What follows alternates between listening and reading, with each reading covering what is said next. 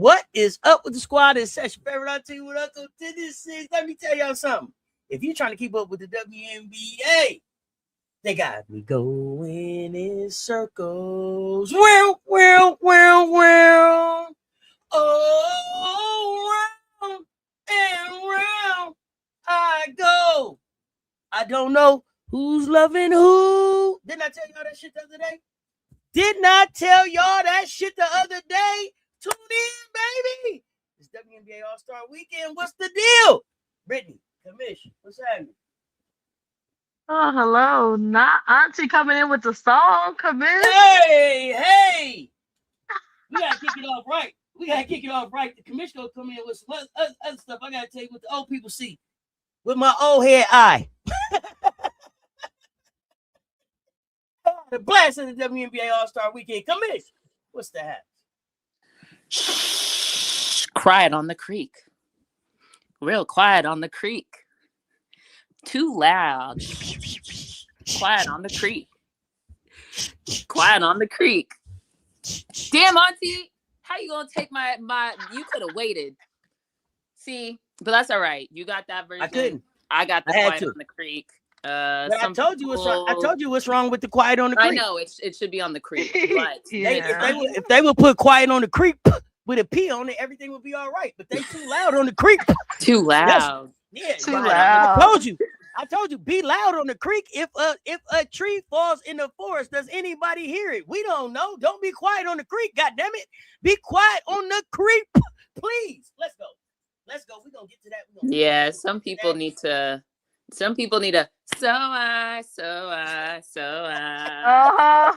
baby. The 22nd of loneliness. Yeah, that's what y'all need. Shut up. Literally. Shut up. Like they missed that. They must have missed the verse. Yeah. I'm just creeping on down low. Cause nobody's supposed to know. Yeah, they trying to rush their ass to a red light special and got fucked off. See, quiet on the creek. Quiet on the creek. Hey. They need to stick to them rivers and the lakes that they're used to. They used feel to. me? Absolutely, Commish. We need some crazy, sexy, cool. Be cool. No, they need to know how to go on a vacation, man. You supposed to go to a new city and be somebody else. I'm trying to tell y'all what an old head know, as Tatiana would say. I'm trying to tell y'all what an old head know. Old head say quiet on the creek. Let's talk. Let's get into the WNBA. Bigger fish to fry. Before we get to that, let's start at the very top. Well, not the very top, because that's Adam. So the semi-top, I don't know. Let's start with Cathy. And let me tell y'all, it doesn't matter where Cathy goes. She got the same damn soundtrack, don't she? It's the same. It don't matter where she show up. Everybody know on cue when they say her name. Boo! It don't matter. Okay. She made it to Roger Goodell levels where like she about to start hyping the crowd up. Like I can't hear you. You can't boo louder. You know that she one step from that. She Somebody hand me the tomatoes. Somebody hand me the tomatoes. Something got to happen. Let's talk Cathy. The commissioner. I think we're going to talk her from a lot of levels, but I think it's time to have a conversation about her because this is the second WNBA All-Star Weekend in a row that should have been lit as hell that they totally failed. They totally dropped the ball on, and it started before that. I think it started earlier in the season. So let's just talk about where Cathy is missing. Where Cathy is failing to deliver. Let's do a review on Cathy. Who want to start? I can start us off. There's so many. Oh man. I'm gonna reserve my feelings on I don't know. Anyway, I got all-star feelings, but we've been calling this out for a while. I've been calling out the narratives being a problem from all angles, right? That the WNBA has not done a good job of curtailing the narratives and actually making sure that the narratives are out there. They're either running interference or they're finding ways to, quell the noise.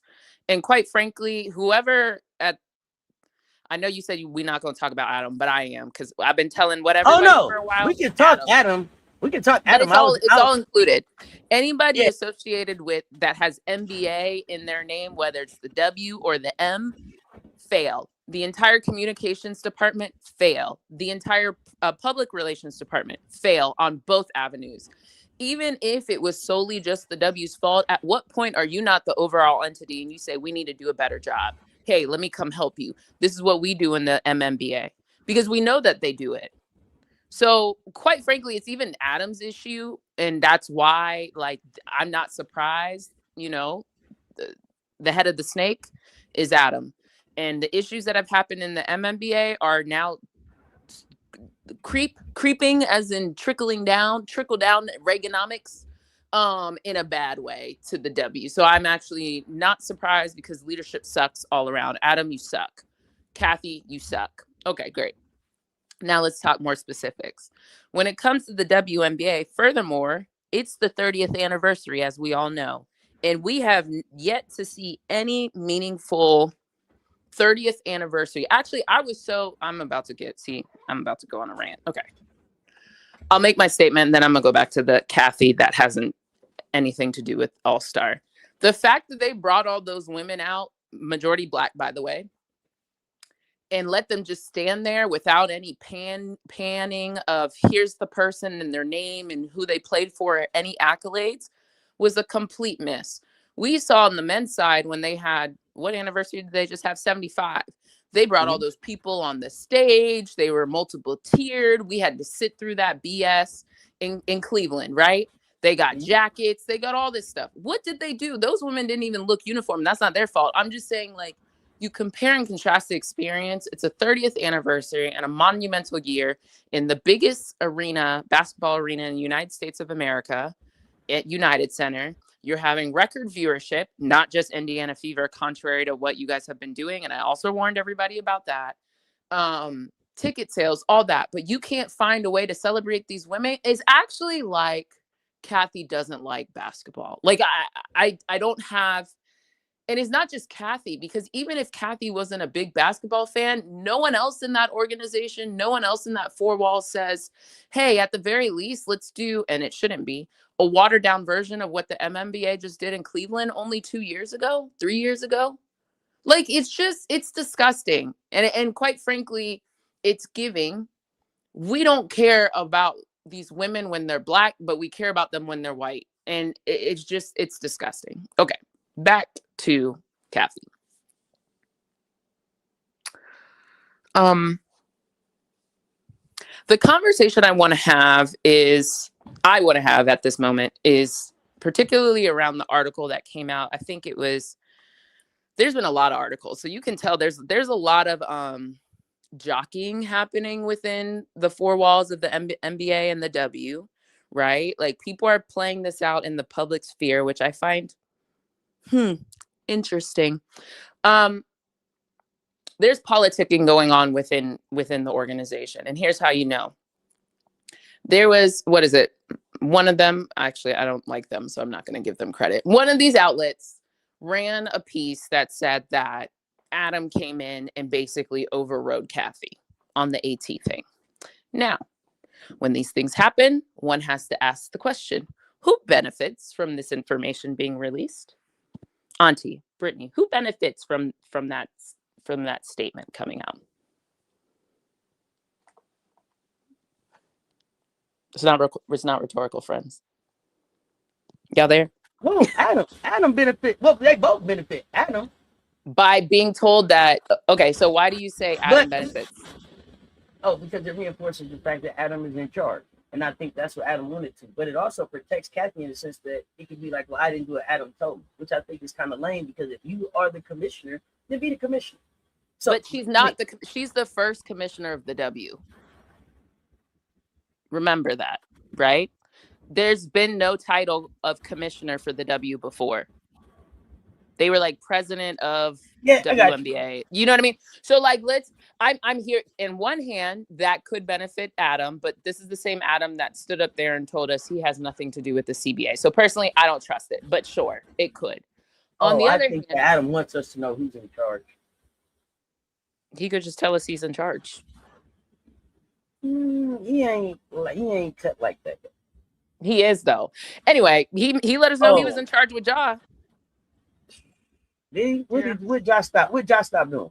Well, and that's why Ja got in more trouble because he lied to Adam. Adam felt like he lied to him. 1, 2, the whole LeBron thing, him making sure that everybody knew we're waiting on LeBron to make it. Like Adam does the stuff in the public sphere. Yeah. So anyway, let's. And then the LeBron decision, we'll come back to that. Yeah, we'll put a pin in that one. But what I'm trying to say is, okay, I can see that point of view. My point of view, however, is the opposite. I believe Cathy is trying to run interference because she knows they're trying to get her up out of there, right? Even the questions that were asked to her this weekend, which I found it so interesting. No one person asked Cathy. Hold on. I'm sorry, 1 second. All right. Whoever this is, you don't even have to apologize because you won't be here. I don't know if I got a wrench in the building that can see like this name, but coming in here like this with the disrespect to a grown-up conversation is not tolerated here. So if a wrench don't get you, I will. But you ain't got to apologize. You won't be here. Go ahead, Commish. I'm not doing that shit today. Go ahead. And make sure whoever the wrenches are, y'all take the right person out this time. Anyway, look at me on my Holly Row. The point though I want to make sure is, where was I? Yeah. Don't do that up here. We grown up. I think that there is Cathy. Oh, the question that even Cathy was asked, or one, I was going to make an aside that I noticed no one asked Cathy about Sophie's comments. Meanwhile, she's up there saying we're an inclusionary group. So that's interesting. Right. Furthermore, I think the questions that were allowed to be asked were from friendlies. So even the fact that someone asked her in the presser about, basically, do you think you're doing a good job? And she used that whole time to basically be like, I'm a mother. Bitch, ain't nobody care. Like, I'm tired of and your children are grown. They're not 5. They are grown ass adults out of college, or maybe one's in college, one's about to graduate. I don't want to hear it. I don't want to hear it. Like this whole victimhood, white tear shit between that other girl that I said I'm not going to talk about no more and Cathy. I'm over it. Like, who cares? You are a commissioner making however much money you make. I assume it's close in the mill, if not more.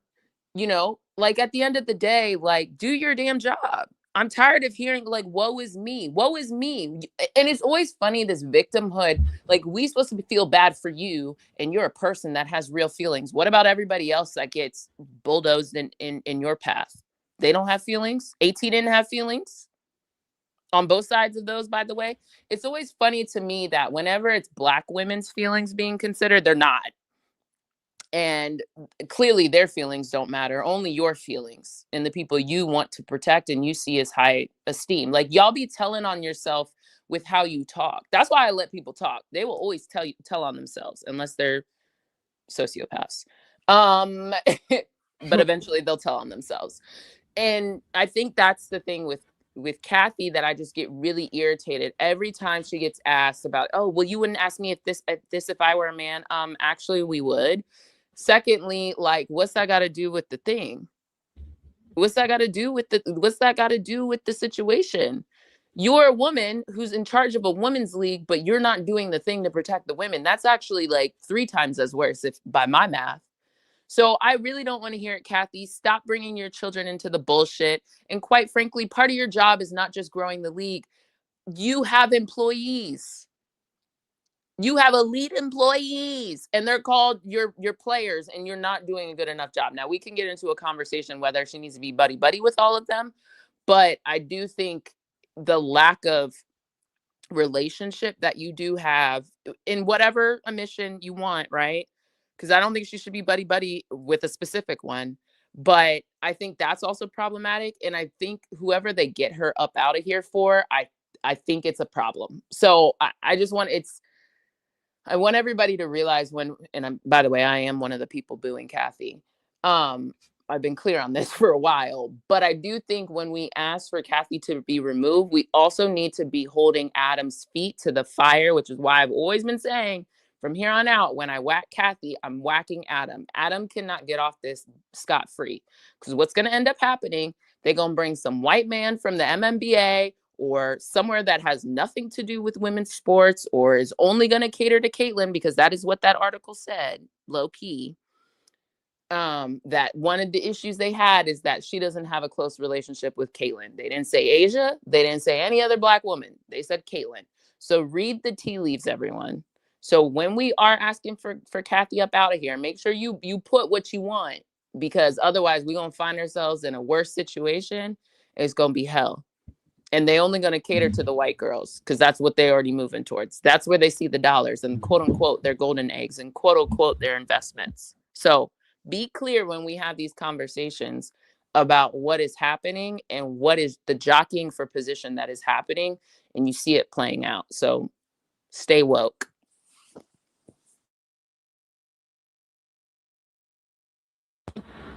Brittany? Ooh. Commish hit everything on the head. Cathy.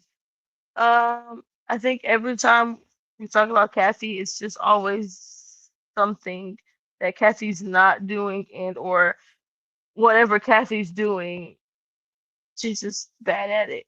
I think again, this All-Star game, or this All-Star voting period, there was an issue in terms of someone else didn't get a call from her that they were an All-Star. Sony. Yeah, Sony's Sony. call Yeah, went okay. to Gabby.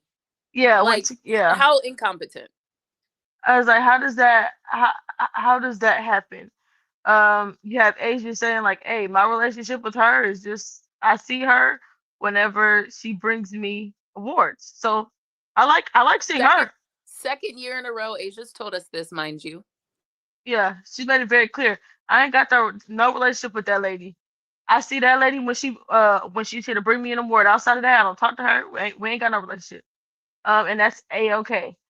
But for Cathy to sit there and try to make it a whoa, it's me, feel bad for me when they asked her if she's doing a good job. Like, ma'am, nobody feels bad for you. Like every year, a player is coming out and saying something that you haven't done. Every year, it's something that, hey, Cathy, you should make a statement right now.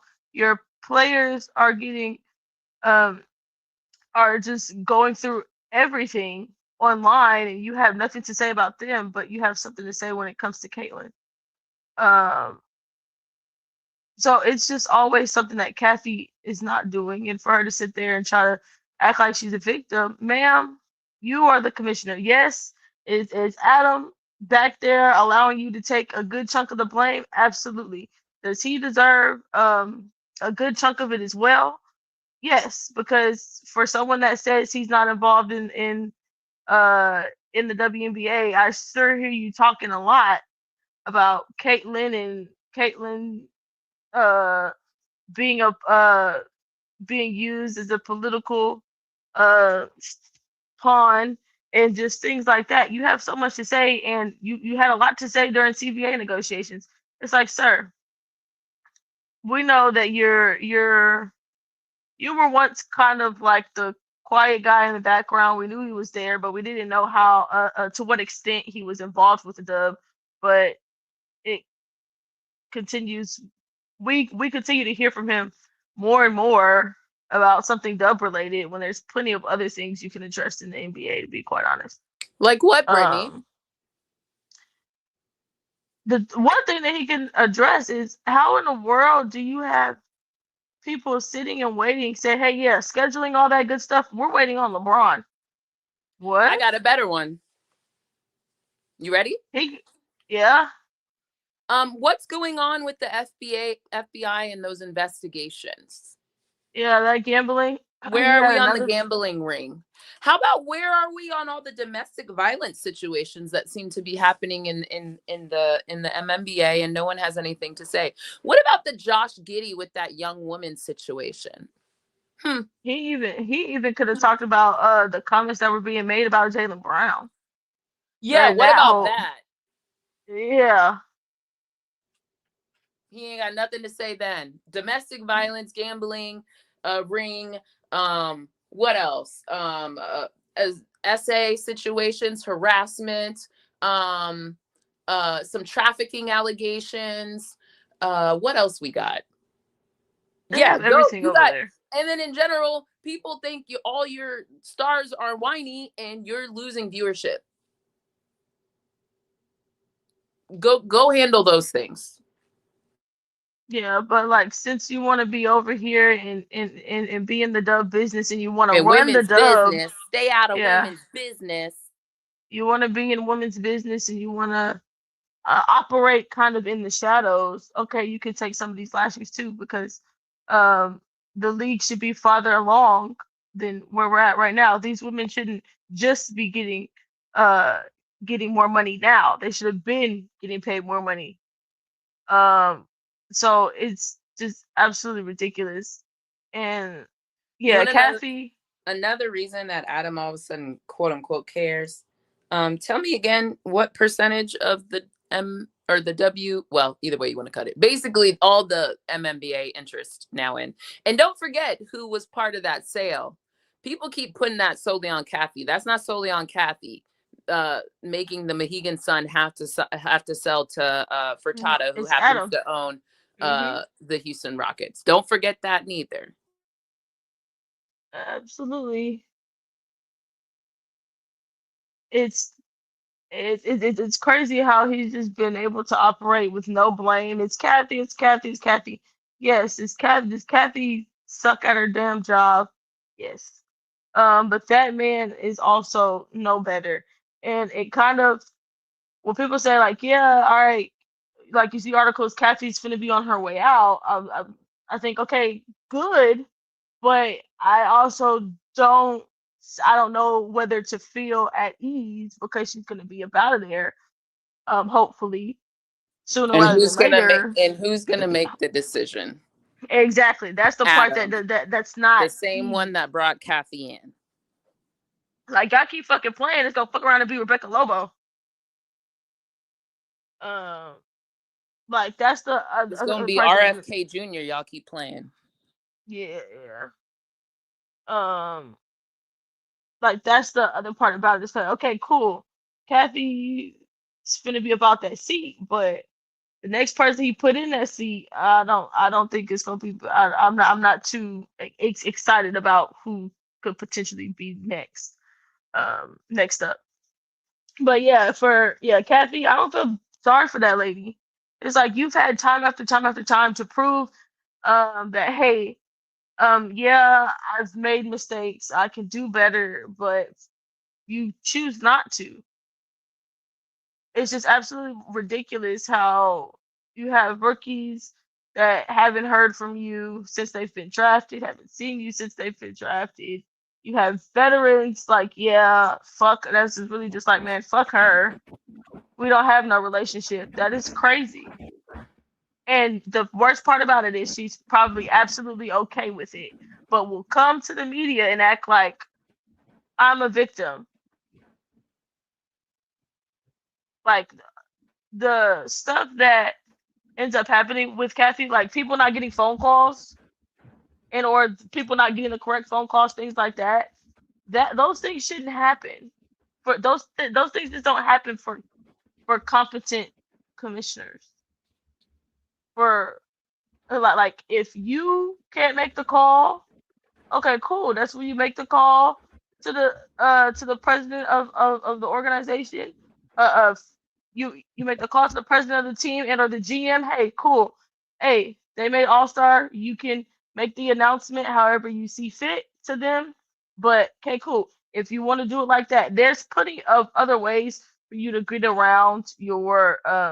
around to doing things in a proper manner, and you just continue to not do that. Um, so yeah, I get Cathy up out of here, but I'm not too excited about who could potentially be next.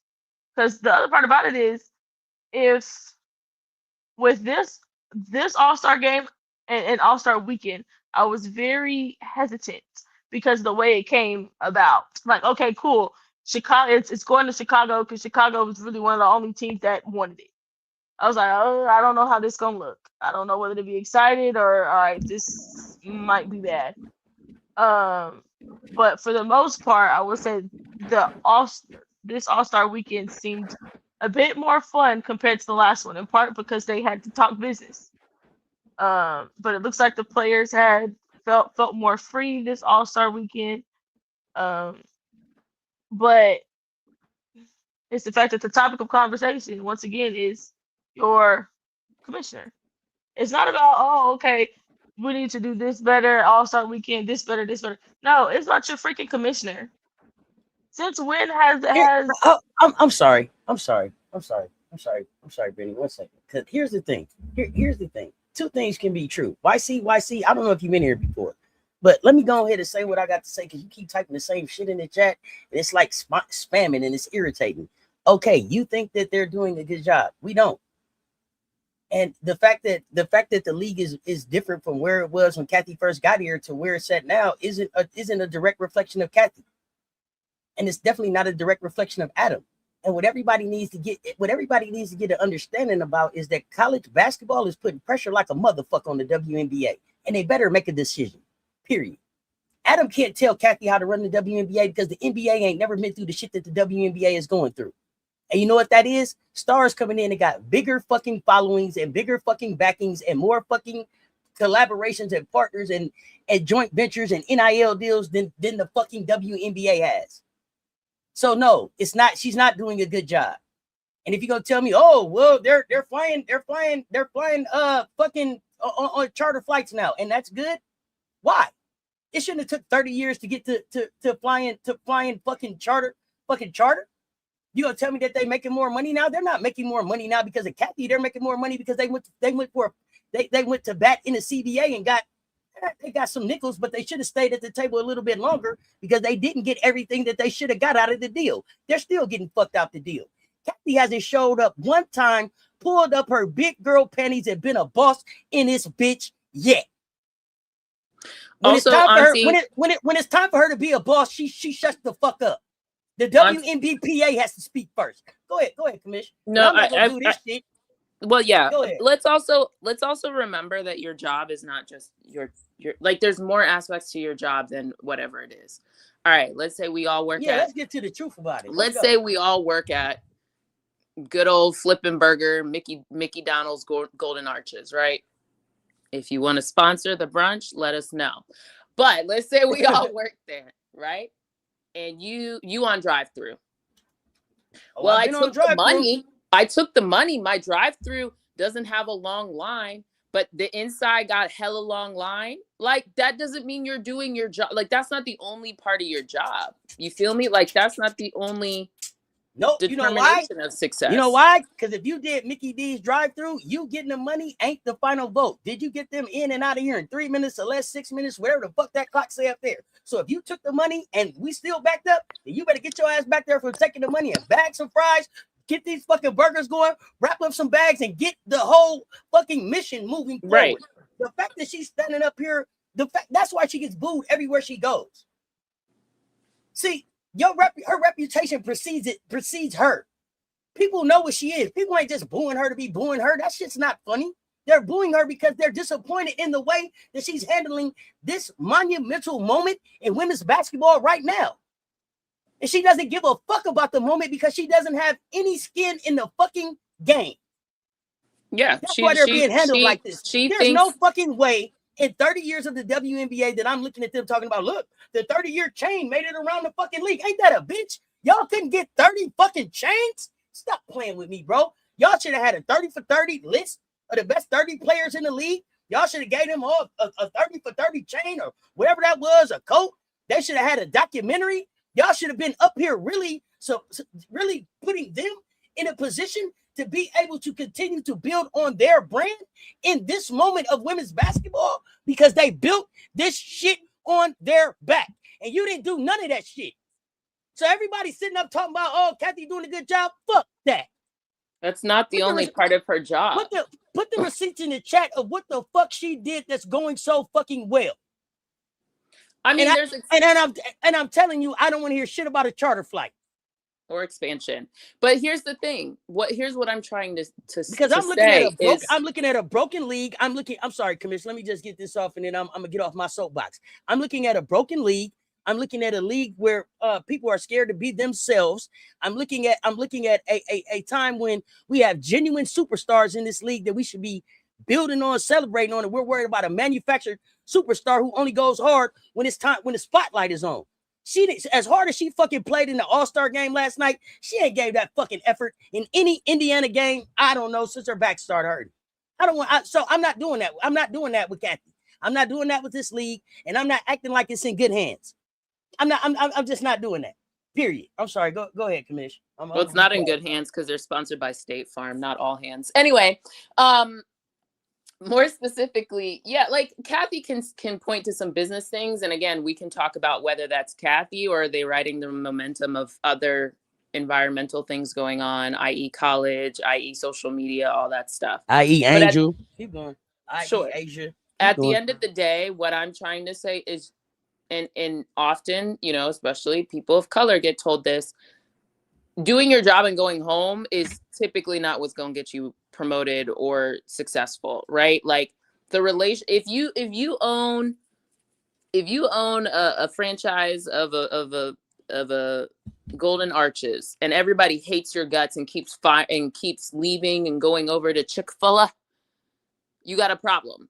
Eventually you're going to have a problem. So, and if the narrative out there is around this specific, restaurant, doesn't say, they say they're supposed to be 24 hours. They turn the lights off at 10:30. Ain't nobody will come to the drive-through, even though they're supposed to be open, and there's complaints and there's all that stuff. Eventually you're going to have a problem. And the difference is the product in that situation are supposed to be non-alive objects. They're not human beings. The product is the food. Well, the problem here is the product is the basketball. And right now it's everything but the basketball. When you and Adam have allowed this situation to be the co-opting ground for everything else in this country. So that's your problem. You didn't do a good enough job 3 years ago. You didn't do a good enough job when South Carolina fans told you shit was getting nasty in Dallas when Iowa played South Carolina. No one wanted to listen. Matter of fact, Jason Sudeikis, take off fucking South Carolina shit, because you were part of the problem when you were over there hyping up Iowa all the time and then hyping up Sabrina, hyping up every other white girl. So I'm on you, fucking Ted Lasso. You ain't shit. You on my list. Anyway, everybody was cool. Wait. Leave Ted Lasso out of this now. Jason Sudeikis, he's trash. Jason Sudeikis. Yeah, but the character on TV, he ain't got a motherfucking thing to do with this. Leave Ted alone. I don't care. Jason, you don't even listen to your own. You don't even listen to your own bullshit. Like, so listen to your character. Because that's just a made up shit for TV. Who he really is who he got the issue with. Sure, but you get what I'm saying.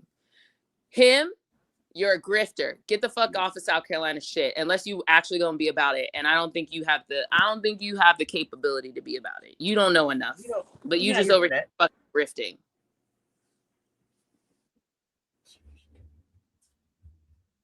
Okay, back to Cathy. Cathy, you suck. You still sucking at. You might be good in one area, but the other part of your job, you're doing a really bad job. And actually, I wouldn't even say you can be that successful because, again, you're allowing everybody to come in and plant weeds and vines and ivy and poison pills and all this shit in your garden. That's supposed to be the W. You're not controlling your plot of land. So you're doing a bad job, in my opinion. Like, 1/4 of your land might be producing amazing crops. The rest of it, barren, bad. Fix it. Yeah, is it producing amazing crops because she's a great farmer, or was it just happened to be some great soil in that part of the land? There's what I'm saying? Like, what, I'm sorry, Brittany, go ahead. I think I cut you off. Oh, no. My only other question is, if it wasn't a white woman in this seat, the lashings would have been crazy. And not only just that, would have been fired. Anybody, a black woman in that seat doing what Cathy's doing, yeah, fired. Why? Because with black women, hey, it needs to be perfect. everything. Okay, cool. You got them the deal. But over here in the in the relationship section, building relationship with your players, yeah, you suck. Head would have been on a spike. So for people to let Cathy get away with being mediocre and or doing the bare minimum, okay, cool. You got them. All right, you helped get the deal through. Okay, cool. That's what you're supposed to do. But the relationship building part of being a commissioner, you have to do that too. That's not just for head coaches. That's just not for GMs. No, ma'am. You have to do that as well. And here's the thing that's wild. This got brought up last season. Why didn't you fix your behavior? So literally, I see the question. It's such low-hanging fruit. Like, just call people every once in a while and check in. Try to be more proactive. You say now stop hate, which we know was a farce. Now you said the league is. I'm still waiting to understand what the league is going to do different. But like, this is a problem. This is clearly on your performance improvement plan, but yet somehow you've done nothing different. We're having the same conversation this year as we did last year. Nothing's changed. Hire someone just to like field phone calls. Like, this isn't hard. So that's the other part about it. I see the question in the chat. Why hasn't she addressed the racism and the harassment of AR? She did. She told y'all last year, it's we in the black. Racism pays. Racism is profitable. Remember? She did. She addressed that. Go ahead, Brittany. Dang it. I forgot my comment. What I was going to say after Commish. But yeah, no, she said she don't care about racism. She said it was good for the league. Do you want me to say what I said again so it can remind you, Brittany? Yes, please. So this is not typically a show where you join the conversation. We don't drop the link on Baseline, but you're welcome to share your. Unless y'all want this person to come up and share their opinion. No, I'm not hungry. You can share it in the chat and we'll go from there. Or you can feel free to pull up on the show that I do drop the link on and we can have the conversation. But I asked you for the receipts on what Cathy did, and it took you 15 minutes to say send the link. What has she done? Hold on, let me respond so Brittany can remember her point because she already forgot it. Go ahead. So I was saying that Cathy, it was already we already knew this was an issue. The players called this out last season. Quite frankly, when Nafisa got up there and patted her paper, right, and said she was the worst commissioner of all sports. From that moment, you should have been doing things different. So I was saying you should hire someone. Why didn't you figure out something different? So go ahead from there. Mm-hmm. Yeah, that's what an assistant is for. Does she not have an assistant? Like, there's an assistant is supposed to be helping make sure, hey, you need to call this person, this the phone number. Actually, they should be putting the phone number in the phone and just be giving you the phone. Hey, this is such and such. Telling you, hey, this is such and such. This is the conversation you're supposed to have. That's what an assistant is for. So it's like, man, it's not even an assistant. I mean, yes, and a good assistant, executive assistant, but that's above yes, a good assistant could do that, but let's be more tactical and strategic. You should have someone focused on player relations, which, by the way, her name is, well, let me not put people's names out there. There's supposed to be someone who's supposed to be the basketball operations arm of the W. Yes. Yeah, I'll stop there. But all I know is it doesn't matter if Cathy doesn't find it equally important. And at the end of the day, that's on Cathy. Like, you can't have Caitlin Clark out here saying she has a better relationship with Adam. She's not the only one that said that. I think Candace has said that before. I still think Adam is a problem. So it's great y'all keep putting this white man up there, but the white man employed the white woman. Literally. So it's cute that you guys keep saying you have a good relationship with him. Well, Adam has not decided that that's important or that he cares. Because if he did, people would move differently. So people need to open their eyes and connect dots a little bit more.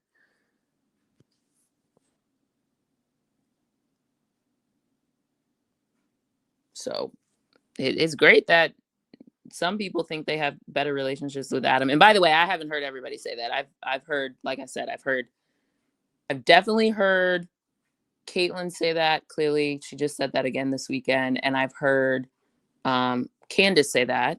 Candace also does a lot of MNBA stuff. So you have to remember that she's in different circles. I've never heard Asia say she has a relationship with Adam. Heck no. I might have heard Sabrina say she has a good, again, there's a theme. There's a theme here of who Adam does and doesn't have good relationships with. So use your brain. Absolutely.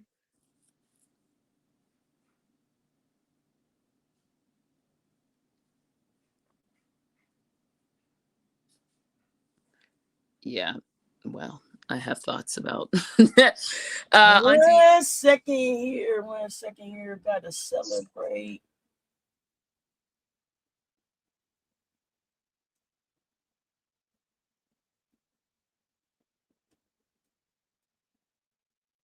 What is going on here with sorry, y'all.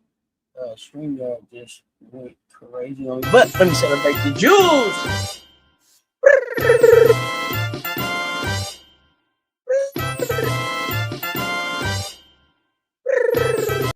Great to support, fam. Thank you so much. Let me see. I'd rather deal with the devil I know versus whoever Adam bring in. Adam brought this person in. I mean, like, the league has to make a decision. Are people not listening when we say that? Like, we just explained that. Adam hired Cathy. If you don't remember the background, Cathy. So, I mean, the devil that you're going to continue to deal with is Adam, right? Hold on. But, like, Bugs, pay attention when we talking, because we've said this before on Baseline. The whole inception of Cathy was originally supposed to be part of the group that bought the Liberty. Before Josiah, Cathy was who Adam went to Cathy to be part of. There was a collective of people who were gonna take over ownership for the Liberty. One reason or another, it fell through. That's how Adam and Cathy originally were part of each other's ecosystem. Cathy was previous, I don't know what her technical, CEO basically of Deloitte. Cathy clearly has business connections, which is why Cathy is being effective from just a business, quote unquote, perspective and quote unquote, the change maker program, of which ironically, Deloitte is one of the sponsors.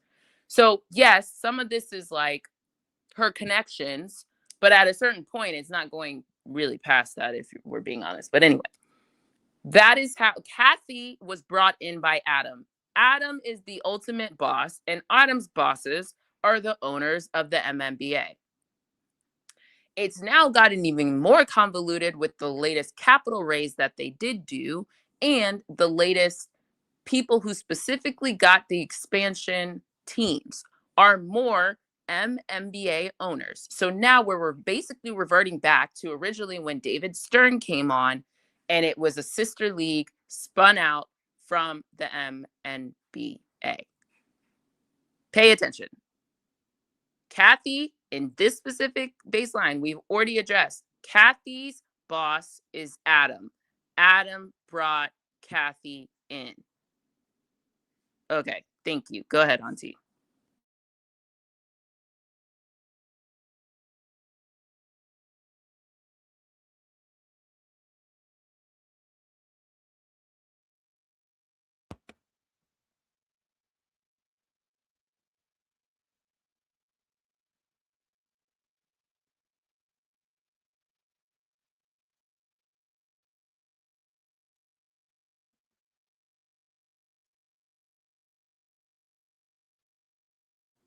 Y'all talking? I just got sound back. Okay. I thought Brittany was finna go. Oh, no. I didn't have anything else about Cathy. Besides she just, for people that are super excited about Cathy potentially being gone, yeah, cool, but don't get too excited yet. We don't know who's or next just up hold in that seat. Adam accountable. That's really Yeah, that's all I'm really trying to say is people, every time we whack Cathy, they should have booed Adam in that stadium too. And I don't know if they did because from the TV broadcast, I don't think we really, when we saw Adam, it was like, oh, he's with his family. Stop using your kids as shields. Boo his ass too. Yep. He's part of the problem. In the work, buddy. So from here on out, every time everybody whacks Cathy, make sure Adam's name is in the tweet. Make sure Adam's name is listed. We did this during the college season. I told y'all, for every black woman y'all want to fire in college, give me at least 3 other white people. We doing the same thing now. Anytime y'all talk about Cathy, make sure Adam's name is in the mention too. Thank you. Actually, they can give them a cute little name. What you want? Catham? Catham.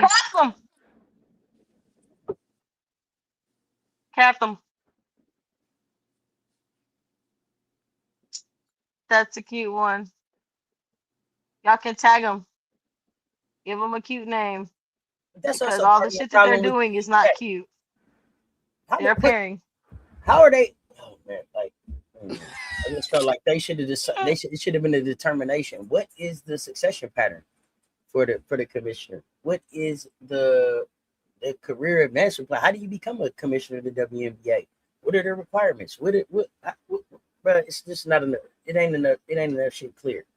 Everybody doing kind of what they want to do, and it's gonna stay like this as long as they keep the NBA in their business. There was no reason. There's no reason. But then you think about it. So this is I've heard people say this before, but help me understand. If Adam brought in Cathy came and raised money, doubled down and into the pot of the MNBA, how are they going to spin the W out? How? We just said Adam is her boss. What is it that y'all owe the NBA and cash them out? Well, I think we were on that path until Angel and Caitlin showed up. And then everybody wanted to stay. Well, okay, now then they now see it as an opportunity to do their cash, hide their tax shields, and I think they were doing it already. But I don't even think that they're hiding their tax shields at this point. The WNBA may be supporting the MNBA. I definitely think it is. So it did with the latest. It did with the latest. What was it called? TV rights deal, because they quote unquote negotiated them together. Now, why would you need to do that? I'm waiting on the breakdown of where exactly did Dwayne Wade's $85 million go? Chicago. I'm still unclear. Dwayne Wade. He was in courtside for when he gave $85 million. Yeah, but he gave $85 million to shut the fuck up. That's the craziest shit in the world. But correct. Still, what did y'all do with it? You didn't get a facility. You didn't buy no food. You didn't get no new uniforms. Where is the $85 million? And how many other times did we take silent partner money and where did it go? Open the book. See, it wasn't enough with the way the CBA went down to me. I thought that they should have held out for some more things, but this is where we're at.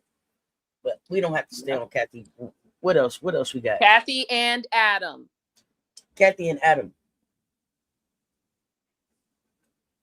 Do you want to talk about ESPN now? Another underrated party that is complicit in this bullshit that we're in right now?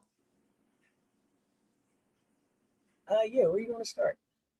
First thing, ESPN is part of the reason why the things that have transpired up until this point in time are ESPN is complicit.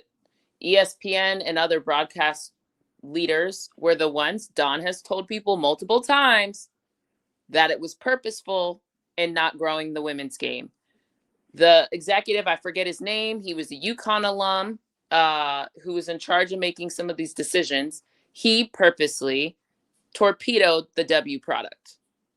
And then the MNBA and the W sat around and let that shit happen. And then the women were told, you're not valuable. You're not like the numbers don't make out. We're not going to pay you more. All that shit. All that is related. And so the ESPN, the worldwide leader of sports, except for if you're a woman, is complicit in this whole situation that we're in right now. Both undervaluing it and now trying to put one person and manufacture them as the golden goose. So that's another party that's complicit in all this. Furthermore, how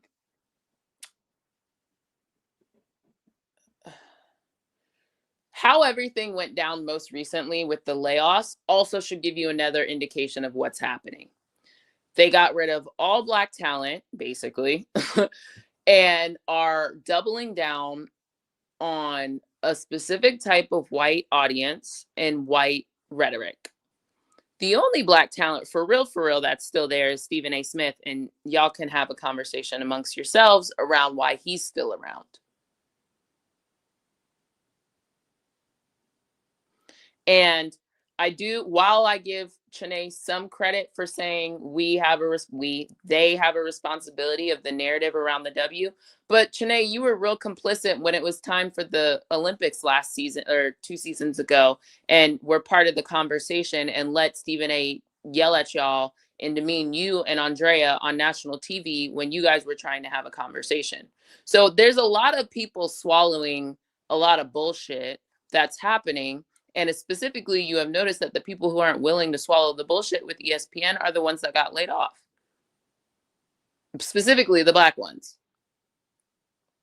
So as much as you're sitting there saying it, either make a decision that you're going to continue to speak on it, or go find your other properties to have the conversation, because that's what's happening right now.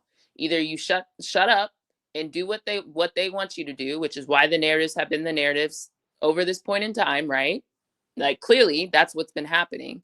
And anyone who wasn't willing to continue on with the narrative or wasn't complicit in that are the ones that are getting the axe, the ones that can't be controlled. So that's where we are. Let's have an honest conversation about what it is. Man, I think it's crazy. Like, layoffs happen, people get fired, people get laid off all the time. But it's still always crazy to see it happen. Like, oh shoot, like this Ryan Clark, he found out when they were filming the show. And they had Because the outkick audacity. coverage and that whole outkick is Exactly. a problem too. Because outkick, it was leaked to outkick to purposely embarrass him. Literally. So have that conversation about how outkick got that drop, ESPN. Like things like that, they don't just happen. Those type of leaks, they don't just happen out of the blue. No, they're purposeful. To leak that to them, and then if you had the audacity to think he was gonna sit there and go through like, okay, yeah, he got fired. He's just gonna sit here and go through the whole show. Hell no. You just fired me. The minute you fire me, I'm gone. I'm not sitting here doing the rest of the show for you. And especially because y'all try to embarrass that man. And evidently it was another person that got laid off. They found out from a reporter asking them about it. Like, whoa, you're asking me about me being laid off. I didn't know I'm gone. Well, thanks for the information. It's absolutely crazy that the way in which ESPN, Disney handled that. You just fire people all willy-nilly and with no respect at all for them and the things that they've done for your company. These are human beings. For you to just hey, whenever you decide you don't want them anymore, you don't need them anymore, you just essentially just throw them away as though they haven't brought anything to you for years or months in some cases for some people. And then that's just a conversation in itself before you talk about the people who exactly got got the axe, because there's a whole nother conversation around that, because Ryan Clark came out and said yeah, he thought that him being fired was about his the way in which he supported Angel and how he had her back through all of that. Ryan? Did you watch Ryan on the pivot? I watched him sometimes on the pivot. Did you watch him talk about? I saw the 5-minute clip. No, he had a 50-minute conversation about losing his job at ESPN. Yeah, that's what I said. I saw a 5-minute. Yeah, I didn't watch the whole thing. Yeah, nah. If you get a chance, watch it. He was very honest. He talked about the fact that he sold his soul a little bit. Yeah, he was in the meetings talking about what can I do, what can I. And on some days he was very proud of the fact that he stood 10 toes for the community. But on some days he would have sold it out to keep his job. Right? Yep. This Well, a real we conversation. know. This the real conversation. This the real conversation the man had. Let's have it, because Yeah, let's go. I'm probably not gonna watch it. I have. Yeah, so what he said was the writing had been on the wall. For a year he knew he was getting fired. He said it was certain meetings he wasn't in. Right? They did. He said they did the what is it? The Monday Night Football Family Feud thing, right? Mm-hmm. He wasn't on it. And what's my big man's name? What's my big boy name? Swagoo? No, not Swagoo. What's the other one name? Damien. Oh, Damien Woody. Oh. Yeah, Woody, right? So they asked him if he wanted to be on it. He declined. They didn't even ask they didn't even ask Ryan. Ryan said he did a piece on somebody that they wouldn't even run on ESPN. I think he also talked about the fact that he was on, was it 2 or 3 shows that got Emmys? Yeah. That he didn't get no credit for. He talked about the fact that like he loves Stephen A. Smith, but he said Stephen A. Smith ain't really got no power. Not when it came down to the people who wanted him gone. And I'm not giving Stephen A. a pass, but I wanted to share that, he was like, yo, Stephen A. reached out and was like, hey, it's people in the room that don't want you here. And if you don't do something different, you're not going to be here.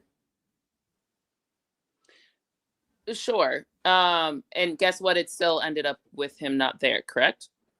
Yes. Oh, yeah, he was on. Yeah, he broke down, was crying, talking about he loved his job. He really loved his job. I mean, like, but it was no way he was gonna stay. I guess I'm old enough to remember when all the other black people got fired. So I really wasn't stunned when they was like, "Oh, the black people got fired at ESPN today."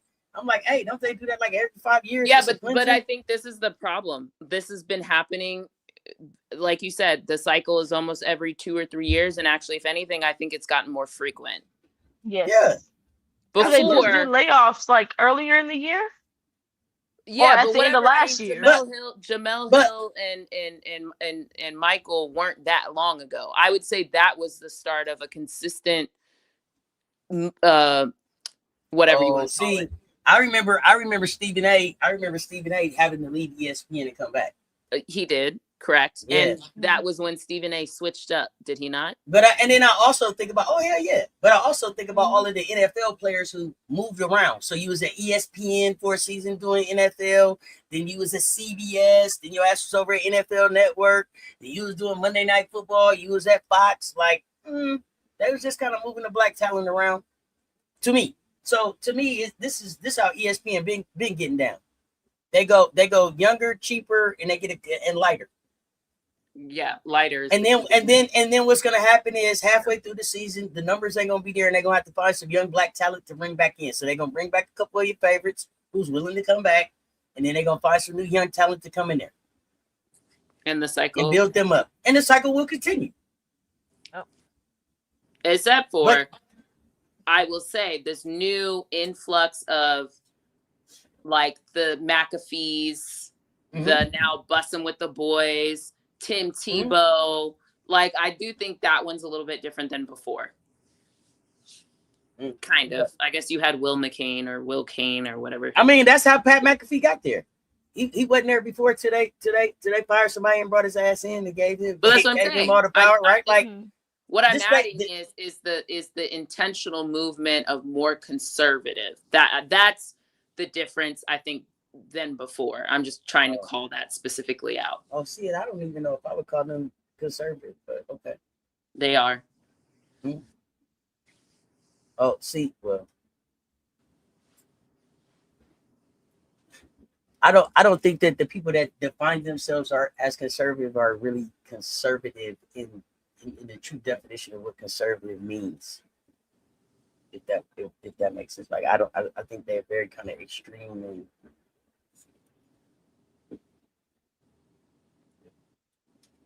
less about what's good for mainstream and everybody else, and more about what's good for a certain group of people.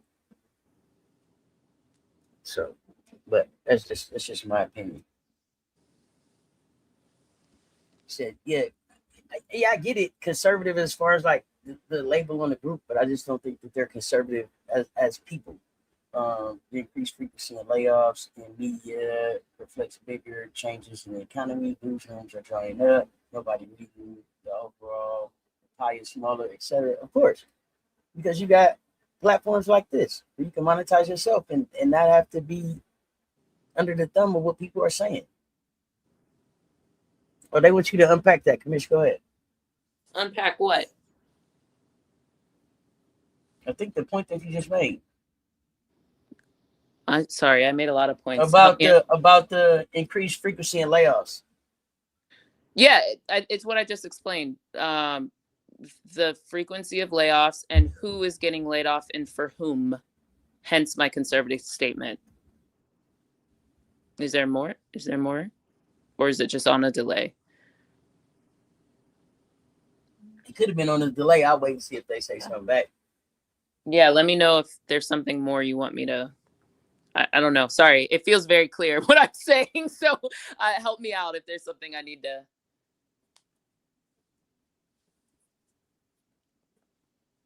Yeah, like I know people are like, they're conservative. MAGA's conservative. They're conservative. I think it's very extreme to be white is right. I don't think that's conservative. I think that's very extreme. And oh, you're saying I wouldn't use the word conservative. Yeah, you're saying I wouldn't label them. I wouldn't yeah. label them as conservative. That's what I'm saying. I get what you're talking about. Yeah, I know how they move, but I don't think that's so what word the would definition you say? Of extremist. I don't know. Okay.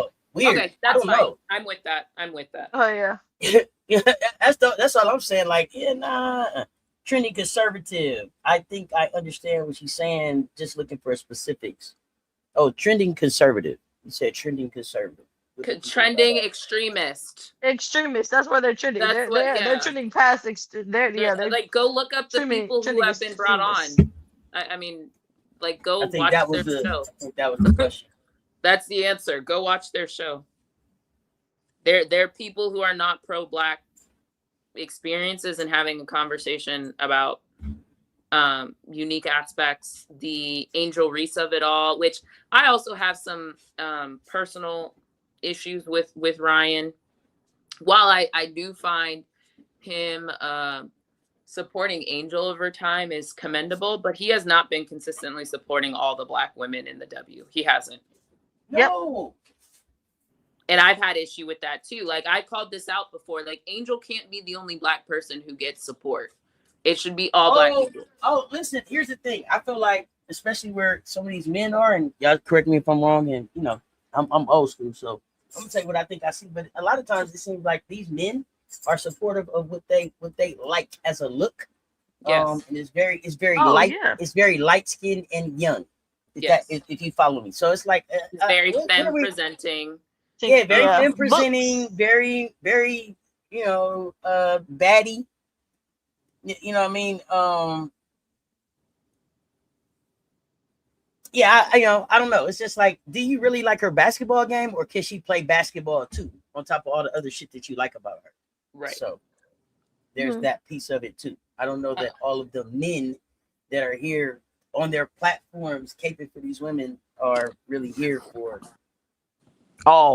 yes, they're not here for all women or the good of the league, or is it just for the ones they like to see? Right. I mean, and then the Ryan of it all gets a little complicated too, because he's an LSU alum. But I just found that he wasn't consistently speaking up when everybody came in. He's an LSU alum saying, leave LSU. That's why I thought that conversation was interesting. But anyway, and look, people go to school in SEC country. Like, I think there's a lot around it. So I'm not gonna say like you have to be supportive of everything your school does. So it just I hate it a little bit because you want to be supportive, but it's also like, but there was a lot of stuff you weren't doing. So when it was all like, when it was time to shuck and drive and be like these, and I'm not saying Ryan was this way, because I don't think he was per se. There was some early comments that I was like, because I actually was messing with Ryan. I stopped because I felt very turned off by how things transpired. But I will say that, like, there were times I felt like he could have come to the defense of other Black women in the league before it became to Angel Reese, and that wasn't happening. That's what I have an issue with.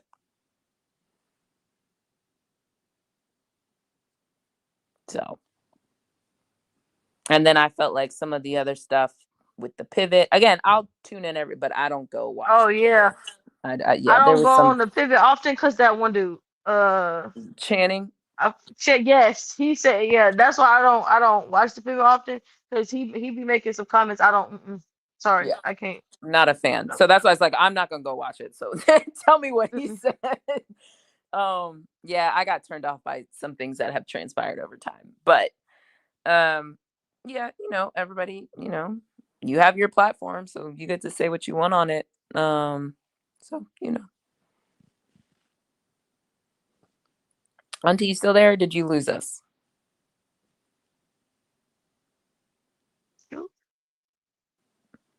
Okay, well, we'll keep talking. Let us know when you back.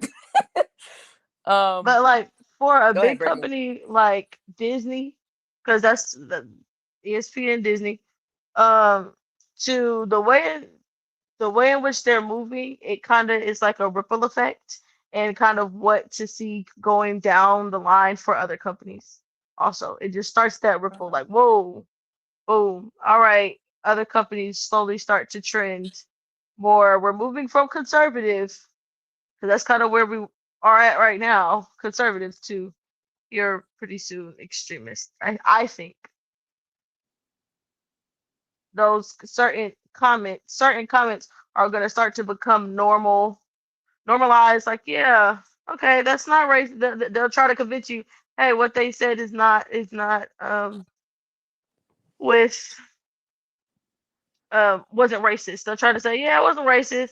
Like, okay, and so they try to normalize comments, and then we end up where we have extremists on national television spewing their extremist rhetorics. Yeah, we have I'll never forget Pat McAfee getting on his show and saying, "That's the baddest white bitch out there." First thing, why are you speaking like this? Second thing, like, huh?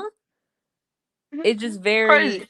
it's just very coded. My apologies. I had to take us off, folks. I am back. What did I miss? Okay. I heard you No, say no, my name. we just wrapping up the Oh, okay, go ahead. ESPN, at least the Mhm. ESPN, and clearly where the narratives are going. Like, don't come here telling me what Stephen A. Smith said. I've been off of him for a while. I'm not interested. I'm not. Stephen A. has proven that he's willing to sell people down the creek, You know the what? creek, Oh, for here's whatever a question. benefits him individually. So Here's a I'm question. not interested. Here's a question for you all. If it's not ESPN, where do you get your news from? Let's share that. Let's talk sports. Absolutely. But where else? Like, because I know, like, we don't do Outkick, right? We don't do Hell Outkick. no. We don't do. I don't do Mm-mm. Barstool. If you try to move Hell away from no. ESPN, you're not moving to FS1, right? So where is that? Where is that place? Is it I Score? get Is it it from No? Cali. Cali Finn is great. Okay, I let's find share. specific. Let's start sharing some of those places. Yeah. NBC It's Sports. gonna have to be like No, local they're journalists individuals. that are, I'm not even yeah, sure. It's local like, yeah. journalists that cover those Okay. specific teams. So And then like the based off Lulu, of reading their work, the Lulu Kessons of the world, Lulu's great. Matt's great yeah. for South Matt. Carolina. Yeah, Yeah. let's do better about calling out the places that we do get good space, good stuff from, so that those places become the worldwide leader in sports, and people don't still think that we give a damn about ESPN, right? Like, Exactly. I believe in journalism, and in general in this country that's been an issue. So I find people who research, believe in factual data, and then don't put their own bias. I mean, everybody has bias, but you know what I mean? You sure. can at least tell when people are not Yeah. trying to, like, even who was, oh my God, they were talking about the W the other day. I caught a clip because, sometimes these things just be running.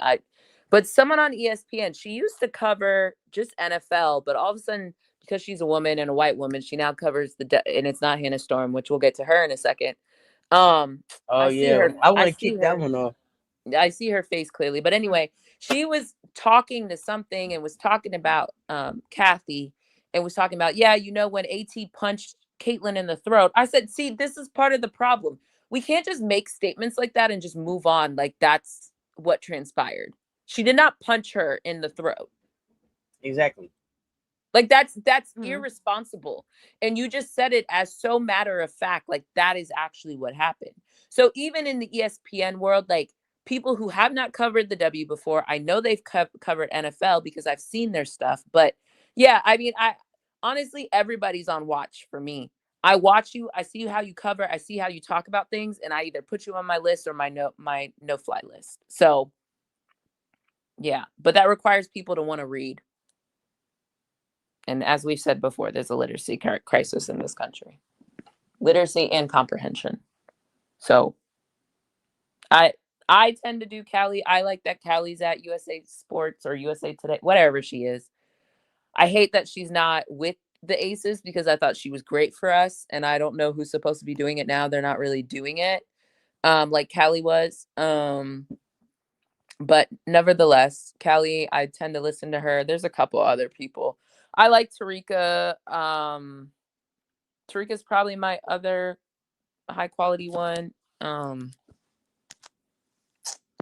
Who else? There's like a couple. There's a couple here or there. But yeah.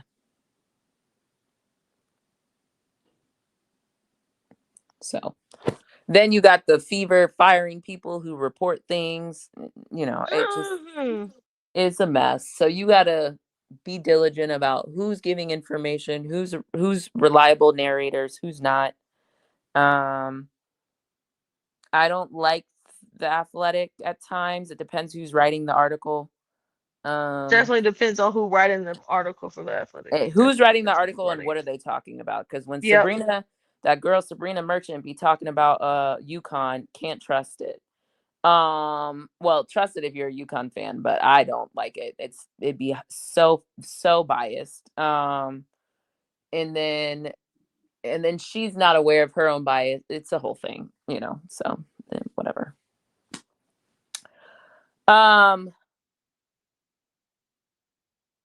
Yeah, Natalie's okay. Jeremy, she's hit or miss at times for me. I know who you're talking about, Natalie Esquire or whatever. Again, depends on the topic. But I have a good sense of, yeah, depends on the topic.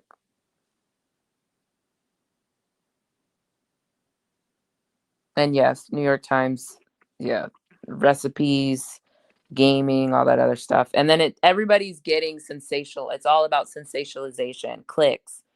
And it's like, I don't read articles to be entertained. I read articles for knowledge, you know? Yep, to be informed. Yeah. And I think this is where, you know, making money becomes a problem. If we all do things to make money, then schools exist to make money. Soccer, which is why we have the current issue in our country that we do, is to make money. If everybody is here to make money, we're going to have problems. That is not a functioning society. But I'm not saying don't get your money, but like there has to be time and place where everything isn't about making money. Because y'all know I got CRS and you know how I take my medicine. What's the lady's name that left from, I think it was ESPN, to go to Netflix to do sports? L. Is Elle doing any? Has she done anything at Netflix yet? Have we seen anything come from that yet? She did do something for Netflix, but it wasn't W related. I thought it was like just sports. I think she might have been part of the, like some of the, you know, sports stuff Netflix does. Like, oh, okay. No, I thought she was going over there to do like a show or stuff, like kind of what she was doing. No, I think on ESPN, but this is more just like covering sports events and stuff like that. Yeah, she's more like doing her Sports Center thing at Netflix when Netflix puts on events. Although funny enough, she was in that the documentary Life in W. I saw her be part of some like viral stuff or like social media stuff as it relates to All-Star Weekend. But Elle and I got into it too, because she was another one. I liked her. She was telling the truth. Then all of a sudden you could tell she got the script about Caitlyn, and I got pissed. I was very over that. And then the whole big three, I fell off the big three because I could tell what was happening. So,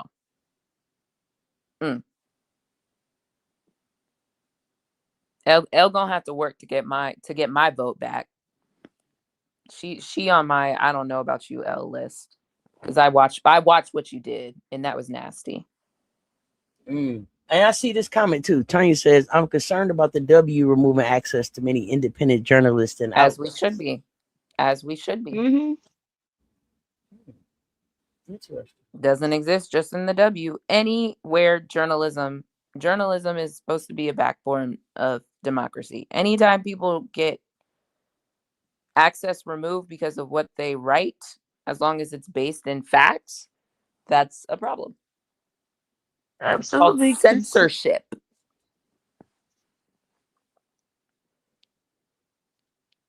And I think where we are right now with the W is very between the removing Cathy, whenever that happens, who comes.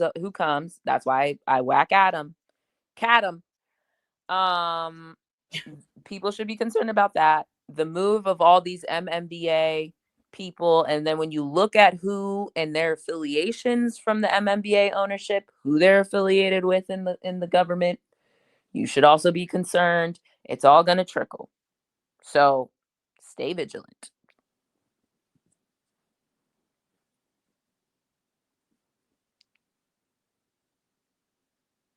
Where we at next? Should I get Hannah Storm out the way? Yeah, I was gonna say, please. Let's stay with life on the let's just finish the. So here's the thing. I'm getting ready to talk about Hannah Storm, and spoiler alert. I may spoil some of the stuff because listen. I'm just telling you the truth. So if you don't want any spoilers to life on the dub, then you might want to come back in 10 minutes. Yeah, come back in 10 minutes. Or turn us down for 10 minutes. How about that?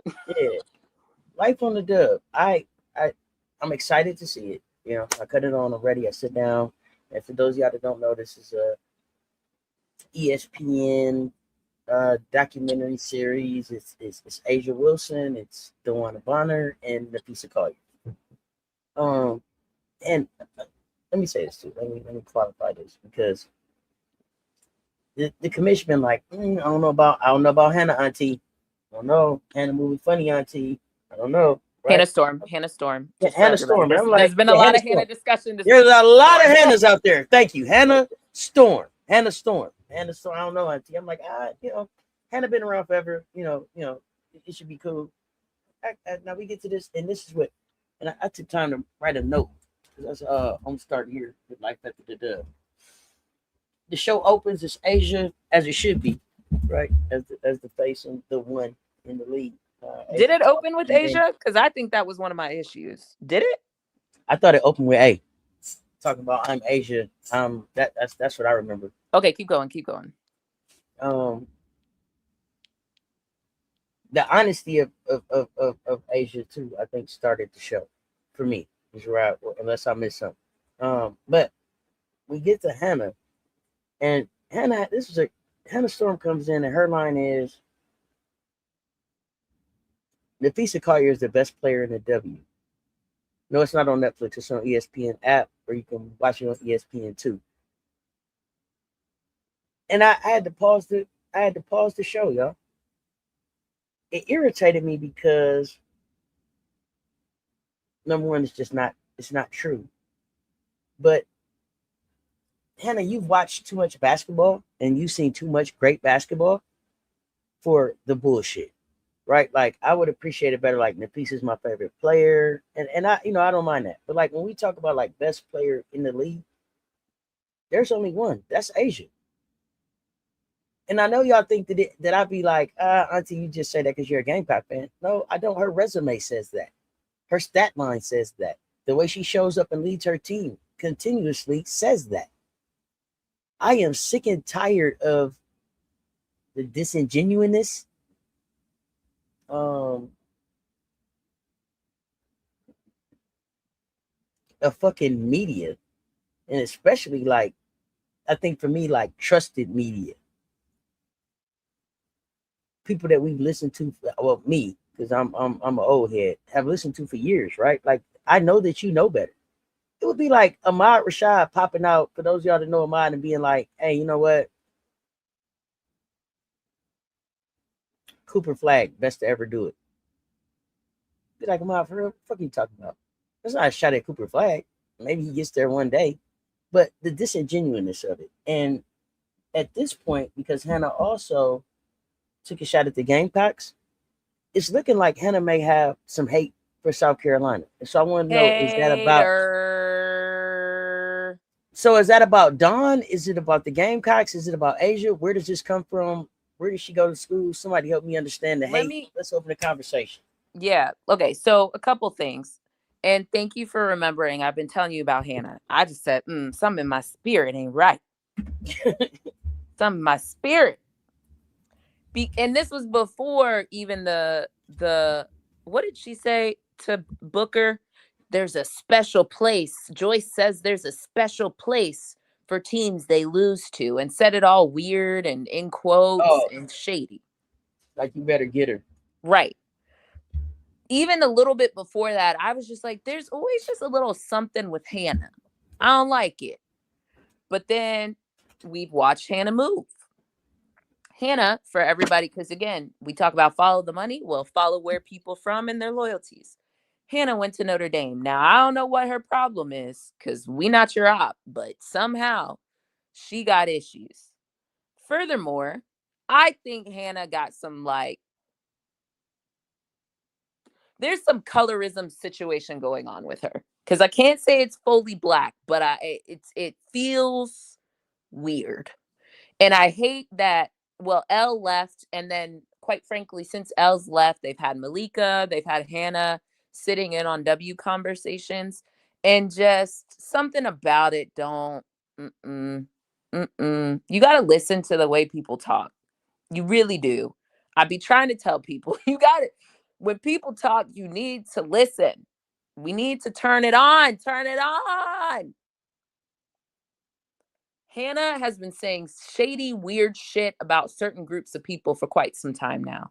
And this is supposed to be, what did they say? Girls, girl. That's why I hate the terminology. I hate it. You want to present yourself as a woman who's for other women, but you really not. You only for a certain subset of people.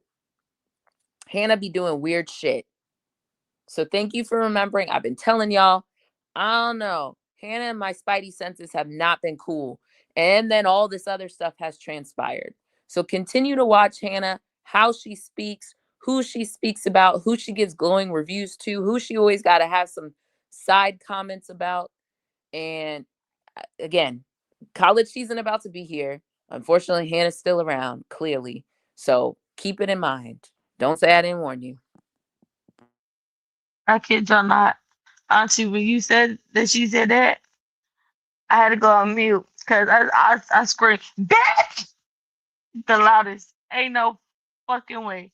You went on a on this TV show, on this little TV series, and said Fee was the best predator. Yeah, you're smoking. Put it down. And get that hate out your heart. You could. I What's don't wrong with know just saying that's my favorite player? Exactly. I don't understand where people struggle to just be able to hey, you're a fan of her. Say that's your favorite player. But let's not sit here and continue on this narrative. Like the whole Queen Fee thing, it kind of I ignore it. Like, hey, cool. You wanna you're branding yourself as Queen Fee? Okay, cool, you can have it. Whatever. But as people continue on that narrative from last season, and I'm just like, hey, man, let that go. Just say that's your favorite player. But it's giving LeBron calling him a king before he did king shit. You know, it's just Yes, that's the I'm just leaving it at, hey, yeah. you've branded yourself as this because Jordan has her new sneaker, her new player edition sneaker as it came out at Queen Fee. Can I add? Sorry, this is. I think what is the problem is it keeps happening. It's MVP. Yes. It's Queen Fee. It's like we keep giving these monikers and titles because she keeps not doing the thing. You know what I mean? And I'm just letting and even losers do winners The winner shit. Let it shit. out. it just Stop is it. stop. Like, can you do it first and then we can call you the thing? Exactly, because then it's okay. When you do it, it's like, okay, boo. Now it's like boo because y'all been saying this the whole time, and now she finally does it. It takes a little bit of the aura that will come with winning it, if you ever win it, away. It's like, okay, well, y'all been calling her Queen Fee for forever, so she hasn't won anything. Hey, and anything important? It doesn't make any sense. So for them Sorry. carrying on that narrative from last season it puts a bad taste in my mouth. And for that lady to get on a TV series and say that, yeah, you lost your fucking mind. You're tripping. Just say that's your favorite player. You can introduce her as your favorite player when nobody care about it. But because you say she's the best player in the league. Okay, we can say things like conversations like those are subjective, but the other part that doesn't really make them subjective is because it's not rooted in any type of fact. What's the fact to it? Correct. There's But no if you say fact. So something's your favorite, I can't argue with something's your favorite. I exactly, objectively can't. exactly. Or I prefer this. Okay, you prefer it. Now, where we get in problems is when your preference starts turning into actions and biases, either how you talk about people, how you write about people, how you vote for people, who you give awards to, who gets the media coverage. That's where we have a problem. I love Exactly. me a self-aware person. Be aware. Hey, this is my favorite. This is my favorite because of XYZ. Cool. Bet. Where we get into problems is when you start putting other people down to prop your fave up. When we get into problems is when then all your actions are now trying to prove why that person is the best instead of the other way around. Do you know how many people there are so many people who either through music, art, whatever, are not quote unquote the best, but I like them. And sometimes I like them because they vibey. Lord knows Rihanna can't sing, but she makes a vibe. She vibes. She vibes out. Exactly. I like vibes. I would like another Rihanna album just for vibes. Absolutely. The music still sounds amazing. The aura in itself, the The aura aura is alone makes great. yes. You know, let's just like call a thing a thing. But when we in sports, first thing, and then my other issue is everybody's GOAT. You can't be GOAT if you haven't won. First thing. So like, let's stop all that. But back to the show, Auntie. I think the other thing. So Hannah on my shit list. Just everybody be prepared when we start college season. Just don't ask me no questions. I'm very clear about this. The other thing I will say is there were Brittany, you haven't watched it yet, so I'm gonna try not to spoil too much. When you watch, there's a couple phrases and terminology that people are using that I found interesting. Oh goodness. Is it basketball terminology? Oh, no, not like that. Just more. Okay, this is gonna be okay. One I do have to spoil roughly, but you It's should still okay. It's watch okay. I'm gonna watch it. I'm gonna watch it. it. Okay.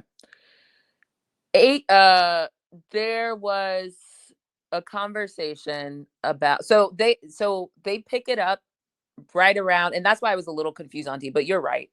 Asia technically was still the first, but the longest segment, when they started getting into the life of the W, and they weren't talking about overall signing deals, CBA, all that. Once they got into it, like 5-10 minutes into it, the first segment was fee, which I thought was strange.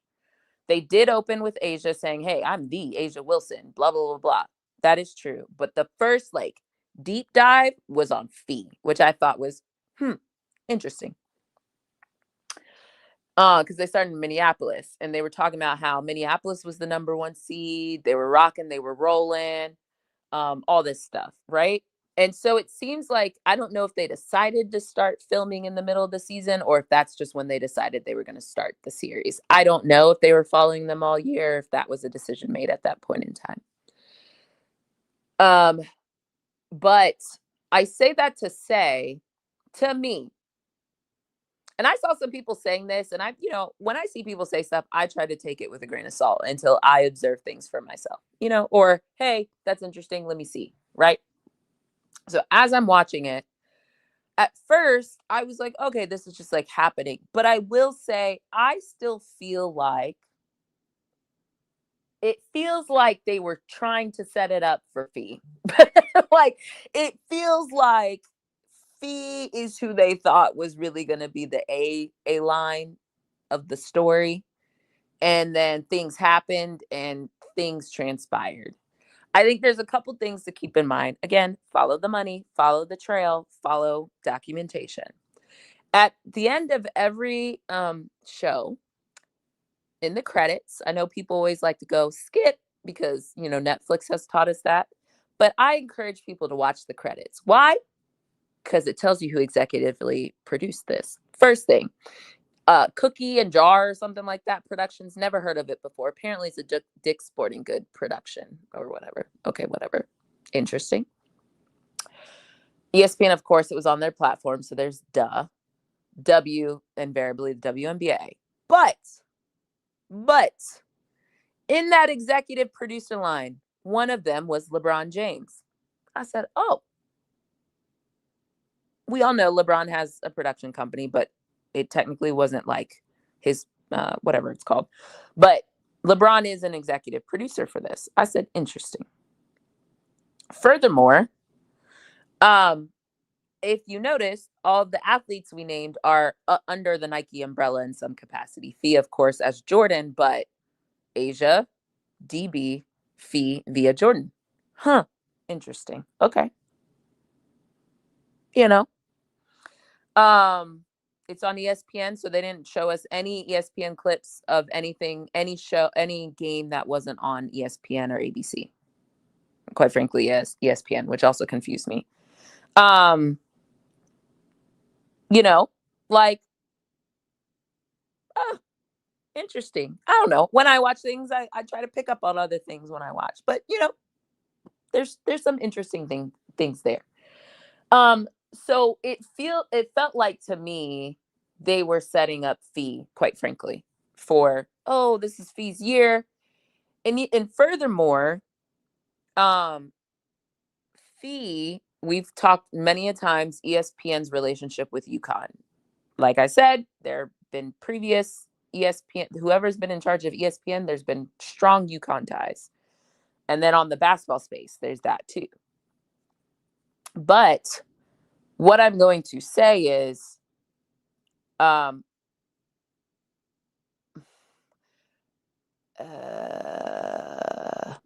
yeah, I'm gonna just say that. And I think that also ties into some of the Asia and Bam being part of the conversation too. I mean, they did everybody's like partner, significant other. I honestly, at this point in time, also want to just say, before I get more into some other comments, well, sorry, there's a lot to say. Let's just stick with Fee for a second. I personally felt like, I don't know if this is Fee's personality, but it did give a little bitter to me. Again, I also, you can tell, like, I don't know how much of this was editing. So I also want to give a little bit of grace to, I could even tell some of the clips with Asia felt like not bad editing, but a little like, okay, you took that from a prior conversation and inserted it here. So I do think there's some grace there anytime you watch anything and there's editing, but I did feel like at times there was some messy boots editing happening here. So I don't know if that was true for Fee or not, but I did feel like some of it was it was given bitter. It was given negative Nancy. I felt like there were times where you heard clearly the MVP race was going on. Even hearing about how Dewana Bronner chose to speak of Indianapolis, or they edited it out. But what we saw, I thought she could have gone in a little bit more. I don't think that's what she wanted to do, but she could have gone in a little bit more. I think even how one of the things that irritated me is when they were showing the Indiana Fever, they made damn sure to show me Caitlin in street clothes. I said, she's not even playing. Like, Kelsey Mitchell, who now is Puma, but at the time was barely getting like really featured. AB wasn't getting featured.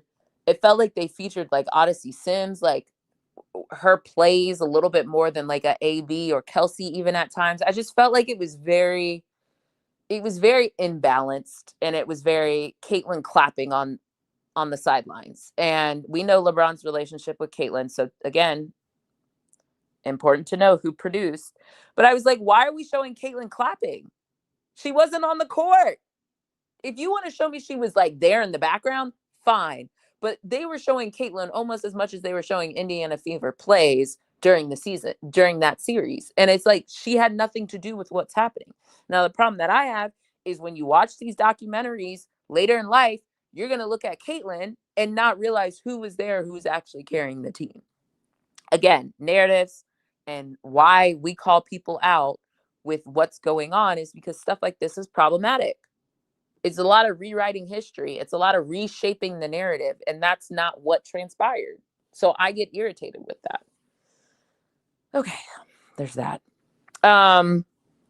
Fee sister, you lost. Okay, you lost. Get over it. Here's where I actually have big issues, and quite frankly, this is going to feel very akin to some of the feedback that I've had about street clothes. Caitlyn. Fee comes on and says at some point, I do not blame AT. I was basically struggling with injuries all year, and AT did not make a dirty basketball play. Now, Brittany, you didn't watch. Is that your understanding of how things transpired when it happened? The play with AT and Fee, right? Fee got hurt. Yes. Oh. Wait, repeat that question one more time. What was your understanding of when Fee got hurt? What was your understanding of that situation? Oh, my understanding from watching it was an accident, but that wasn't what was being spun through the media. Okay, there we go. That's basically yes. The media was making it as though it was on purpose. And did Fee ever come out and say it wasn't on purpose at the time? I know Jeremy's in the chat. Jeremy, you're a fan. Come in if you heard Fee say that before the Life in the W. I don't recall that. I don't recall her coming out and saying it wasn't Fee coming out and saying, hey, it wasn't on purpose. Correct. Because if I remember correctly, even the narratives going into Unrivaled was that Fee was going to kick AT out of Unrivaled, correct? It was. Like, not that it was real, but like people were coming out and saying that. There was a lot of conversation about AT being a dirty player. Never once did I hear, the same way she got up there and ruffled her papers and read about Cathy being a bad leader. Nowhere in that press conference did she say AT didn't do this on purpose or anything like that. That's what I'm trying to say. There was never a concerted effort to say AT did not do this on purpose. Chat, let me know if y'all feel differently. Auntie, you remember? Did we lose Auntie? No, I don't remember her coming out and saying that before. I never remember her coming out and overtly saying, do not blame this on AT. That was a normal basketball move. It was just unfortunate. No. However, in the documentary, she said it. So where were you? Yeah. Where were you at when AT was Where were you at? You had an opportunity. Media. You never once came out. Again, correct me if I'm wrong, but I'm pretty sure I'm not wrong. That she never came out. If she did it, it was under some like cloak and dagger type of shit. It was never an overt statement. Thank you, Jeremy. See, Jeremy, I mess with you because at least you'll be honest. It's the people who be delusional. I can't mess with you. You can be a fan of somewhere else, but we got to be honest. So thank you, Jeremy. She never came out and said it. So to hear her say that on Life in the W, I was disappointed. Because you could have been said that. You could have fixed some of the narrative around AT being called dirty. For real. Absolutely. And you over here touting yourself. Not to. Yes, it's a choice. And y'all know, all it would have took was a That's what I'm saying. Snap that paper, goddammit. Literally. In that same press conference, she could have started by having a conversation about AT. This what happened was unfortunate. These are basketball players, and this has nothing to do with AT. If you felt, because old Cheryl's cursing ass made sure she got up there and cussed the world out. And Cheryl participated in blaming AT. Maybe Fee never explicitly said AT did it, but you know what Cheryl did do? She did. And Fee never once corrected that narrative. That is where I have issues with Fee. I'm not calling you queen. I'm not calling you MVP. I'm not calling you face of the league. When you have opportunities to come out and correct narratives, which you know are important to correct, I think that's messed up. And I think, quite frankly, it's very akin to, that's why, like, and this is going to bring me into my next point. I also think it's dangerous when, I think it's dangerous when people know narratives around marginalized groups don't come out and say something about it. The same way that you're Black, femme presenting, Black woman, you know, first gen, your other fellow, you know, Black and white, Black presenting, you know, league mate, which I guess people didn't realize AT's mom was white until recently. But you didn't come out, you let the mass presenting lesbian woman get all the ire. That it's just the victimhood that I get really irritated by. Like you know enough, Fee, and you got your stud buds running around you all the time, but you never thought once, hey, let me come out and make sure I nip this in the bud. Like this is actually, like, yeah, the situation happened. It's unfortunate. I know how people feel about AT. She gets a lot of, like, you have to know those narratives. Like, you've been in MVP conversations. AT's been around MVP conversations. You've been around, what, 7 seasons, 8 seasons, because you were pregnant during one of them. You've been around for 8 seasons. You and Asia were in the same draft class. Were they not? I think they were. I think it's extremely dangerous. And again, for everybody who, the bots, or not the bots, because I need to stop saying that. The people, the trolls who come in and say, why are you talking about Caitlyn? I talk about Fee too. And this is an opportunity that I think we gotta hold more people. Like, you don't just speak up when it's beneficial to you. That's part of leadership. That's part of being a citizen of the society we live in. It shouldn't only be spoken about when it directly benefits you. You know what that's called? That's called selfish. That's called victimhood.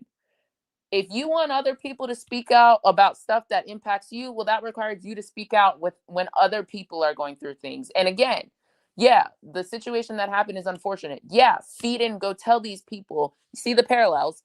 Fee didn't go tell these people to go be mean to AT and do this and, like, have all this masculine dehumanization conversation.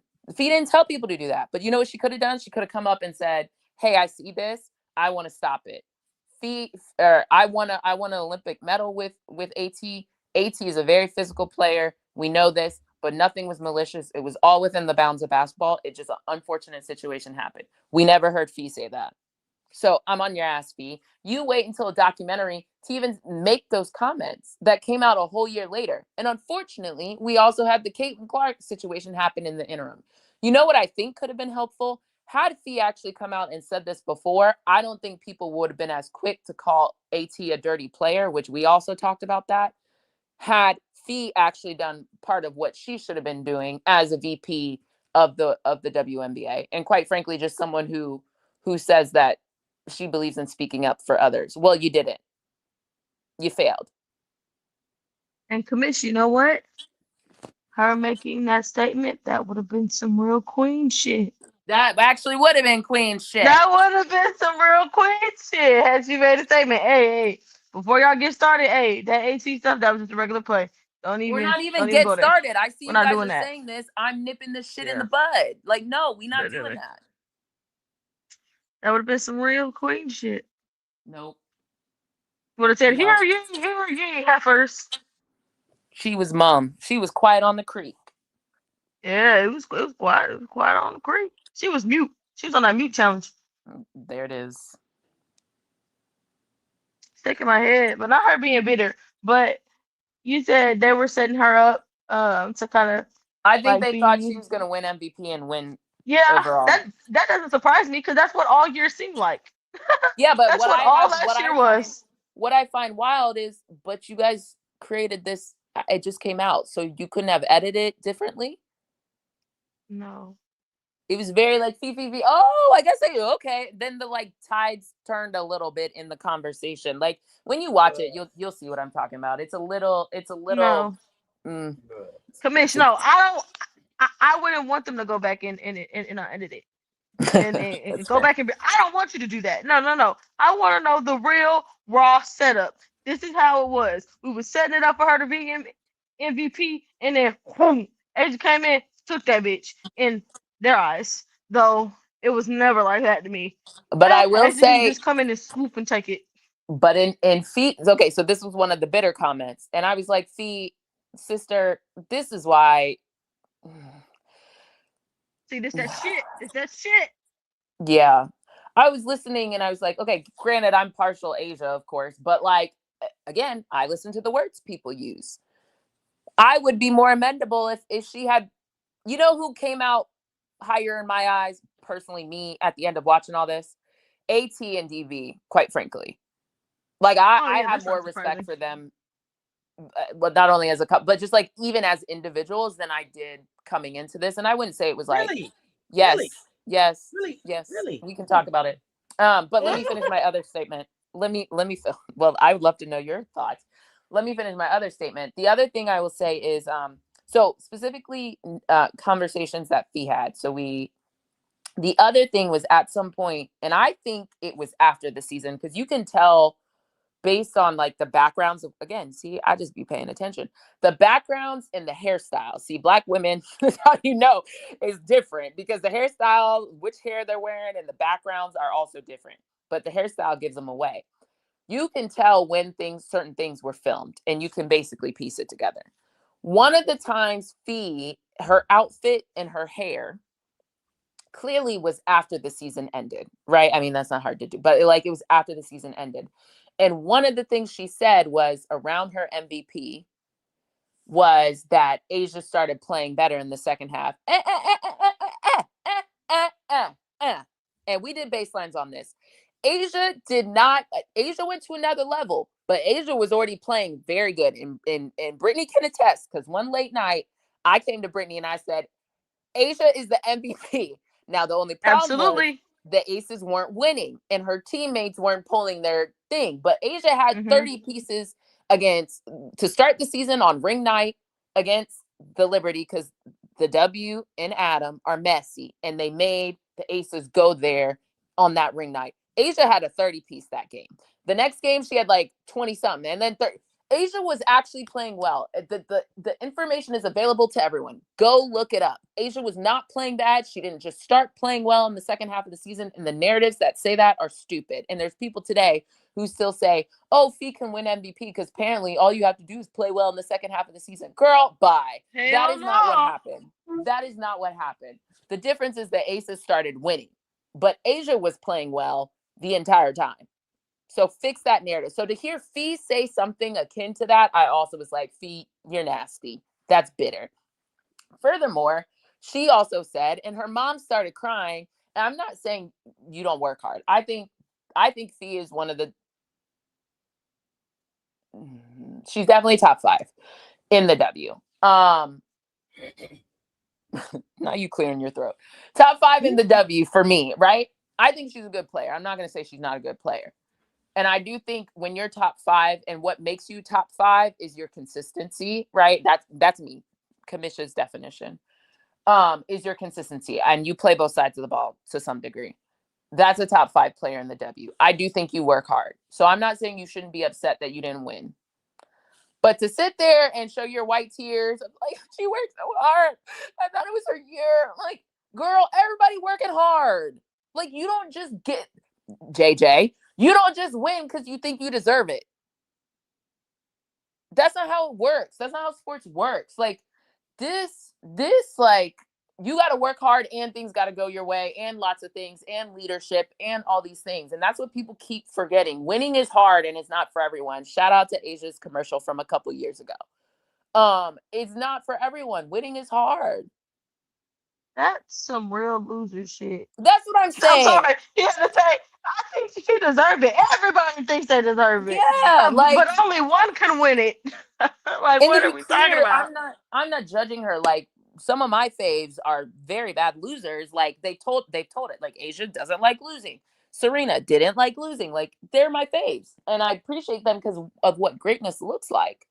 But like, to sit there and like cry about it, like, and like, the thing was, like, even is like, I don't know, it's just like how narratives are shaped. It was like Fee's mom crying about it, but you don't think AT and DB felt some type of way? They got their ass swept, and DB told you about it. Like, she just sat and cried but it wasn't presented as this woe is me. Like, like, DB was just as crushed. AT has been in the finals 3 times and keeps losing to Asia.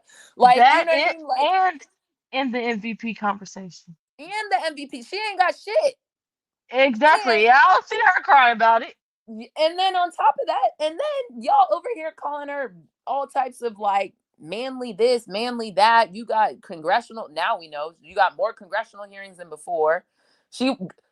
First thing, AT should have been an all-star before Cobb, but again, positions and all that. But I digress. But like, my point is, it's really, I didn't walk away loving kind of some of Fee's articulation. And now that could just be who she is. And maybe I just don't rock with her personality. Maybe that's why she's not my fave. But I just kind of left like feeling like, I'm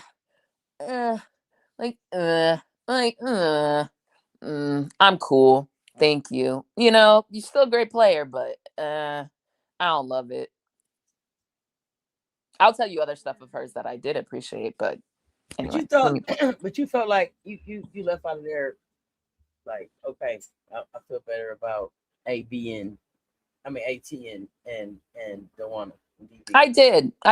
Tell me why you well, we didn't get your thoughts, so maybe start with your thoughts, Auntie. I'll just start right there. I didn't leave out like, oh, I understood them better. I think I left out like, okay, they are who I thought they were. Right. I think that from my perspective on them, I've always kind of been kind of like, what are they like a couple? And so I've had people say, hey, really, they try to be the grown-ups in the room.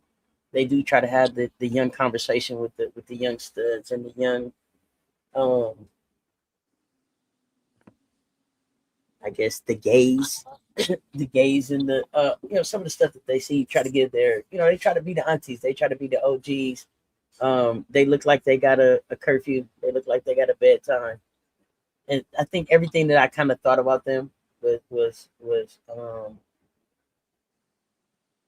it was kind of confirmed more so than I walked away like, oh, okay, that's who they are. I think I was more surprised at how much I learned about Bam, right? I think Bam was the one that surprised me the most.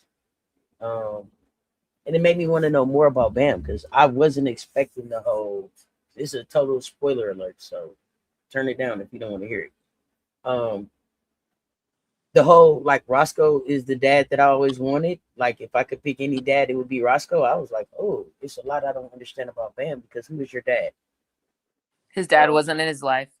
Yeah, but it took me into like, damn, Bam, I didn't even realize that about you, right? So I think this is interesting. So as I'm hearing you talk, I think it's also like a perspective of what you know about the people, right? Mm-hmm. I didn't know a whole lot about AT and D. I knew some stuff, but not to the degree that I was able to like peek into their life. Whereas Bam, even before Asia, I knew a lot about Bam. And so, but I also I left thinking, so Bam and Asia married already. That's how I thought that before. Feeling like that. Yeah. Asia slipped up once and she had some ring on her finger and she had a ring on it. She had a ring on in this one, didn't she? Not that hand. I don't know. I don't seem like I remember seeing a ring, but maybe not that hand. Not that hand. But Asia is the type that it would be on, but it wouldn't be that hand. You wouldn't know. Right. If you let me finish where I'm going. She slipped up in an interview this season. I think Nikias was interviewing her for something. and it was like a pre-shoot around, pre-game type of thing. Like, you know how they'd be like near the seats, like in the baseline or whatever. And like he had asked her a couple questions, and then I think he asked her a question about Bam. And I think she like felt her ring. And I think in the moment she was like, oh shit, let me move. And so she moved the ring that was on her hand, on that finger, to another finger and I was like, now, Asia, you don't mess up. See, I wasn't going to say nothing. I kept that to myself till now because I was like, you already put your business.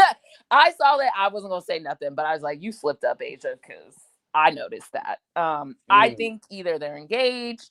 I even think back to the Kyle Lowry like face when Kyle was with the 76ers. Bam, of course, playing. And I mean, I remember the ring question and everything. It's in the works. I heard all of that, but yeah, okay.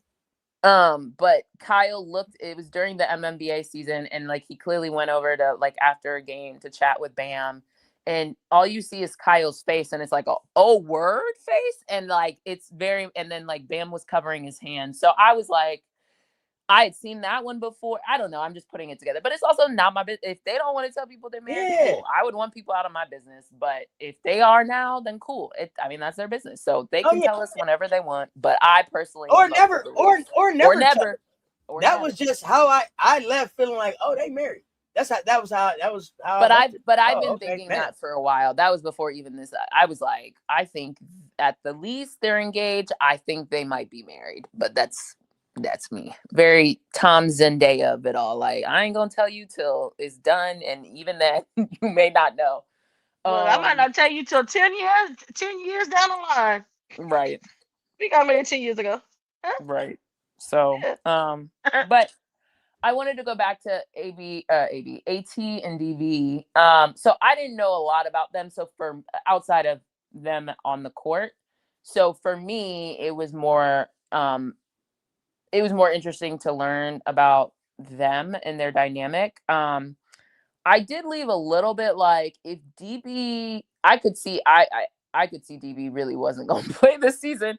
And I see if AT continues to play, I would encourage her. I think she needs to think about her leadership a little bit differently, because while you do need a yin and a yang, DB can't be the one to like always tell you to calm down. Like DB not gonna be here forever. So if you want to win, I think you do need to adjust your play style or go play with someone who's elite. It's kind of like Kevin Durant-y. It's like AT, and I think AT has leadership qualities, to be clear. But it's like, I don't know, sister. You may be.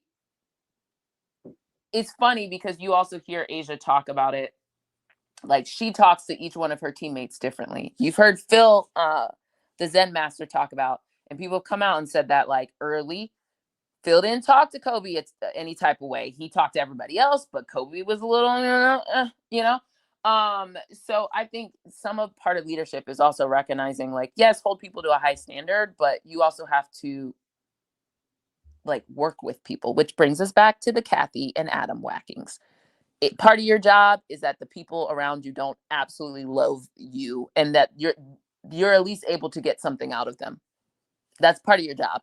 That's working with humans. If you don't want to do that, work with bots, be on ChatGPT where ChatGPT ain't got feelings or whatever. You know, like, sorry, go work with machines. But if you work with other humans, that's part of the human experience.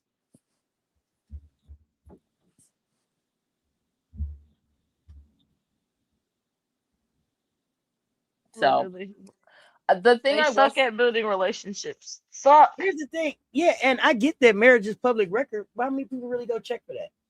Everybody ain't going to check. See if Asia's married. Like, I don't care. I only care for purposes of this. Like, I don't care. You got to be super nosy for that, bro. But I mean, that's like the people who be like, oh, they unfollow so and so. I don't know who. I don't care. Yeah, that's for them people. That's them people to do they took that out their bio. God damn, I don't know what my bio say, bro. How you somebody else? I ain't got time for that. That's weirdo shit. Well, I will always say, I think you spend the time on the things you care about. I don't care about enough to know if Asia's really married because it doesn't. But if y'all bring me the information, I mean, I'll consume it. But I don't care. I don't care. You know what I've been spending my past 3 days to try to figure out is who Jackie has assisted the most in the Aces. And I can't quite figure it out. There's not some, if anybody has a way to figure it out, let me know, because I've been trying to figure that out. I have an inkling. I think it's Nalissa. And if it's not Nalissa's like number 2. I think I want to see how big the difference is between Asia and Nalissa's assist from Jackie. But even before this weekend, I've been interested in that. Going back That's to that good shit. That's what I care about. To look I've been trying to into. research that. I don't care if Asia, like, I don't care enough. But if y'all tell me, cool, I'll consume it. But I'm not gonna go find that out for myself. The other thing I will say, back to the relationships, or just in general, I did very much appreciate the motherhood centeredness, I guess, in a way. I think it is something that's unique for women, of course. I wish, it would be equally important on the other side, but yet here we are, #society as a woman. But it is a unique set of circumstances that women, especially in sports, have to deal with. I'll just not ruin too much, because at this point I've basically told you most, but at least there's something you can learn and interest for people who haven't seen it. But I did think that was an important conversation to have.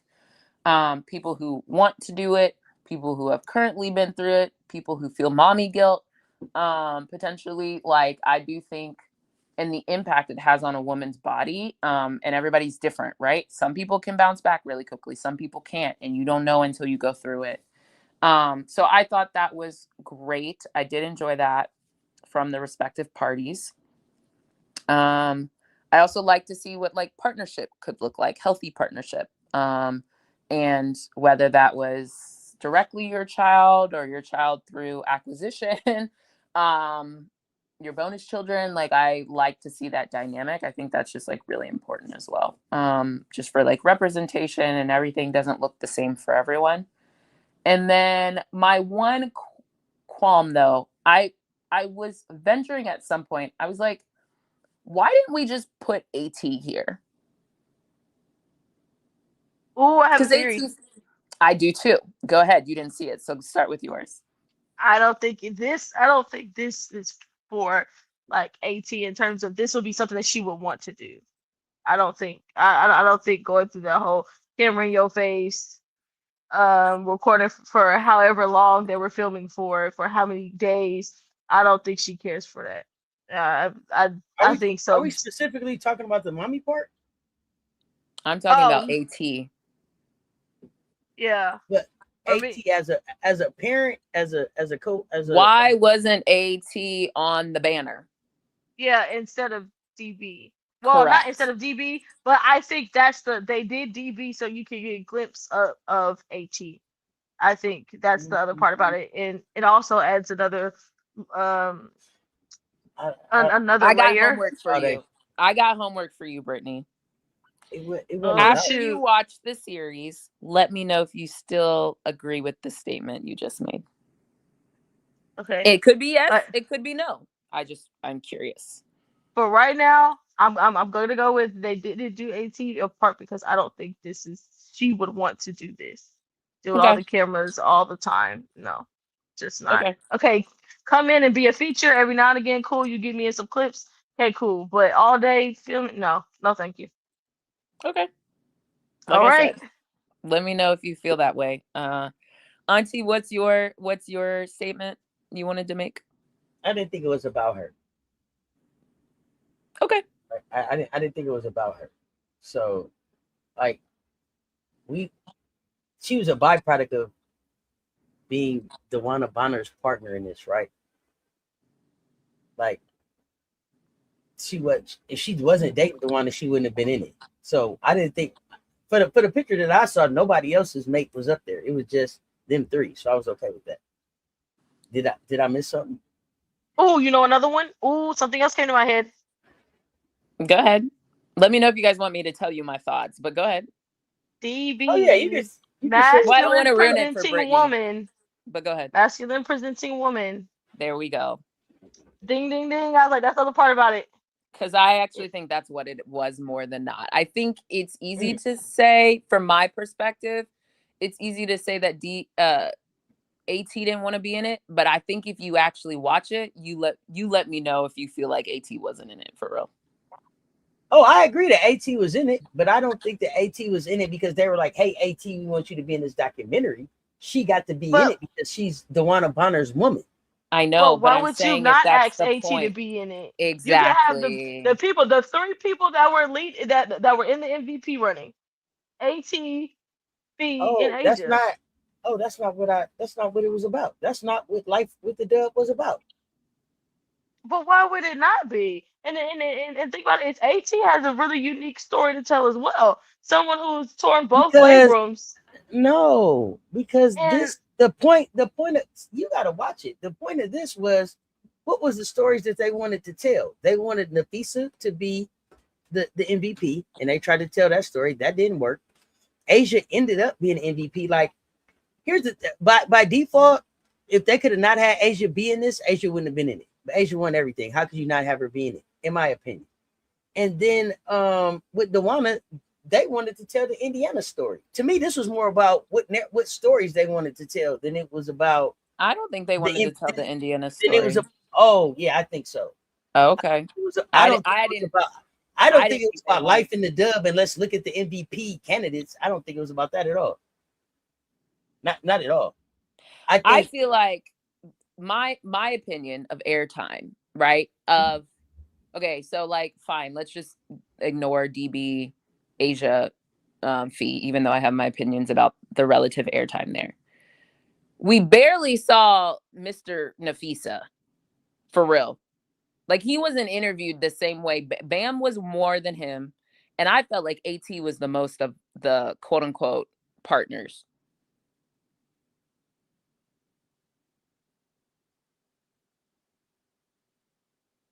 So really, I was like, AT might as well have fucking done this. That was my thought when I was watching it. Now, it wasn't as much as DB, but I was like, you're basically featured in this. And I was stuck wondering, did you just not want to have a mass presenting person? And I understand, quote unquote, AT isn't one to put her life out there, but we basically got it in. Like, I saw the same thing. Like, I really don't see a difference. I don't. Oh yeah, no. When I watched it, I was like, oh, that was so nice of AT to even answer, to do this much.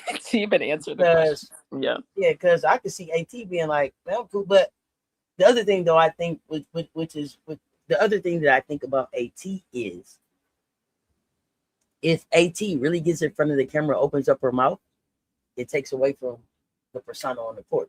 Because she's nothing like what people try to make her out to be on the court. And we saw that. So it's like, it really didn't change it. I was just like, oh, I saw a different version of, I don't know. To me, I was just like, I feel like AT should have just done the damn thing. Because you could have just easily put but again, mass presenting versus not. Outside of that, I got the same thing if they had just put AT on the fucking cover. Quite frankly, it didn't change anything. I learned more about DB. I learned about DB's dynamics with her children. I learned about her dynamics with her ex-wife. I would have gotten all this same information. I don't think it changed anything. You would have got more, but they would have had to spend more time talking about AT. It would have been a 4-parter instead of a 3-parter. I think I got a good bit of AT anyway.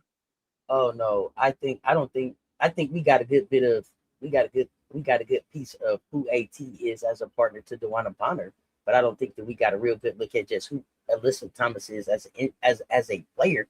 I didn't walk away from it like that. I walked away like, okay. This was a cool glimpse of who they are together. And maybe I feel this way. Them. But yeah. Because they're partners and teammates, I actually got a lot of, that's why I said I learned a lot about AT. But they didn't say nothing that I didn't know, right? Like, tap the sign. But again, we're different. What is it? Tap the sign. What is it? Tap the sign, never wrong, just early. Remember I told y'all 2 seasons ago when DeWanna couldn't hit Alyssa in her spot?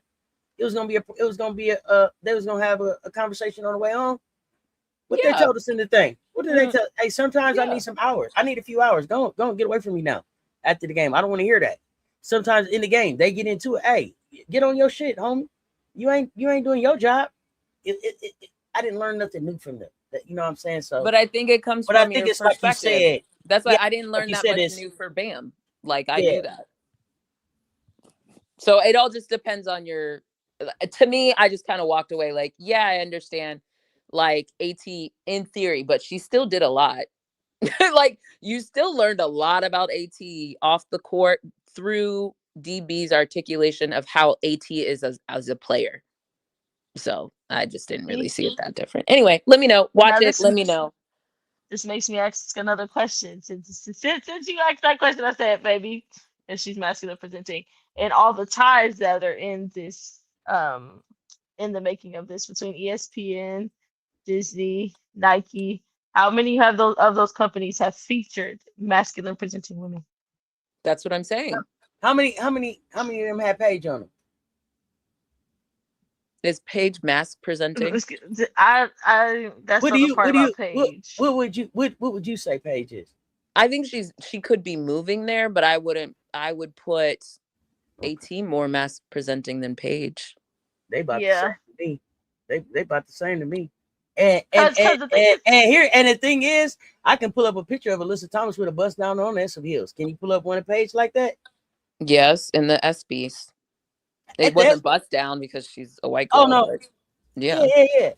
Nah, I just seen Alyssa do that. So I think that they're both. I also saw I would say that Howard and JJ with that. It's the times, you know what I mean? No, like, but what I'm saying is I think that they're the same, right?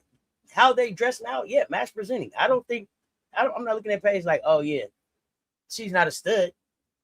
No. Okay, here's why I say it's a little different. Who has the Coach sponsorship? I think what's different about them is that Paige is a white white male presenting stud and AT's black. That may be the difference.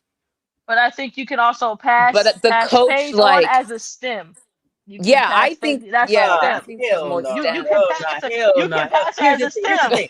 Here's the thing. All that STEM made up shit the motherfuckers is on. I don't understand that shit. I have zero understanding of she's a STEM now. What the fuck is that? I'm not. You asked the question, I answered. Yeah, no. And I'm telling y'all, and I'm being honest about where I'm at in my life. That shit don't fly for me. Yeah. I think I think I'll give you white. I still and I think there's an intersectionality there. No. I'll give, but I think the mere fact that Paige ain't shit about the way that girl stripped down to her bra yesterday a STEM. Okay, sure. I ain't doing that with. But I still think the person who has the Coach deal is Paige. So if that's because she's white, fine. Yeah, but I don't think that Paige got the Coach deal because she's a STEM. I think Paige got the Coach deal because she's Paige. Okay, that will be another topic for another day. Let's move on. Only because it's just like gonna result in just like okay, sure, we'll just move on. It's some shit that Paige is gonna get because she's the next one up. Caitlyn didn't work. They got it.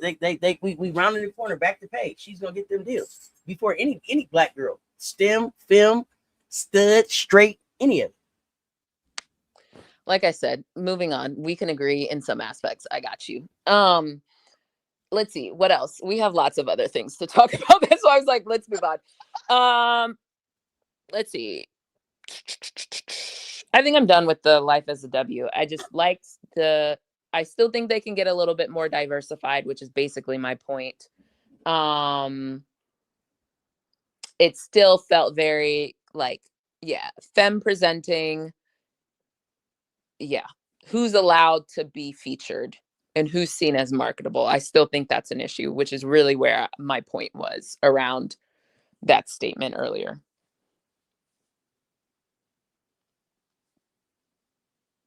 So I still think there's space for the W to be better about who gets features. Oh, absolutely. I think there's a lot of stories that need to be told in the dub. And I actually would like if they did a story on they've done the college stories. They've done Are we talking about ESPN? Because actually I'm not hungry, thank you. I would actually like someone else to do it because that's part of the problem. Absolutely somebody else. I just want a story to be told about some of the players that are kind of how do I put it? Certain role players. Yeah. I would like one for the role players to kind of see how their life in the dub is different from, okay, you have your stars, but hey, Yep. these really high level Who has to go and high overseas?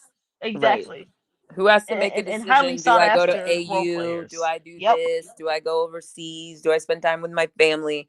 That's who I want to. Yeah, that's basically what I'm Absolutely. getting Those at. Is like, stories are also stories I want to see because it's right. like, okay, we've seen the stories from the MVPs, the winners and the stars. Okay, let's also see the story of the role players, how they have to go overseas or play AU and how the transition between having to pick up and leave because you got traded or just something like that. Like how is that?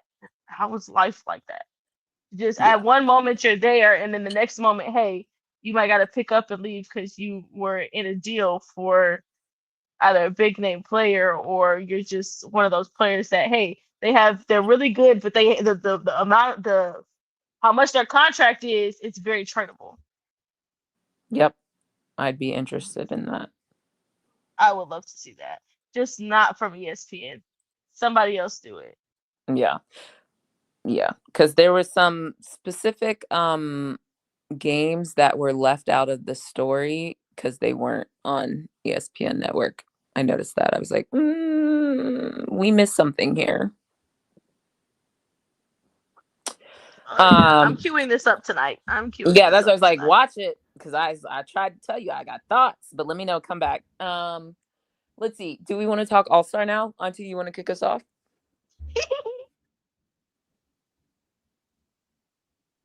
We lost Auntie. Oh no, you're there. Okay. Bro, you said Paige a tomboy because she wear makeup. Oh man. Okay. Hey, whatever y'all want to go with it. I think I moved on. I'm addressing it. I'm addressing the two comments that's in it. Oh, I'm addressing the two comments in the chat right now. I know it's gonna take us down a 45-minute conversation. Absolutely. Yeah, I ain't got no 45-minute conversation. I can say mine about 4 or 5 seconds. I think Paige's doing all the bending.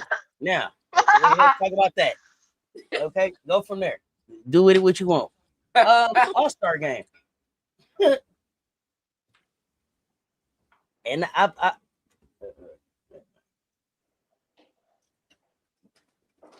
All-Star game was trash. All-Star game was trash. I mean, it's not even really a lot to talk about. It was trash. It was a hard watch.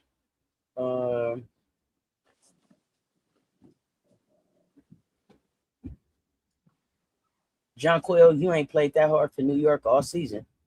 So if you don't show up on Tuesday and play like that, then you can hand your fucking trophy back. Breanna Stewart should smack the shit out of you. All that you was out there doing for the All-Star MVP, you ain't showed up like that with Stewie this year. If you had, then New York wouldn't be where they at right now. What? JJ ain't showed up. Are you gonna move on from this topic, or are you still on JJ? Yeah, where you want to go? Okay. Are you sure JJ hasn't played like this all season? Oh, yeah, I'm sure. Okay, sure. Tell me. JJ wanted it last night. I ain't seen JJ wanted no games in New York. I just seen JJ just out there loafing, looking around. Now, did JJ take some fuck threes as she was trying to make sure she won? Yeah. But JJ went out and wanted this. You could tell because she showed up and had an effort. She ain't showed up with no effort in New York. Not once. Tell me the games. No. Hold on. I think my thing is, I don't think this is any different than how she's been playing. The difference is the All-Star game, ain't nobody playing defense, and she made all her threes. I don't think it was that different. That's what I'm trying to say. My thing is her effort to even get the rebounds, to get the ball, to be able to take the threes. She was demanding the ball, calling the ball, all that shit. She ain't did none of that shit in New York. Okay. You can go back to Barclays. She ain't did that. To say, I guess what I'm trying to say is, I get what you saying. Winning basketball either. What you saying is her style, her game is the same. Shots fell tonight, and she got to shoot over some cones and shit. I get you on that part, but the fact that she was even able to go get it because they were, if you wasn't watching, They were trying to hand this shit to Caitlyn. They were trying to hand it to her early. And JJ just wouldn't go away. And then at some point, it seemed like everybody else decided to just, maybe Caitlyn wasn't going to be the MVP. I don't know. You watch the game. You tell me what you think. They made sure she wasn't the MVP. But for me, Caitlyn, you haven't really showed up like this either. Like, is your back hurt or not? Because you took off real games that count in the standings and towards the playoffs with your back hurting, but then you was out here doing all kind of crazy stuff for All-Star Weekend. Launching them threes like there was a 4-point line. Letting them bitches go. Let me say this. Let me say this too. Oh, go ahead. No. I was gonna add to your Caitlyn comment, but go ahead, keep going. Oh, because I'm going someplace else with Caitlyn. Go ahead. Okay. I was gonna say my other favorite thing. Speaking of, if you really want to be honest, JJ and Caitlyn, I would apply more to Caitlyn than JJ. The comment you made, from my perspective, trying to play some damn defense. Sure. Yes, but because I spoke more towards JJ because she won the thing. Yeah. But Caitlyn was the one I was looking at, like, oh, so you do know how to play defense. I said, not you trying to trap, trying to steal balls, trying to steal an inbound. Like, oh my goodness! But don't worry, the real Caitlyn came as the game continued. So yeah, the minute them shots stop falling. With a real Caitlin Clark, please stand up. Please stand up. With a real Caitlin Clark, please stand up. It's like Slim Shady. We ain't got time for that shit. You got to play basketball when it's time to play basketball, and she ain't been doing that. She just ain't been doing that. So I thought it was trash. Dom got her dunk now. Yay.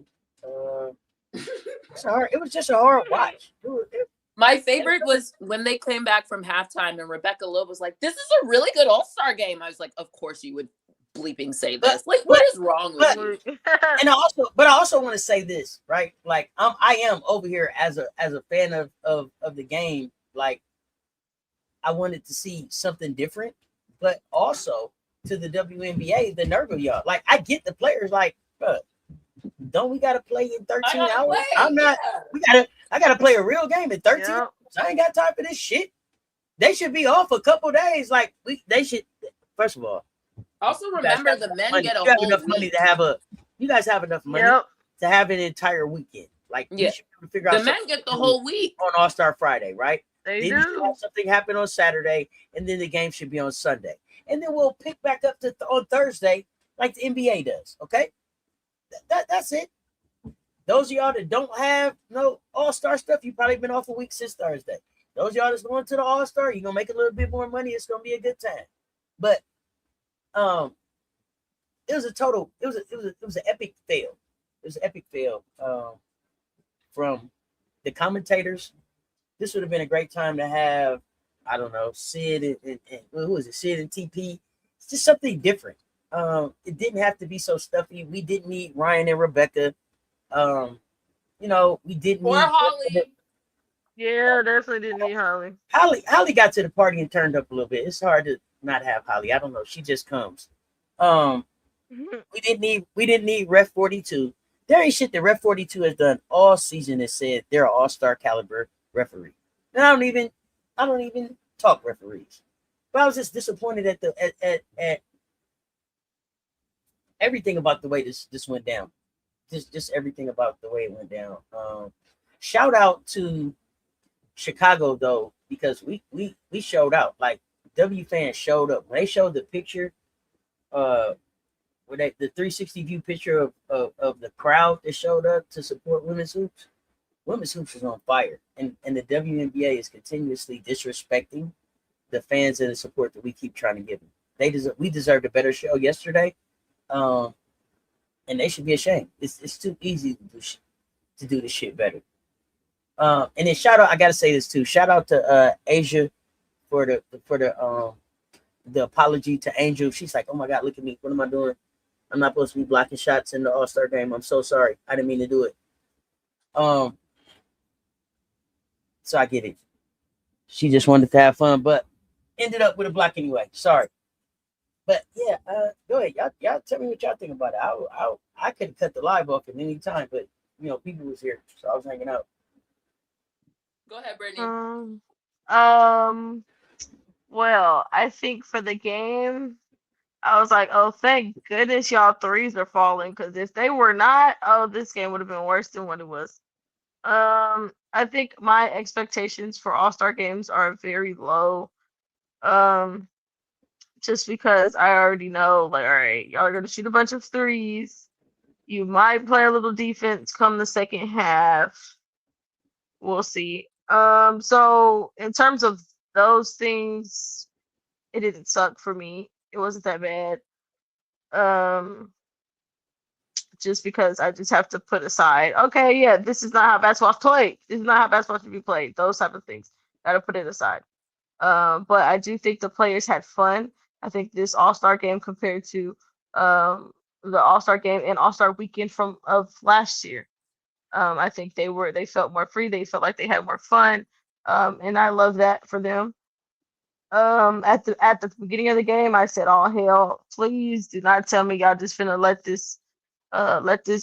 this white woman come out here and just shoot all these deep threes and just wow the crowd from making baskets, and y'all are gonna show no type of resistance, and or y'all are gonna just act like y'all don't want to be here." That's what I was thinking at first. I was gonna say, all right, man, I'm finna turn this off if y'all just finna do this. But I did not like. Can I add? Because you're not saying it just because it's Caitlin. You're saying it because of what comes with if she had gotten MVP, right? For people who are a little dense, maybe elaborate on that. It's just that. And because it sets up this whole narrative. Oh, look at Caitlin. She won All-Star Game MVP. They can't touch her.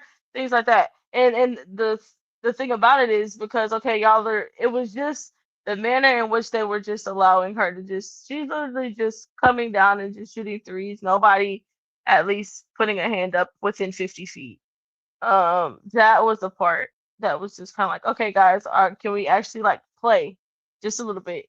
And then I also didn't like that, okay, y'all weren't playing, but she clearly is trying to play a bit. So I'm like, hey, let's kind of pick up the tempo, pick up the energy just a little bit. Thankfully, it picked up. Yeah, I think what I didn't like from her specifically is just the part that, hey, okay, you came out with all this energy, wanting to play defense, all this type of stuff, and you said it. So I hope you have that same energy when you get back to Indiana, and I hope you're ready to go defend for your team in games that actually matter. That was just my only thing about it. I was like, you're out here trapping and trying to trap and really guard the inbound, trying to get deflections and stuff like that. Okay, that's fine. But you should be able to do that when it comes back to when it comes down to games that matter and when your team needs you to do that. That was the part that I didn't like. It's like, okay, now we suddenly want to play like we're gonna play some defense. Well, you know, good and damn well ain't nobody out here really trying to play no defense. Hey, Mike Hunt, you can stop with the paragraphs, but we don't believe none of that shit you talking about, and you don't got no receipts for none of that shit you talking about. We don't do lazy fucking takes over here. We do respecting receipts. Caitlin's not the lead. She ain't won shit. So you might as well move around with that shit, bro. Like, we don't even want to have to ban you. Just move the fuck around. What you saying don't make no sense. Literally, it's like at all. It's this type of fucking energy that fucks shit up. You came here talking about what the NBA has done to keep the WNBA afloat. The books ain't never even been open. And this how I know you coming here uneducated with just comments, just in your feelings. So just move around, bro. The books ain't never even been open. Yeah, you have no idea what you're talking about. And if you would like to learn, it's a whole series on how the money works and what they haven't showed on my channel. Check it out. But you can keep the dumbass comments. You can keep the dumbass comments, bro. We straight over here. I still thought people. I don't know if Leash was like, I don't care.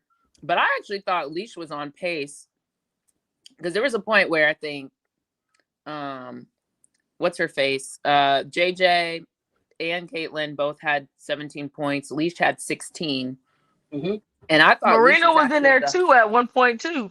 Yes. But the problem was they were losing. I've been on the Yes. winning team. Oh yeah. And it was clear that I thought Leash was gonna. I was like, Leash, you could actually win MVP. Because if you actually look at it, she was efficient. Her shots weren't like, she didn't take as many shots as neither of the other two. So I don't know if there was a conversation and she just said, I don't care. Y'all can go for it. And Ryan went in the game instead of Leash. But I was like, put all three of them in. Let's see who's gonna win it. Hold on. See, your bitch ass didn't even have to say no name. Your bitch ass didn't even have to say no name. If the internet, here's the thing. This is what I know. If the internet is your source, you already fucked up because you ain't got enough sources to fuck with me. If Google is your fucking source, you ain't got enough. You don't have enough fucking facts to have a conversation with me. Mike, I asked you to just go ahead and move around. This ain't where you want to be. You done fell in the wrong space. It's more than the third grade education up here. You're not really ready. You're not really ready for the conversation, and you're here to push a bullshit narrative instead of having a real conversation. And it's this type of fucking shit that keeps us from being able to really have a conversation and get the league to where it could be. So I'm gonna ask you again, just leave. Get the fuck on.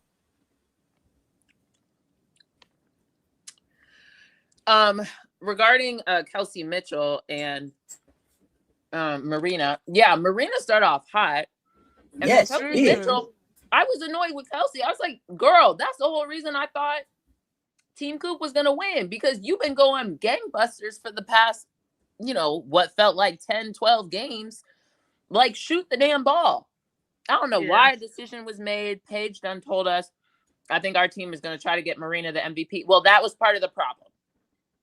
Yeah, because at one point Marina just stopped. Marina stopped hitting. Marina was missing layups. And do y'all hit dunk? Is that something that y'all think that they plan every year? What? Which part? We're gonna pick somebody and get them the MVP. Or once they get hot, like, okay, kind of cooking, let's go ahead and game goes. Well, it should be how the game goes, but I think there's people who come out and say, I'm going for MVP, and they're like, okay, cool. Yes. Hey, okay. Put a 5 in the chat if you're ready for Mike to leave. No one's talking to Mike, and I'm purposely. I don't know who the fuck stays around someplace people that ask them to go from. You ain't want to hear. Like, can we ignore it? Can we make a decision, either ignore Mike or take Mike out or whatever, because we have other stuff we're trying. Okay, yeah, let's go. But no one's talking to Mike. That's why I'm ignoring I'm seeing a whole bunch of, I don't know who's talking to him. I'm seeing a whole bunch of paragraphs. It's like literally no one is talking to him. No one is talking to him. So okay, yeah, because I'm on StreamYard. Let's go. Yeah. Ignore him, or no one's comments are referring to him. So I also think another person that was in the running trying to get MVP might have been Olivia. Homegirl was trying to get that triple dub. She was trying to get that trip dub. Yeah. She was toward the end. It was just like, hey. She was trying to get the trip dub, but they kept missing bunnies. I was like, dang. Dang, Olivia. I saw her. I was like, oh, she's on trip dub watch. I'm surprised somebody else was on trip dub watch too. Well, she wasn't on trip dub. She was on dub with no points. Was Jess. I was like, what is Jessica Shepard doing? You literally have the ball next to you under the basket, and no one's playing defense. Lay it up. When you said, hey, she was not shooting.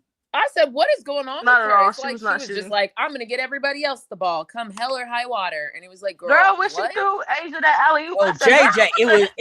It was JJ that was on trip dub watch. Yeah, she was the other one that was on trip dub watch. JJ. But it took JJ a while.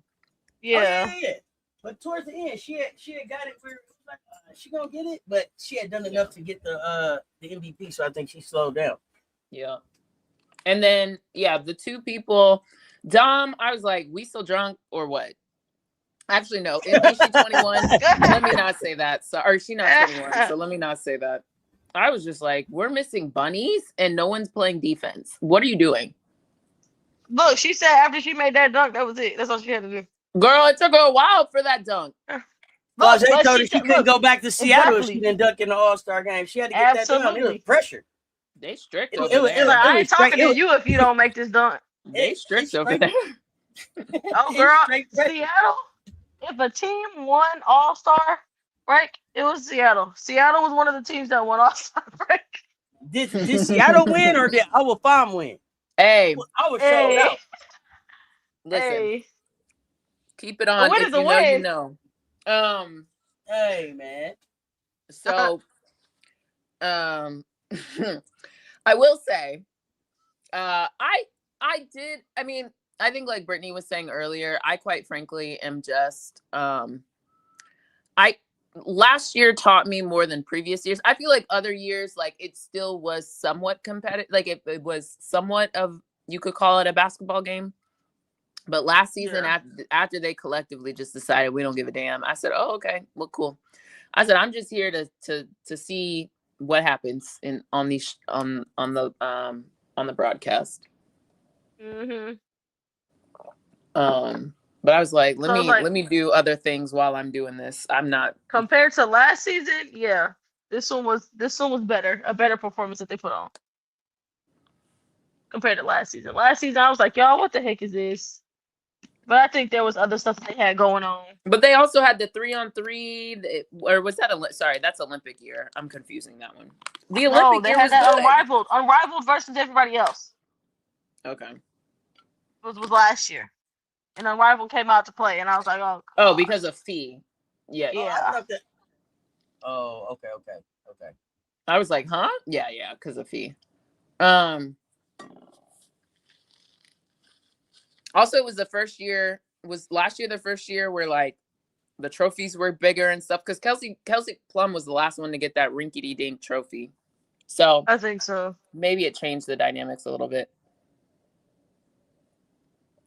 But yeah, so I think this year was kind of whatever. And I was actually surprised by Jess Shepard. I was like, this is your first All-Star and this is what you're doing?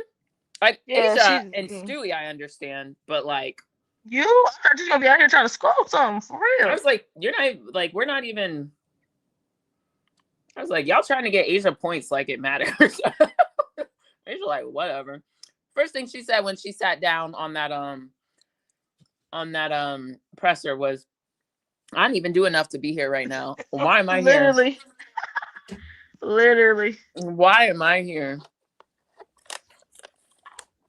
I actually was surprised. Paige surprised me. She only had like 3 points for the longest. I thought she was gonna try a little bit. Paige was like, I went out last night. I don't give a damn about that trophy. And I'm going out tonight. I played in the All-Star game last year. Bro, it's all good.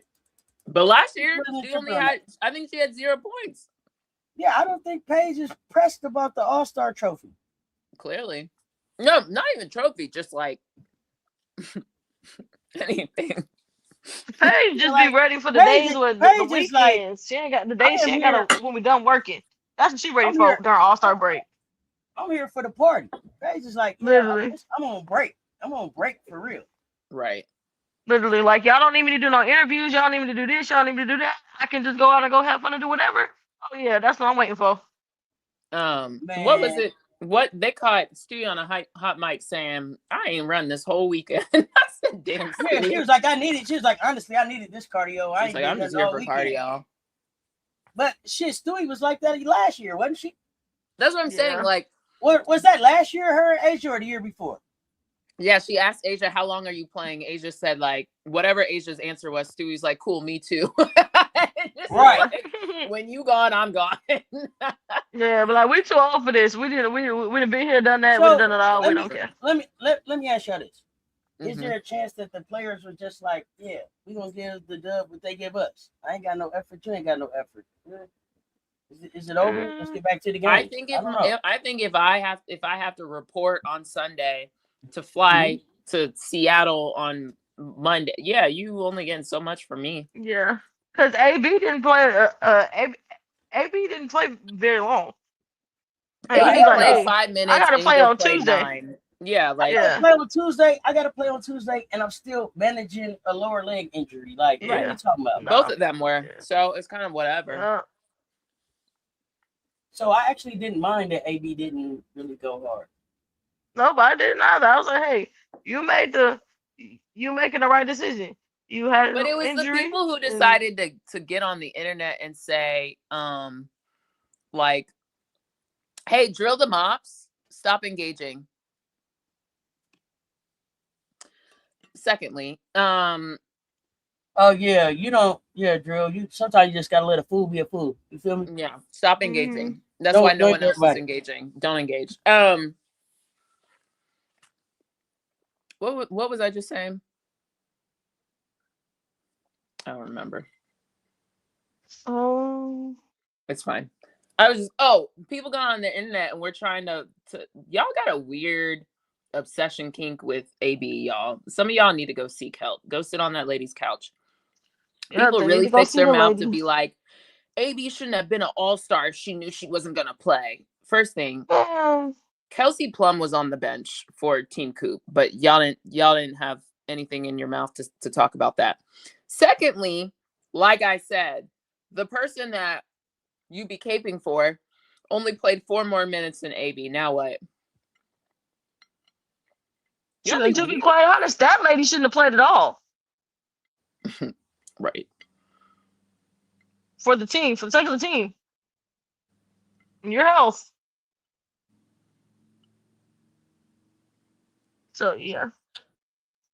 They should be doing a lot. But shout out to Chicago, because what, they set the attendance record? They did. Love to see it. I think like I said earlier, coming in, I was like, I don't know how Chicago gonna do. I don't know what to expect from the organization. It But was fine. Ashley, who are you a fan of and how long have you been watching? I'm just curious because I saw your comment about Asia being hilarious. You never knew she was so funny. I was just curious. And like how you Ashley Aj 2870. I think Chicago, compared to them doing the 3-point contest in the hallway last time, they upgraded. I do think, however, I think this one's hard because I'm like, how much of this is Chicago Sky versus like the city of Chicago versus the W? I don't know who gets what responsibilities because they don't tell us. Actually, it was funny. Someone in one of NECA's scrums asked her, like, okay, like, tell me about how players learn about the All-Star game, basically. And do you guys have any input? Like, people are talking about where All-Stars should be next year. And NECA was like, we find out when you find out. I was like, damn. I was like, oh my gosh. I was like, the whackings that are happening, Adam, Cathy, are crazy. But yeah, I think they did a better job than last time. I do think they were able to get, like, it seemed like the parties were, but Chicago's a big city. It was funny watching people talk about, oh, I got to go from here to there to here to there. And I was like, yeah, Chicago's a big city. Like, that's part of the challenge. Like, you ideally you concentrate it. But if you don't do that, it can be tough. And where you go out and places you go out, and especially like, you know, more Black sides of town if you're hosting anything, versus like, you know, South Loop versus West Loop versus like downtown. Like, it can get very spread out, West Loop, all that. So I think if people don't know that, it can be a little, and Chicago's a huge city, so traffic can get crazy. And then I think the other thing I wanted to shout out, I did like that shooting stars approach. I think Don said it too. Like, I think the blending of, I don't really care about the young heads / the old, like, it was cute, but honestly, I don't go to All-Star to watch the up and coming high schoolers. Like, so for me, I'm kind of like, I'd rather watch the old heads and the current players. Like, I want to watch people who are W more than youngsters. I see why they did it that way, but that's just me. Yeah, that past, present, future. Yeah, or if you're gonna do it like confined, I don't know. It just kind of felt like it's another way that you're providing certain privileges to certain people, which to me just like feeds into the whole machine of who gets their platform, whose platform gets highlighted. You know, right. I just feel like the W but I think you have to be really intentional when you're doing that. Otherwise, it's the same, like forcing people down people's throats, and it just feels very manufactured. So, yeah. But also, like, yay, youth, you know? So, I don't know. Yeah. It just felt like you don't have a lot of events, and we're using one of them for the kids. Okay. Or if they're going to be there, we don't need to interview them. Oh I yeah, think some of definitely y'all don't still interview need them. to work on your public relations. But you know, whatever. On my long list of things, it's lower down there. And I would say, I think people messed up with EDD, like EDD, EDD, EDD would still be in this league if it weren't for injuries. Like EDD, Absolutely. like I think people forgot who. I was like, guys, the only reason why she's not, and also calling her, it wasn't her that she didn't get called an old head, but I'm like, she's not an old head. Like she would literally be in the league if it wasn't for her back injury and stuff like that. EDD was nice. But yeah, Washington had a good little week or Washington DC had a really good week. So did the other. If Washington is in your name, you had a good week. I'm back. What I missed? Oh, you didn't hear anything that we were just talking about? Oh no, I had to step away. Oh, okay. I had a call. Got it. I don't know when you stepped away, so I don't know what you missed. But I was talking about the rest of the All-Star. So, oh yeah, let's go. My bad. No, you're fine. Yeah, the Rising Star. Yeah, I the Rising Star challenge was great. I need them to do better with the 3-point contest invitations. Cathy and Adam, what do we call them? Adam. Gotta do I better. think it was that bad. I guess what did you want different? What did you want done differently? Maybe let's start. The invitation. Yeah, that's specifically the part, because you had K-Max saying she didn't get her invitation, and or she got her invitation after other people declined, and then she said, "Yeah, no." Sabrina saying can't decline something that I didn't get. Okay, so I'm that portion. Okay, I agree with that. I think so. Apparently, because Tarika came back and said, well, a couple things. Because Tarika was like me. I was like, how we in Chicago and we don't have any Chicago representation anywhere? There we go. Start there. I still feel like how you gonna do the city shooting stars and not put a Chicago, like that's stupid. Yeah. But Tarika tweeted it, and then she came back and she said, inside sources, I'm going to delete my tweet. So I don't know what the answer is. Maybe people decline. See, this is why I like Tarika. She be asking the question, then go find out and then tell people, okay, I can't say much, but just know that I'm deleting my tweet. Okay, appreciate it. That helps me know there's more to it. We don't know what it is. And all right, I'm going to step back. You know what I mean? I still think that's ridiculous. You can't host and not have representation. But like I said, there's that. But Tarika also said that I think it was Tarika. Hopefully I'm not misattributing her, but I think it was Tarika. She said, I definitely know the other one was Tarika, but this one I think was also Tarika. She said that apparently the W contacts agents, and the agents sometimes say yes or no on behalf of their clients. So if we are to believe that that is how it goes for everyone, which that is not the first time that we've heard that. Because hence why. Go ahead. No, go ahead. Finish. No, hence why Kennedy wasn't at Unrivaled, right? Her people got the information, but then they didn't. Then we don't know, but you know. So I mean, or they how never y'all doing business? Yeah, what's happening?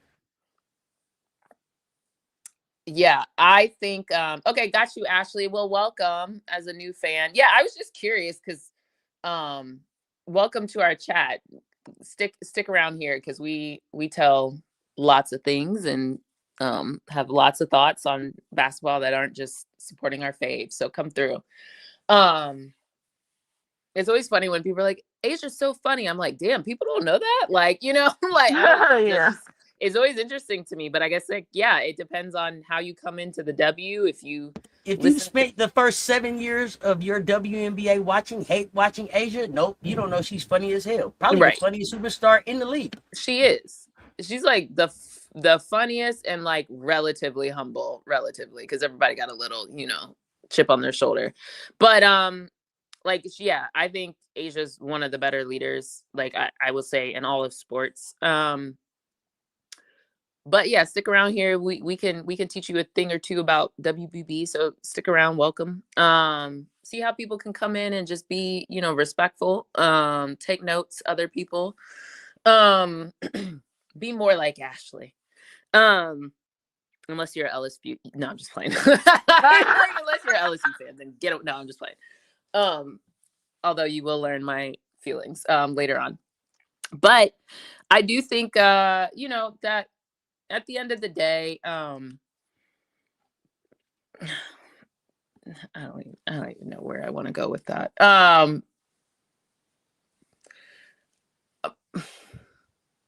Yeah, I'll just stop there. You guys go ahead. Y'all got it. Auntie Brittany, go ahead. Still about All-Star, right? Yeah. Yeah. I think a part that I did like was them having practice at the Presidential Center, the library. I like that, especially because it just opened, introduced people to another first off, not only just a library, which for some very odd reason, I won't even say odd reason, but to the detriment of our society, libraries are being closed. Yeah. So it introduced not only people in the city of Chicago that have not been able to go yet because it's just open, or people that are not from Chicago who are in town, they're able to go to the Presidential Library. So I love that. How people were able to go and, yes, enjoy the players and enjoy that, but also go read a book. Please, thank you. But yeah, I did like that. Whether it was the Chicago Sky organization's idea or the city of Chicago, either way, I will give them a hand clap for that.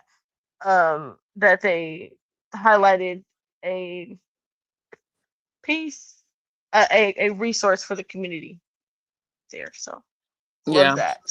I did like that too. I think the other thing is, it was funny because I was like, I think Michelle Obama should be considered for commissioner, although I don't think Michelle's not about the shits. She's so over it.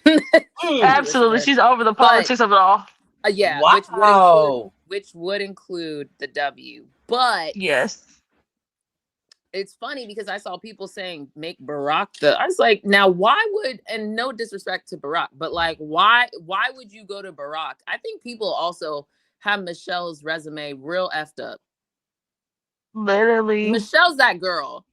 They never looked at the resume. They never did. They never knew what she was running. They're like Barack's wife. Like, I don't think I'm just his little wife. Beyonce done told you. It started there for them. Oh, Barack's wife. Yeah. It's just really sad how people just like, or the mother of the children. It's like, Michelle was the girl when they met at the firm. Y'all need to read books. Like, y'all need to read. Michelle was the one when they met. Michelle should be commish, if I had my way, but I still think you got to deal with the BS. But her experience, what the organization she's run, all that stuff. Like, Michelle actually is a good candidate now. Will she do it? Separate conversation. But, at the end of the day, it's, I don't know who they're going to get because it's a mess. And y'all, please stop saying Lisa Leslie. The last one I heard was Dawn. Please. Say what? The last one I heard was they want Dawn Staley now. Dawn wants ownership. She's told them that multiple times.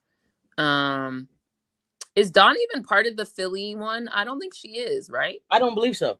Yeah, I don't believe so. Per usual, they've like boxed out Black women. I mean, even Candace, right? Like the whole Nashville thing they tried to get with the Nashville Summit. conveniently no. You know what I mean? And I think Candace Mhm. was also part of Portland before this Portland group came in. I think Candace also tried with the black conglomerate that tried for Oakland, which they said no. And then all of a sudden the next day, Jacob, what's his name? Oh, The Warriors, Jacob. What's his name? Joe Lacob? Joe Laker. Joe Joe Lacob. Lacob? Sorry, that is Jacob. Joe Lacob. Yeah, I'm like, who? I was like Jacob. Yeah, I was like, Joe Jacob. I was like, Joe Lacob. Lacob. Joe Lacob.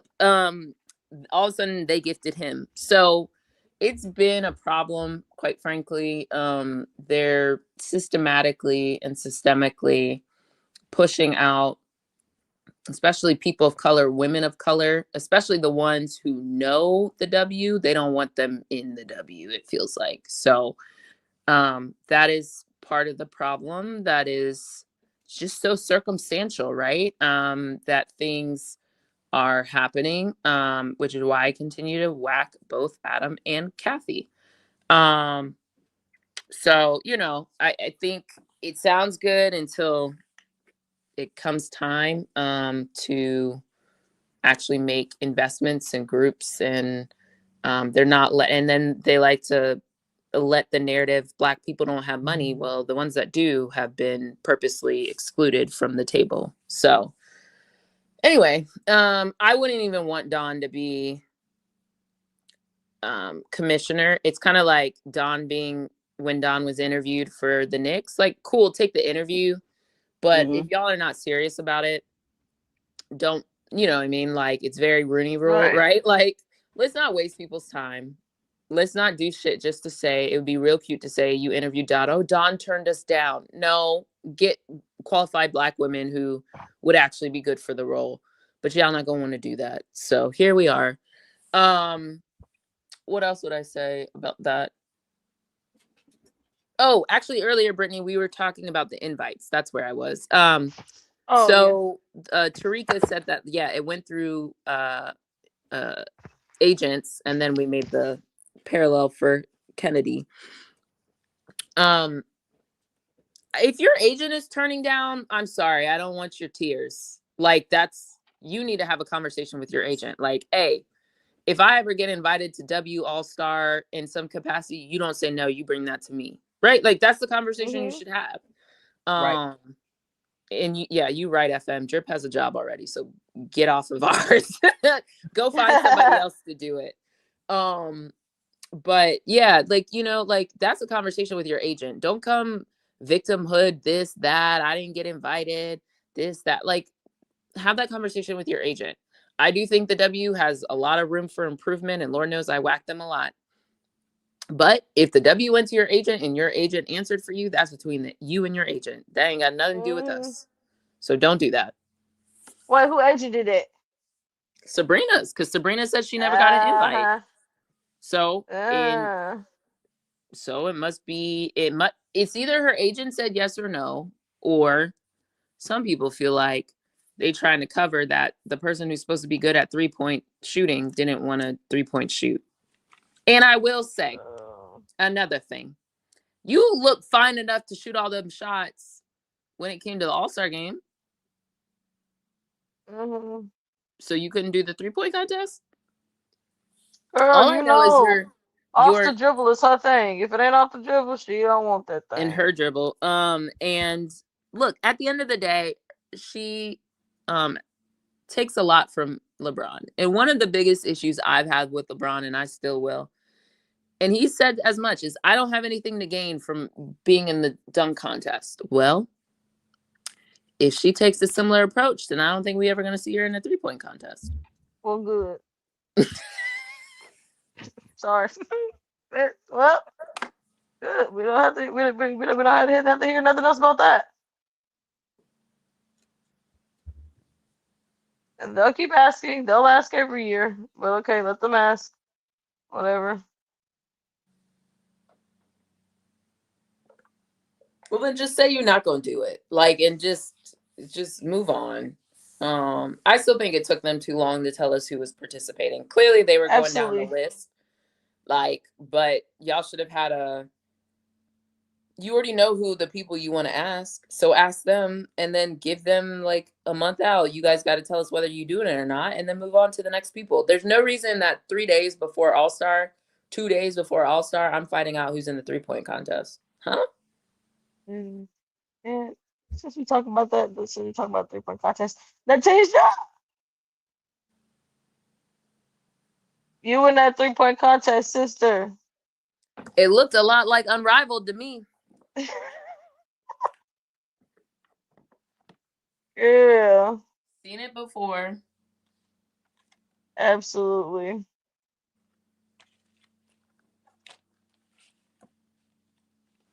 But it seemed like the 3-point contest was a success. The person that won was the person I thought was gonna win. Yeah, I had AC or Marina, yeah. so yeah. Although I will say, Friday night, Thursday night, whatever night it was, I saw AC out. I said, I don't know about this one. But she a young whippersnapper. Yeah, she a young whippersnapper, so she can yeah, hey, she'll be alright. She'll be alright. Just give her a little bit of sleep. She only about 2 hours. Give her 2-3 hours. She'll be alright. Some of them old heads though, They need a little bit more time.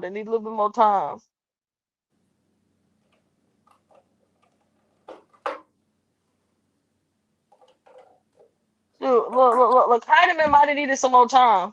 I didn't know if she was still drunk when she was out there shooting. Wait, who? Letitia. Oh, yeah. That was bad. She was shooting slow. I was like, did you practice? Like, you do know you have to get all the You didn't see her practice? You didn't see her practice? Oh, you wasn't on the live. She got up and did some acting like she got up in the morning in the hotel room and acted like she was shooting off the rack, like she was grabbing off the rack and then letting it go. Hey, I said, oh, you're going to need more practice than that, homie. Oh. I did see her do that.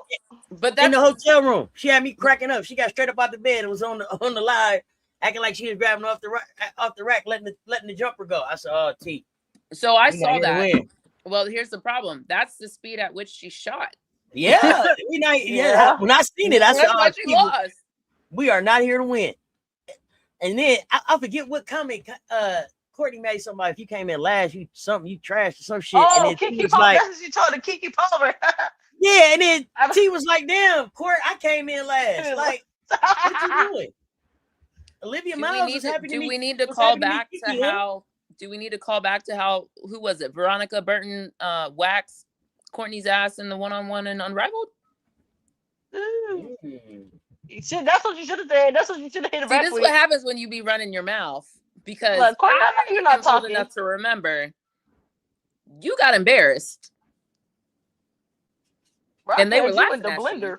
You got put in the blender. In the blender. If anybody survived the least amount of time, it was the quickest. It was whop, whop, whop, whop, whop. She got to get quicker. She got to get quicker at a comeback. She got to get quicker, girl. I'm talking about quicker. Courtney. How you gonna open your mouth and say that? True, but I'm sorry, for T, she need to clap back quicker. She need to clap back. Come on, sister. Courtney just be whacking you. Oh yeah. I see what you be like. Yeah. But you know what? Sometimes T couldn't clap back either, because she didn't last that much longer than Courtney. She did, but not that much longer. So it would be a double whack. Hey, look, I still lasted longer than you though. Something, come on, girl.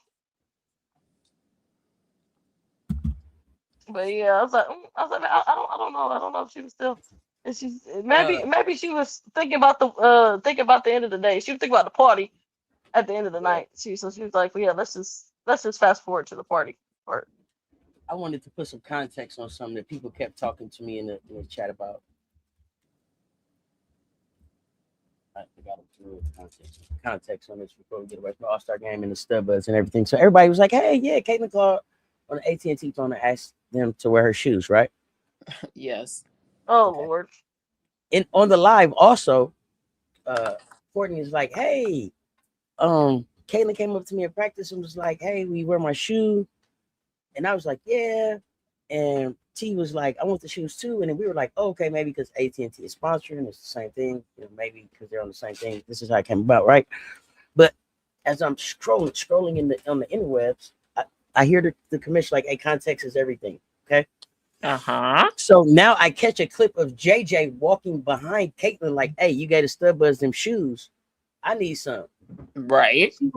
Caitlyn goes, "Oh, it's just because we wear the same size." Bro, I fell out, bro. So the only reason that you had them wear the shoe, it wasn't like you thought about it and you wanted a collab or a partnership, or you was trying to build something with them. You looked around and was like, who wears the same size shoe that I wear? And that's how you pick? But context is everything. I just want to put that out there. Go ahead. They shouldn't have wore them shit. Giving that lady free promo. Giving that lady free promo. That's why she wasn't hitting shit. Literally, giving that lady free promo, ma'am. I'm not wearing these shoes for free. Got me putting them on my stream and stuff like that. I'm not doing your promo work for you. Not for free. And you know what they did? They sat there and went right along with it too. So that's on them. Literally. Promoted that lady sneakers for free. And she just played in your face. My bigger thing is, you knew you were coming to All-Star Weekend. You didn't think of it in advance to get somebody to wear your shoe or bring along a pair of shoes? Was there no Nike activation? Mm-mm. It don't sound like there was. Not she said they were her sample shoes. I ain't got time for it. See, this is what I'm talking about, bro. You only get sample shoes in one size? Okay. It's nothing. It's just nothing genuine about it. It's very transactional. But anyway, not to get into that lady. What else do we want to? Yeah, what else you got? Yeah, I was about to say Was Stud Budz on the list? Stud Budz is always on the list. Stud Budz, Stud 1, Stud 2. I'm gonna let you get started. I will say this: I left with a very a favorite Stud Bud, like Stud 2. Not really like you, man. You all right kind of people, man. You all right kind of people. It didn't matter how. One thing, I like good people. T seemed like she really good people. Not to say that Court not good people. I don't, what I saw about T, it was like, damn, T, you really are a good host. You really genuinely care about people. I seen T going above and beyond, trying to make sure everybody that attended some shit that they was associated with was comfortable, had what they wanted to drink, wasn't being bothered. Like I really got a newfound perspective on T. I still don't think that they're gonna keep you in Seattle, T. I still don't think that they're gonna keep you in Seattle. But I'm looking for a nice landing spot for you. But I T Heidemann, man, salute to you, dog. She, hey, you can host my party. But I think T might be a good teammate. You know what I mean? And not. Yeah. I don't mean that in a disrespectful way, because sometimes people get funny. Because apparently role player, even though everybody is a role player, has negative connotation. I think the same way that certain people on one of my favorite teams, I would like them not on the roster. But you know what? Sometimes it's just good to be unproblematic.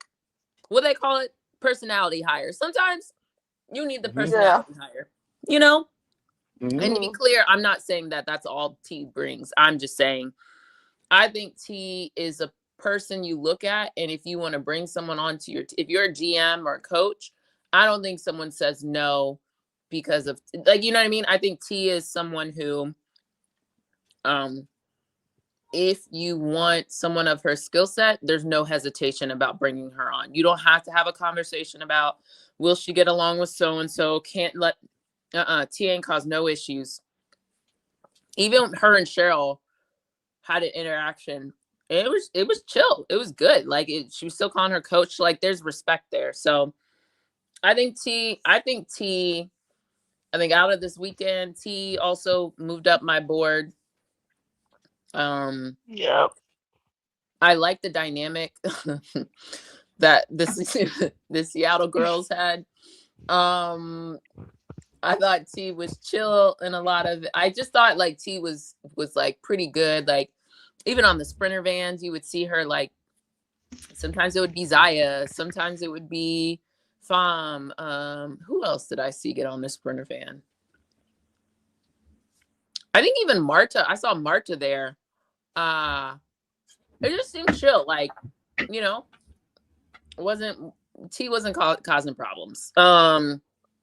Even at the height of her scheduling IV treatments, you know, like it still was, it was messy, but it was always with the consideration of others. And I think her character still was, you know, on display in some very interesting situations. I think she was the one that was constantly trying to get with the bouncer issues. She was trying to, you know, make peace, try to help people get in the door. You know, she was like constantly, hey, where's so-and-so, looking out for people. So I think there was that creepy man with AZ at some point.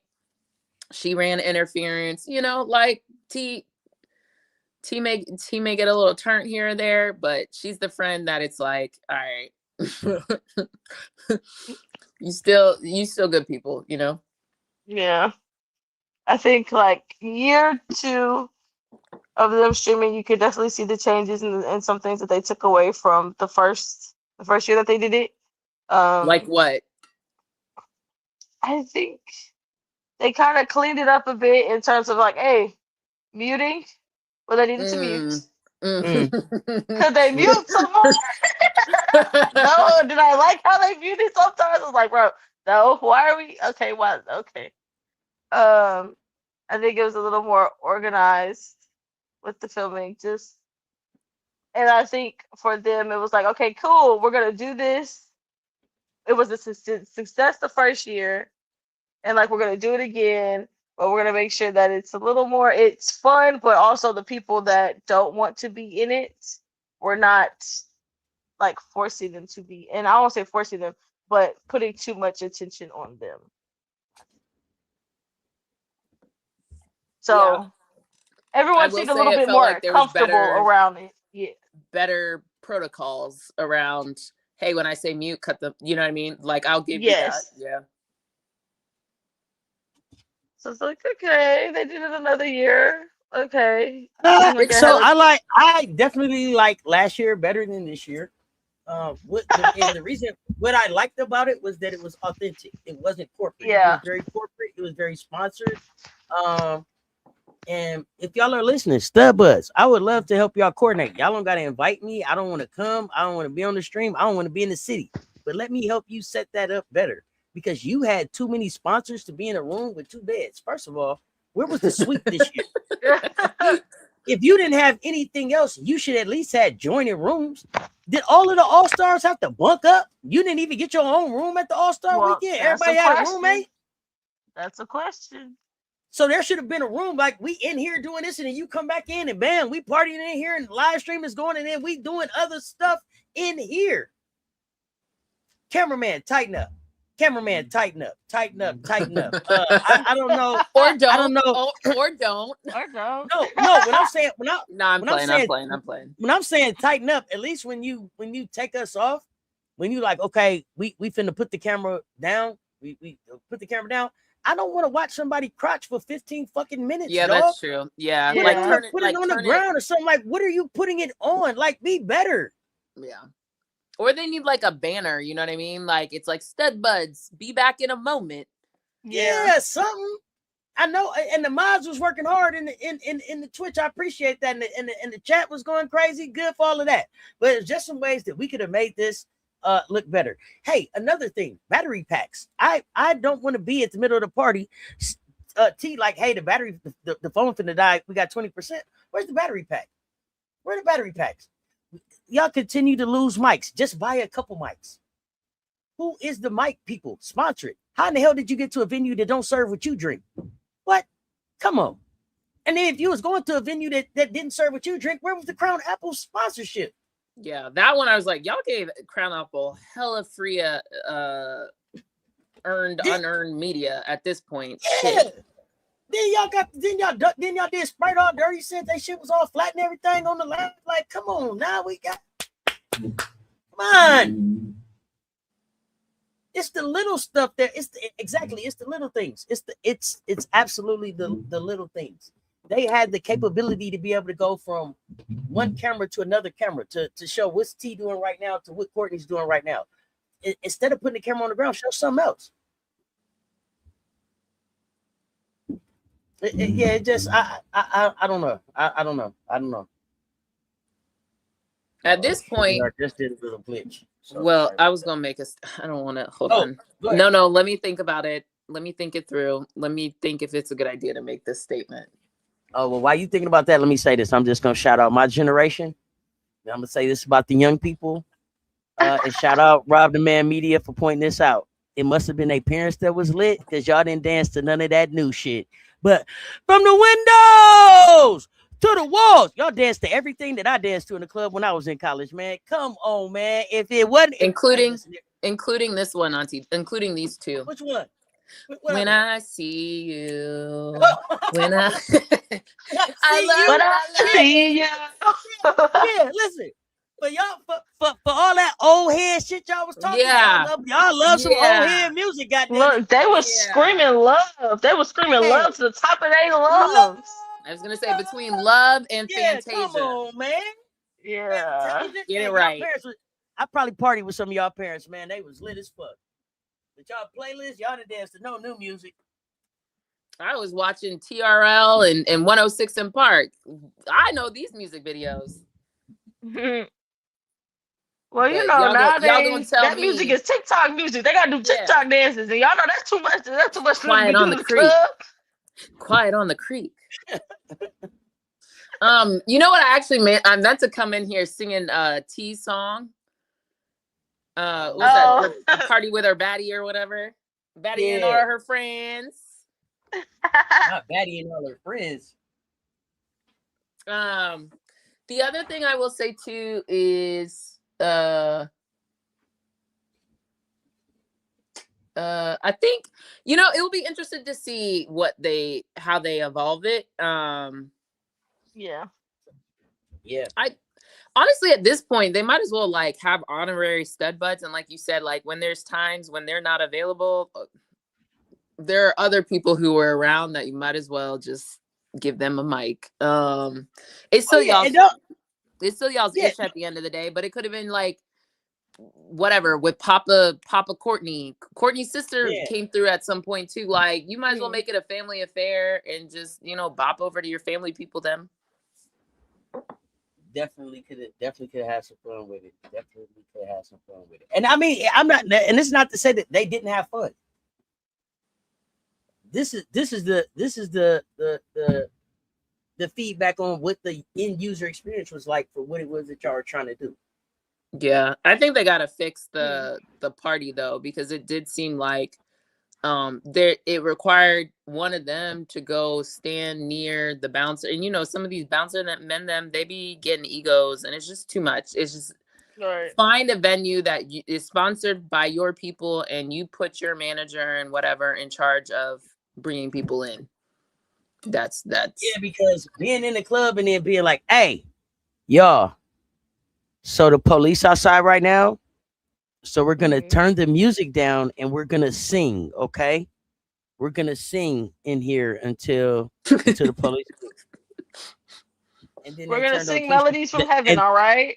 And then they turned on Keisha Cole. Then they turned on Keisha Cole and sang "Rain Down on Me." Rain down on me. And they did "Love" by Keisha Cole. So I mean, it's just things that they could have done better. Rain. Like I appreciated all the bottle service, but then just we passing the bottles around the club, it was like I don't know, where's the glass? No. So, but Auntie, I will say, you also had a good point. I think for those of us who have been out before, it's we ain't seen nothing we ain't seen out in the streets. Yeah, you know, half of y'all watch Love Island. I've seen worse stuff on Love Island week to week. Literally. Oh yeah. People thought acting brand new. Right. You've seen this before. Act like you've been here before. Come on. Give it a program. Yeah. So from that standpoint, it wasn't like, you know, overly scandalous. Yeah, I'm gonna say, hey, leave that shit in Chicago, all right? Leave that shit in Chicago.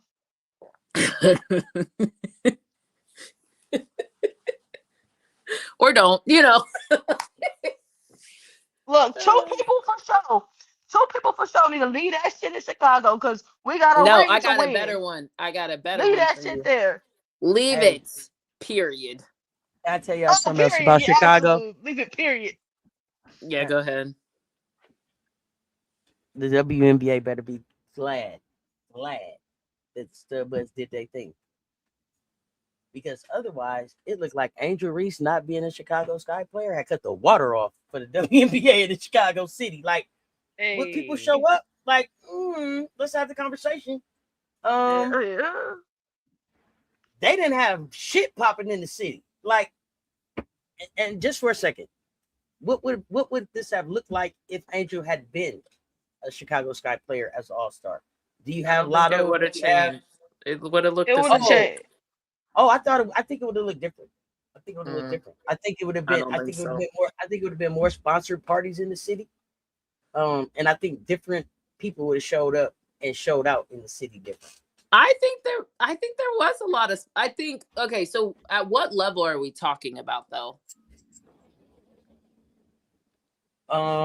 Like you probably would have seen the Lottos and some of those out a little bit more.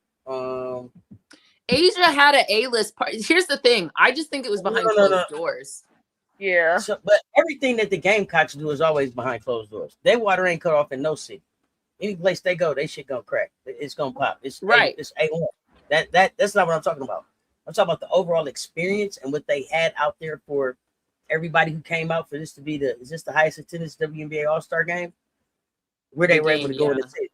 Because the parties that I saw that they went to, I was disappointed. This is where we at. But the parties that regular people went to, they had that's what I'm like. What level are we talking about? Stud Budz regular, because the Stud Budz, that's a different. Okay, let's start the first party, the dub party that they went to first. I thought it was regular, and kind of. I think a lot of people were running from the Stud Budz camera. I think that's another issue. Maybe, but I mean, even when they walked in the venue, it wasn't like WNBA All-Star stuff popping off in there. It wasn't for it to even be a. Let us remember, they were in Indiana last year. You only got so many spots in Indiana you can turn up, whereas Chicago is bigger. I don't care. You know? Indiana turned up. It was. That's what I'm saying. Like if I have less spots I can go to. I don't. So you gonna see more people in that. You gonna see more in that one in there. Chicago, you probably have parties all over the place. Yeah, I don't think so. Okay. I don't think so. I don't think it was just out like that. The party, it was just cracking in the city like that. But who in here from Chicago? What was popping in y'all city this weekend? And do you think it would have been different if Angel was a Chicago Sky All-Star? Let us know. I don't think it would have made a difference. I don't think it would have made a difference for like regular people. I think it might have been more. She might have had a separate party for like celebrity. Yeah, for celebrities, bigger ones. Yeah, that might have been her thing. Yeah, but like for regular people, I think no, it was. Yeah, I think it was gonna be all right. Because I think if Angel would have did something, it wouldn't have been for regular people. Because of the people that would have been in there would have said, "Yeah, no, I can't. We're not finna be hanging out partying with regular people." Correct. Like Clutch had a closed event. Jordan had a closed event. Asia had her closed event. That's not. Yeah, that joint would have been a closed event for. That sound like work, not just a party. Correct. But not just a party. But I think the issue but I'm also speaking from a person who experienced the Bay Area in 2000. So right, I'm the way the city turned up, the way the Bay turned up, the way it was parties everywhere. What you mean regular? We all in this bitch. My money spent just like yours. You know what I mean? Like so But if that's if that's what y'all on in 2026, regular that's what I was gonna here, say. It's also a different That's what they are. times. Yeah. Like, The times now, are different. no. That's why that's why the parties look back. That's why we got good club music. Yeah. People, let me lean on my drink. Let me drink lean. Yeah, you know, like the hell we talk about. Yeah. Her party probably would have been in some. Okay, we got X amount of tickets for certain people, or somebody that knows somebody. You get you that type of. Well, I think that thing. Probably we got Candace pulling on Jackie's thing. hair. You know, like. Oh no. I'm talking about the people that turn up to get the money out the suit. I just think it would have looked different. We ain't seen one Chicago, like, what's his face that paints his nails? I'm not being funny. Williams. Caleb. Did you see Caleb this weekend? No. Did you see any Chicago Bear person this weekend? But you know what? But you know when I did see? But you know when I did see Caleb? When Angel was a Sky player? I don't disagree with that. So and that's why KD's ass was running around. But never mind. And that is exactly my point. That's exactly my point. Angel brings a different type of crowd, different type of people show up. You would have seen Caleb out. You would have said who was that trying to pay the fine for Angel and shit? Who was that? No clue. What's his big brother name? LaMelo, La something. One of them. LaMelo, the oldest one. The oldest one is not LaMelo. The oldest. Lonzo? No, Lonzo's middle. The one that Lonzo. That's what I'm talking about. Lonzo's the oldest. That's what I'm talking about. Lonzo's not the oldest. It's Lonzo, LaMelo, LaJello. Yes, LaMelo's Lonzo's the oldest. Lonzo got drafted Lonzo's first. the one that ain't got no knees. Lonzo is the one, and he got drafted first. He's the oldest. Yeah, then LaMelo came. Is he? Okay, yes, sorry. He got. Who's the one? But but Lonzo isn't the one with the song. No, that's LaJello, the baby.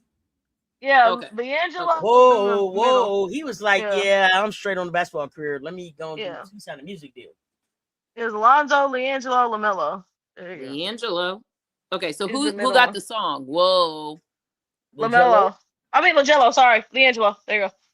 I was like, huh? Sorry. It's like the Ninja Turtles. Okay, got it. Yeah. I was like, Lonzo ain't got I know Lonzo. I was like, the one without the knees ain't got the song. That's all I knew. Okay. Then those people come out. Then people come out. Yeah. Different type of folk show. Got it. Whatever. I could have been, could have not been, but meh. Did anybody go out to Kennedy's 1v1? I've only saw clips. I tuned into it at the time. The score was like 1-0, and they just both kept missing back and forth. I saw the final score. Did she win? Oh, yeah. She did. The final score looked like a lot too little, but when I tuned in, I said, I'm not doing this. Yeah, I heard the start was not great. So all they keep showing is Ken doing the airball layup right at the rim. Yeah, that's what I saw. Like I still have my feelings, and I made them known. I'll just let her live. So unfortunate.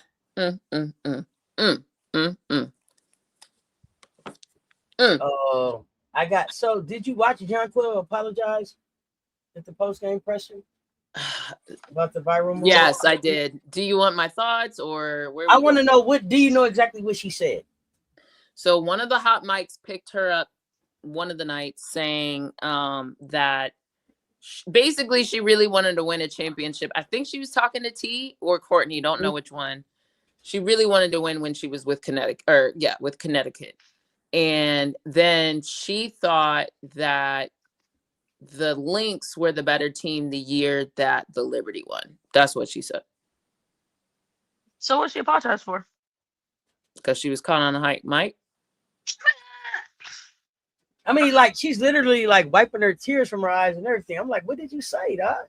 But she also said when she won the championship thing that her auntie passed. So I don't know if she's just like hypersensitive right now. Because I didn't feel like, I mean, you made your statement. Also, people are allowed to feel like the way. If you're a Liberty fan, I'd be pissed. Low key, not enough that I'm gonna like threaten you or anything, but like I'd be irritated. Okay, irritated about they were the better team. I'll give you that comment. But the whole she really wanted to win one in Connecticut. No, I wouldn't feel. I would not. No, but I feel think about it. unfortunately it was all together, so it looked like you were basically like, if I could sell my, like, she didn't say it, but people could feel this way, like, yo, if I could cash in the chip I won for the Liberty for us winning in the Sun with the Sun, that's kind of what it gave, in my opinion. You're allowed to have your feelings like Jonquel, but I also think if you're a fan of said team, you can also feel some type of way. Because what did you say at the beginning of this, Auntie? You ain't never seen Jonquel look like this all season. Like, if you caught on a hot mic from a championship 2 years ago, it's not like it just happened. This is from 2 years ago, and you still talking this way? Like, why are you talking? Oh, wow, I thought it was something recent. I'm like, what? I missed? She made the comment during All-Star Weekend. But when did the Liberty win? How many seasons ago? 2 years ago. That's my point. Mm-hmm. So why are we talking? Like, why are we still talking about this 2 years later? Yeah, I actually think I'm on the other side of it. I actually again. I don't think anybody should be getting no death threats. I don't think anything crazy should really be happening. People be taking this shit too far. However, if you are a fan of the Liberty and you feel some type of way, I don't see why you're not allowed to feel some type of way.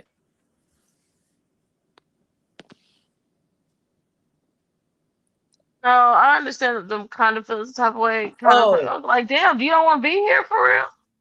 I'd be like, and you just re-up whatever. Like, what's tea? Like, why are we talking about this? Kind of like if people said they moved on with other people, why are you still talking about other people? You know what I mean? Yeah, I'm just saying.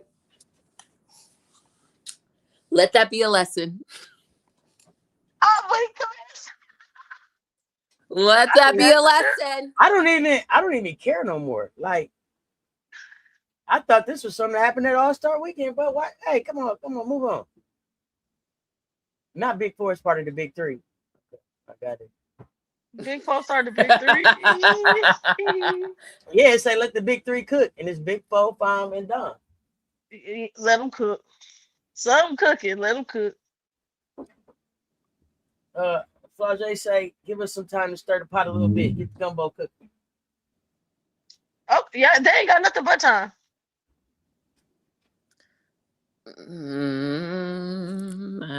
So just 24 minutes ago, ESPN Analytics gave Indiana Fever the highest chance of winning the WNBA championship this season. Your thoughts? Who gives a fuck? Stop trying to make fetch happen. Please get out of here, man. I'll give them if they wanted to say maybe the Falcons, so they said okay, okay. But Indiana, please be so fucking for real. I want to say this too, man. I love the way that the WNBA mascots hang out. They look like they had a good goddamn time at WNBA All-Star Weekend too. A little too good. A little too good. I heard it was like a soft launch maybe taking place between a couple mascots and everything. I don't know. Not a soft launch. Yeah, I don't know. Check the time. Check the TLs. Check the TLs.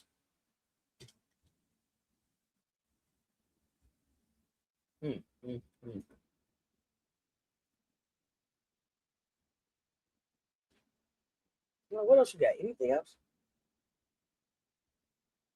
Let me check. Did I get y'all best dressed outfits from the orange carpet?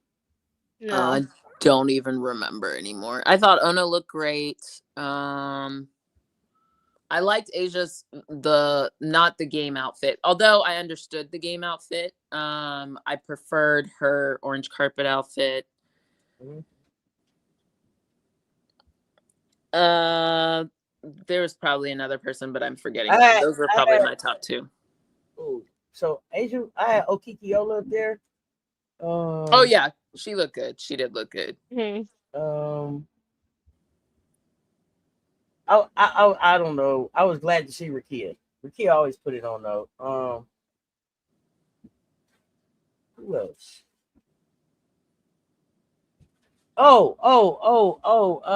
Natasha Howard. Natasha Howard. I thought she put it on for the old heads one time with her crop jacket, trying something new and everything. I thought she like mass presenting looked clean. I mean, she looked clean in general, but like I feel like she was the best dress in that category because everybody else was either wearing just like quite frankly some fuck shit. I didn't get to see Renika Hodges though. Was she in the building? Because I didn't see Renika. I don't know. That's what I'm saying. I don't know. I'm asking if she's there. She probably wasn't. Because no one from Connecticut was an all-star, right? I don't know, but like when the 30 years of WNBA vets is getting together, well, did they show anybody's names? We don't know. But here's my thing.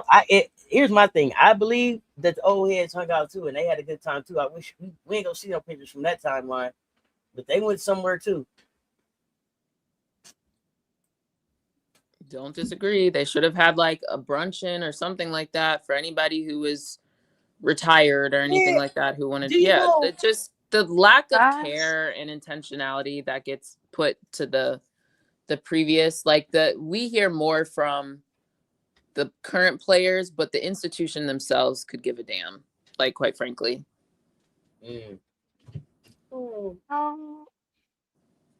It's sad, guys. Since we're talking about the orange carpet looks, somebody needs to ask the permission. Why did she give them permission to put that on her?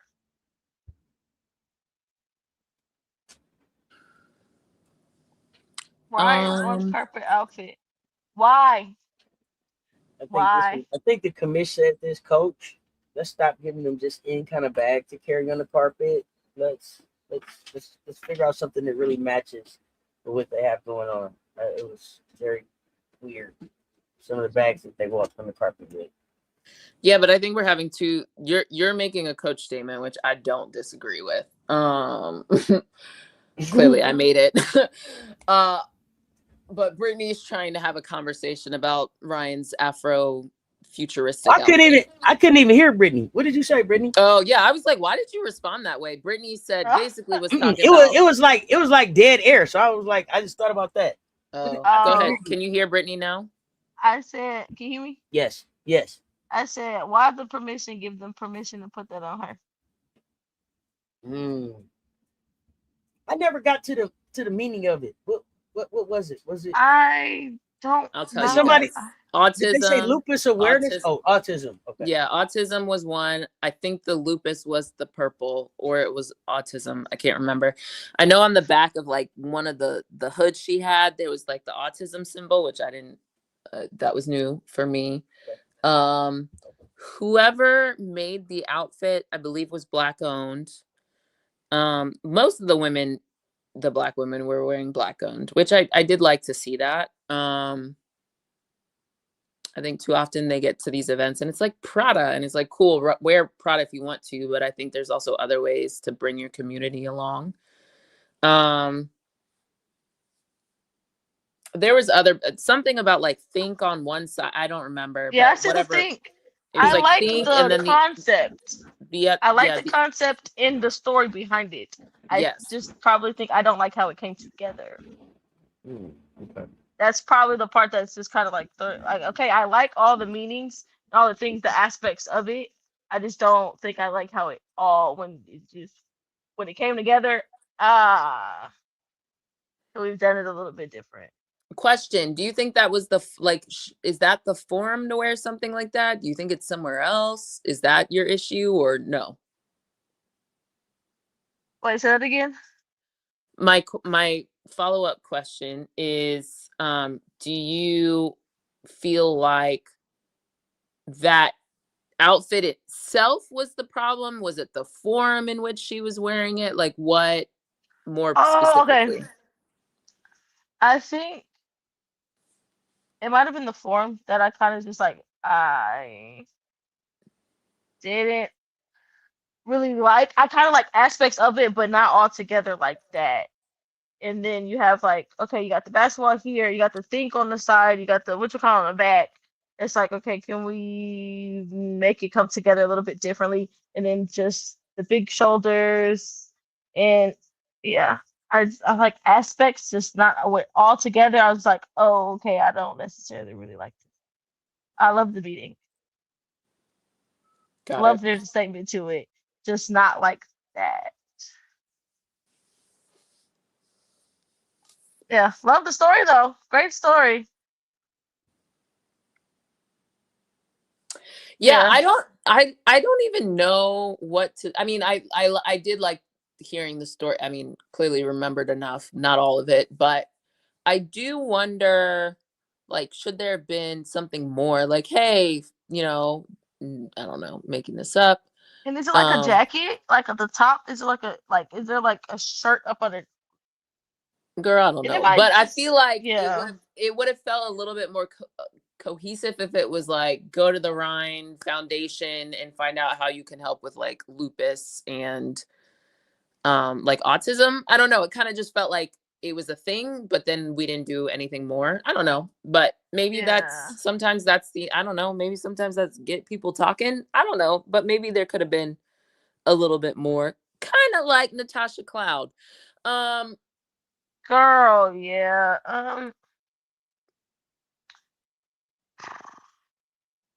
Are we going back to I don't know if everyone's stuck in Dallas, in Texas, stuck at Cowboy Carter. Um Oh, that's not what I was referring to. She wore the Nolan Wells shirt to the game yesterday. oh to the Um game. yeah, but like that's it. At least I didn't hear more about it. Maybe someone interviewed her. So chat, let me know if you heard something else. Oh my gosh. Actually, I'm looking at the carpet. I could get over with the country feel, whatever. The shoes, I hate those shoes. Anyone that wears those shoes, I hate those shoes. I can get over the country Okay. feel, whatever. Joe The Mama's telling shoes us there though, was a code on the back that you could scan to get information. oh I love that. But then wouldn't that mean you would have to be behind her? Did anyone interview her? Yeah, because that's how I know the story. Oh hey, who interviewed her? I don't know. It was one of those like like orange carpet clips. Like, I don't know, maybe Vogue or somebody. One of the ones that was on the orange carpet. I just saw it. I don't remember who interviewed her. Oh yeah, no, I need that. I need that. That was the interview that okay. I need to see just pew pew pew everywhere. Platform just everywhere. That's why I was like, oh, this happened. I didn't know she got interviewed. Yeah, I knew she Cause got that's just interviewed. one I of didn't see the yeah. back, or I maybe stopped listening when she said, I saw Ari. Okay, cool. They're saying Ari Chambers. Alright, interviewed her. Okay, great. Love that. The code And on that the is her front would girl. have probably been That's what I mean. Like, better. it wasn't Yeah, in on the the right front. place personally, but cool. All right, there's that. Just in the maybe bring it to the front because not everybody's on your back. Yeah. Put it in the front bow. Okay, cool. And then what? You can scan a QR code through a picture, can't you? Yeah, depending on how good your camera picks it up sometimes. But yeah, I think by now they pick them up pretty well. Yeah. So I think we lost Auntie again. No, I'm here. I was Oh, listening. okay. Okay. Yeah, But then that's all shoot. I mean, those are my answers to best dress. I wonder. Oh gosh. Okay. What you got? Uh-oh. Okay. Last one. Nothing to do with All-Star, but need to have the Oh wait. conversation because Okay, wait. Before okay. you got, I do have one All-Star question. Jersey Robinson attended All-Star with Juju and Aaliyah as part of what? Is it Probably Unrivaled? Nike. What was it? Oh, it was Probably Nike. Nike. Okay. I was just trying to figure out because I saw Yeah. Jersey, but I couldn't figure out what event she was in town for. She was in all white. She was clean as hell, but I couldn't figure out what she was doing. Okay. What you got? Yeah, I assume it's Nike because all of them were part of Diana Taurasi's whatever her version of Plum Dog Campus. She really saw a void and was like, yeah, let me do this. Anyway, oh,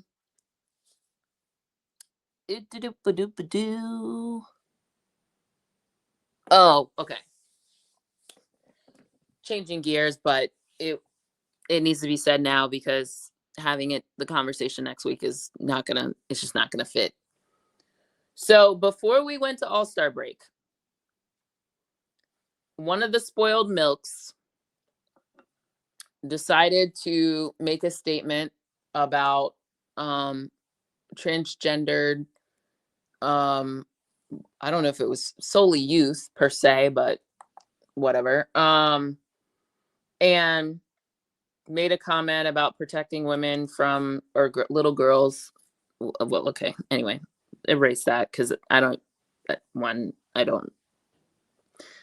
Anyway, Sophie made a comment about transgendered athletes and proceeded to kind of have a whole conversation about it, unprovoked, or she decided it's her latest talking point to get famous. And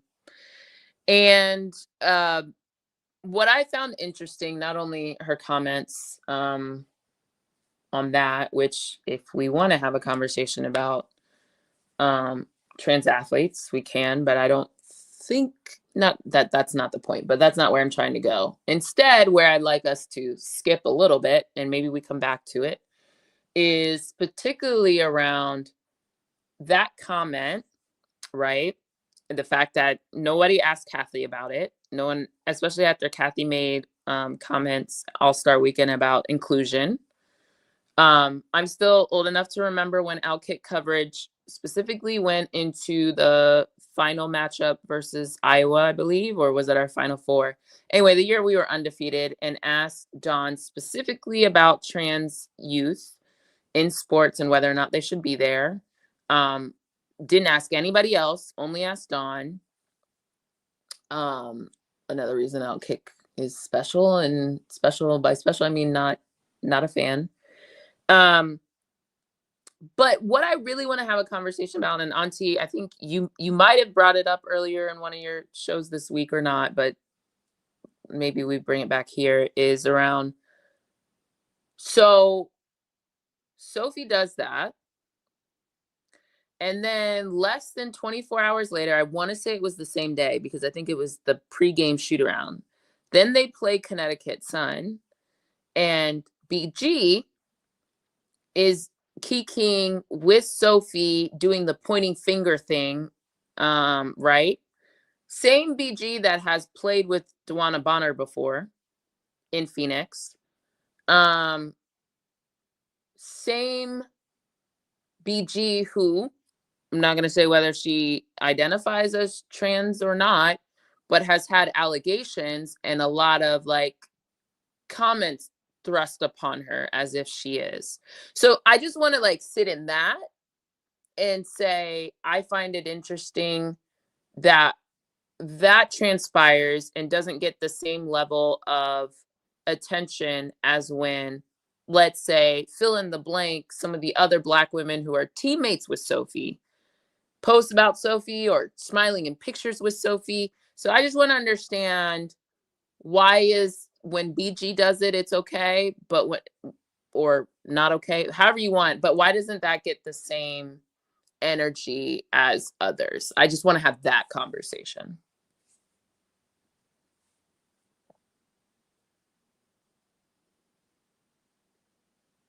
Take it however you guys want. So feel free to jump in if you want to, in what aspect makes sense for you. But I want to open the floor up for that. So the part, let me back up, because what I addressed on my show earlier this week, was it yesterday? I told you I don't want to hear nothing about it. Specifically was the energy that the Gamecocks get around how they interact or engage with Caitlin and Sophie.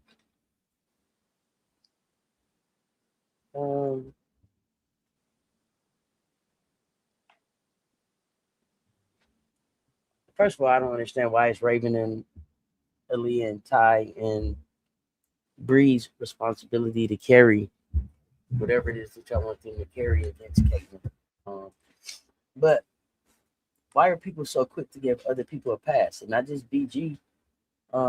Natasha Cloud before that, and Natasha Cloud, Kai Copper. Courtney was just asking for the shoes, and yep, I want all of the colors. I'm gonna be just like Alicia Gray with Asia Wilson. Like, they don't get none of that energy that y'all give Raven for going to work and being a coworker, right? Not so.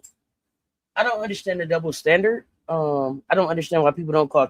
I don't understand why people haven't called Cathy out. Period, because it's supposed to be no space for hate. But I only see. I keep seeing hate everywhere I go around certain players and certain programs and certain coaches.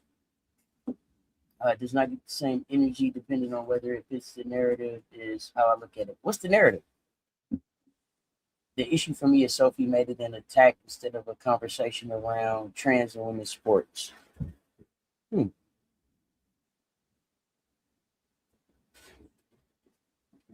way she approached it didn't help. Shouldn't BG have checked Sophie, put her in her place, or that ain't how it worked? Y'all help me understand. I'm here for the conversation. Because just a week ago, y'all was telling me about people was soft and they was coonish and they was this and that. Because I don't know what y'all expect Raven and them to do when they go to work. Is they supposed to make it a hostile working environment? Are they supposed to? Well, I don't understand why some people are allowed to have this space and others aren't. That's the conversation I want to have. Like, so when Ka and Natasha Cloud thought it was a good idea to get on their backside and let Sophie sit on them. Pictures. Yeah. I will never forget that. Interesting. But we haven't seen Raven do something like that. We've seen Raven just clap for her teammates. And to be fair, Sophie is not my favorite. Did we see Asia and Jackie recreate one of those pictures this weekend? That's different. No, I'm just asking. Yes, but no, but it's different, right? I think yes, different. Absolutely. Yes, context matters. Yes, absolutely. If anything, the power dynamic is different because it's Asia who's been on the floor and Jackie is sitting on her. That's very different. So like there's a power dynamic, there's a race dynamic, there's like so many things that don't make that the same. Also it was 3 of them versus 2 of them. There's lots of things. Oh yeah, I agree. But when I mentioned it before, somebody said that Asia and Jackie did the same thing. I haven't necessarily seen it. It's all different. Yeah, not to get into people's positioning, but the positioning of how they're also sitting, it's all different. And if you don't understand, not you, but like if people want to be obtuse about that, then read a history book where Black people's skin was made into leather for others to walk around with. Like, let's be honest, you know what I mean? And when Asia and Jackie have done it, it's never in a position of I have my hand on your head. I'm not like sitting on a throne that is your head. Worth 1,000 words. Yeah, like let's be honest about what it is. When Jackie and Asia does it, it's Asia on her, what's the opposite of supine? Whatever. She's on her stomach. And she's like smiling and her like hands are in her head is in her hands. It's like the cutesy smiley photo that you did when you were a kid. And then her legs are up and Jackie's like sitting on like the backside and like balancing on her legs. That's very different than I'm on a throne made of Black women.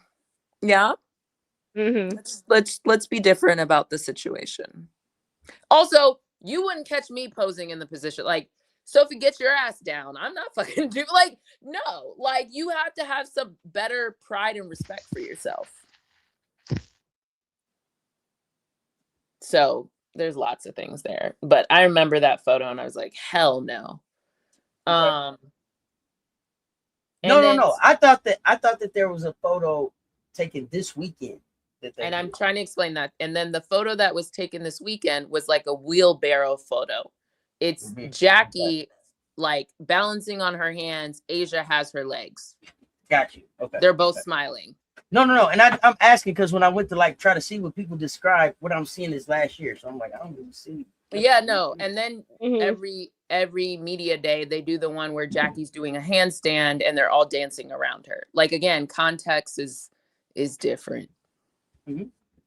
Oh, they also take pictures where they're both smiling with each other like equals, you know? So again, back to my, not the same. You still don't understand why BG played nice.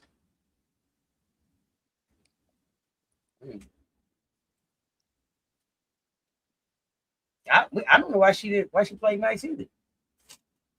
Why didn't she check her? And I think sometimes I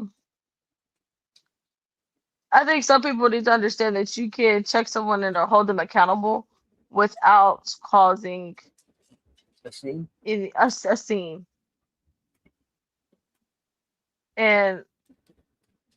And I guess there's also some people like, hey. But what are we holding? I guess.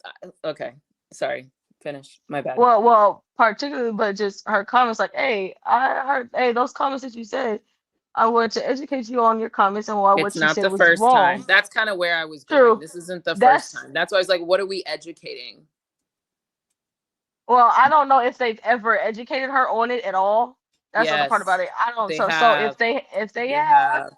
Cloud specifically came out saying she, like, during the Trump election, she specifically had a conversation with Sophie, even though Sophie has been expressing these views for quite some time. Absolutely. As for some people, they'd rather act like that didn't happen, act like you're not saying the stuff that you're saying.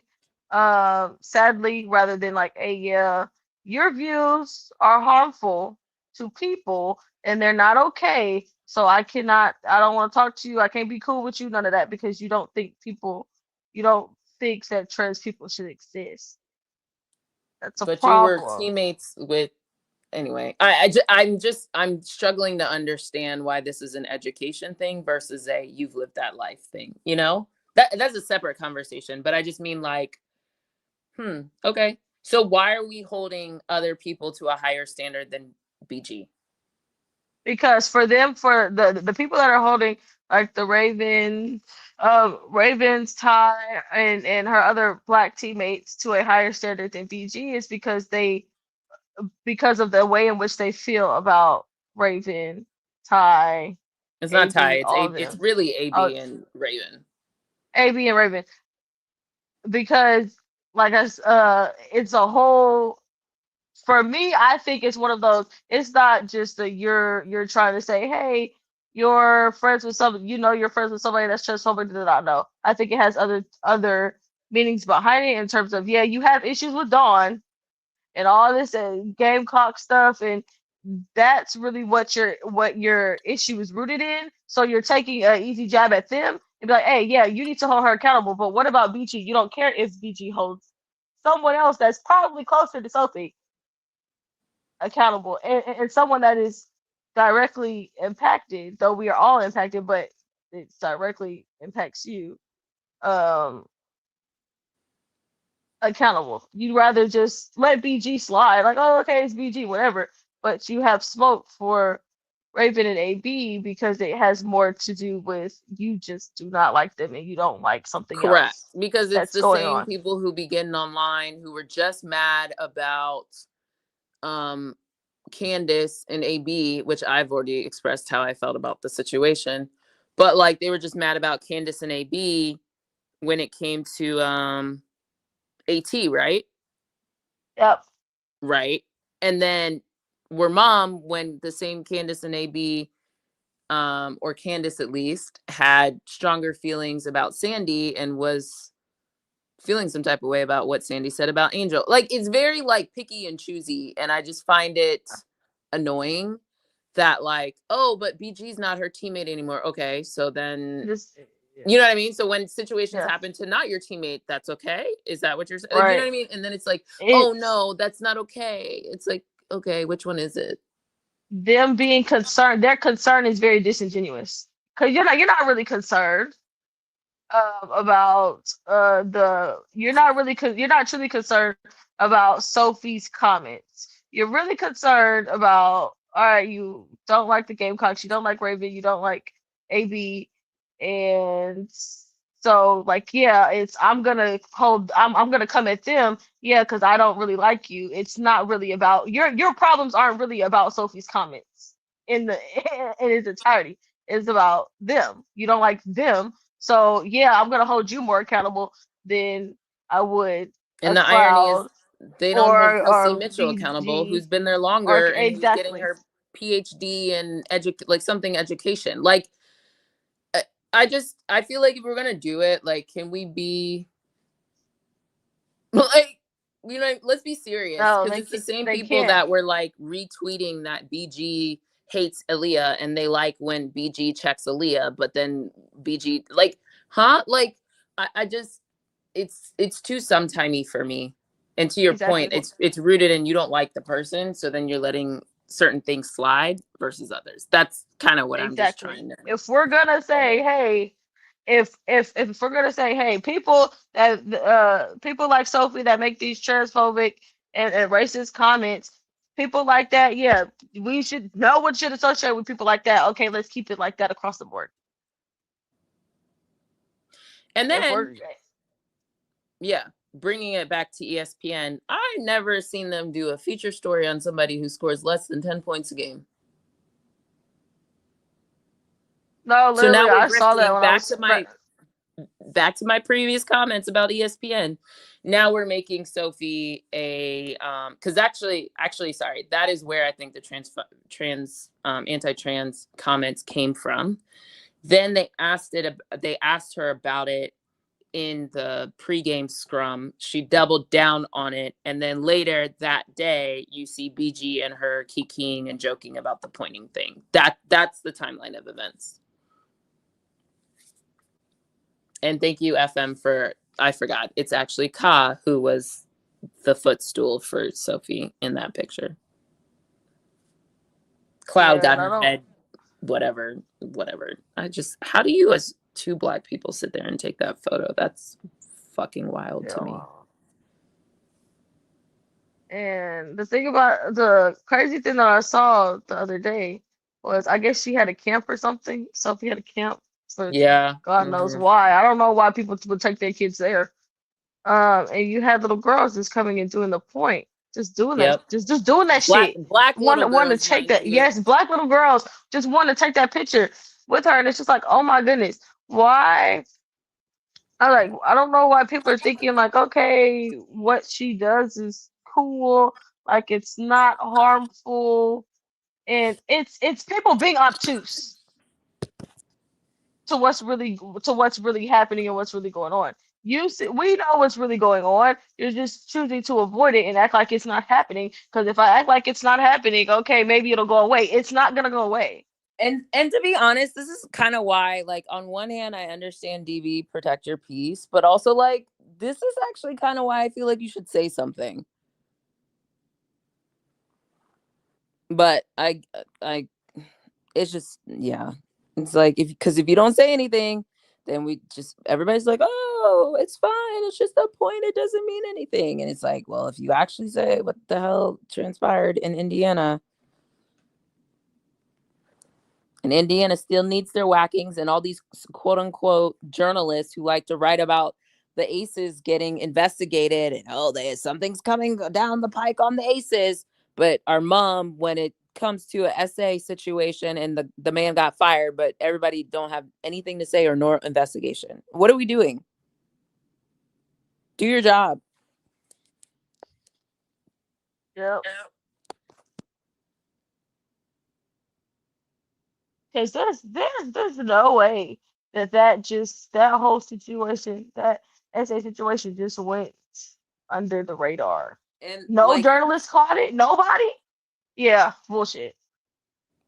But also, like, the statement that Indiana made was not anything. It's just like we protect our employees. Which ones? Because that statement doesn't make any sense. You can't protect your employees by telling them, hey, yeah, you can't talk about this situation. That's not how you protect your employees. I don't know what type of protection you're providing by telling them, okay, yeah, we fired him, but yeah, you can't speak on this at all. I don't want y'all to talk about it. Let's act like it didn't happen. That's not protection. That's just censorship. You're just censoring them.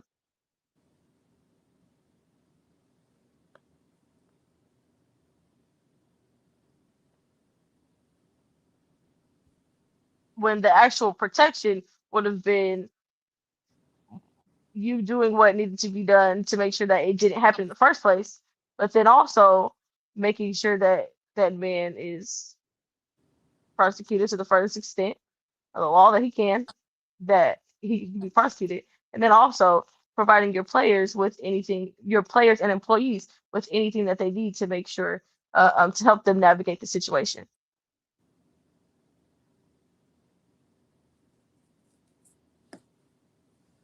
But hey, I don't know. I guess censoring people is just the go-to nowadays. Like, yeah, this happened. We're gonna acknowledge it happened by firing them, but yeah, you can't come out and say anything.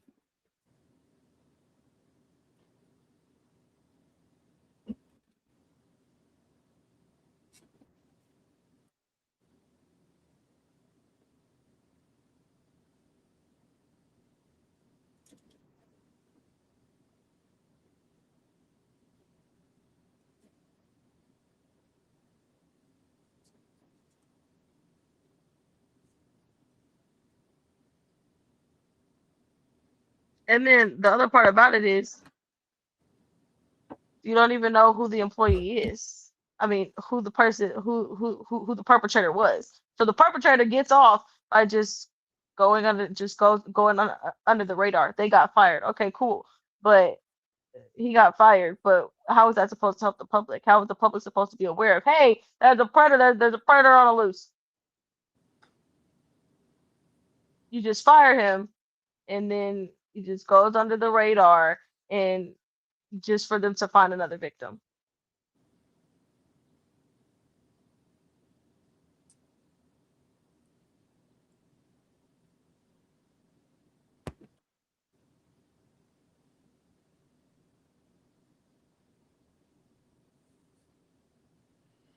Yeah. Anything else you Literally, want to add? this is crazy. It's crazy. It's like if we're gonna make a standard, let's not pick and choose who. If we're gonna have a standard, we don't get to pick and choose who gets held to the standard and who doesn't. So either your standard's bullshit,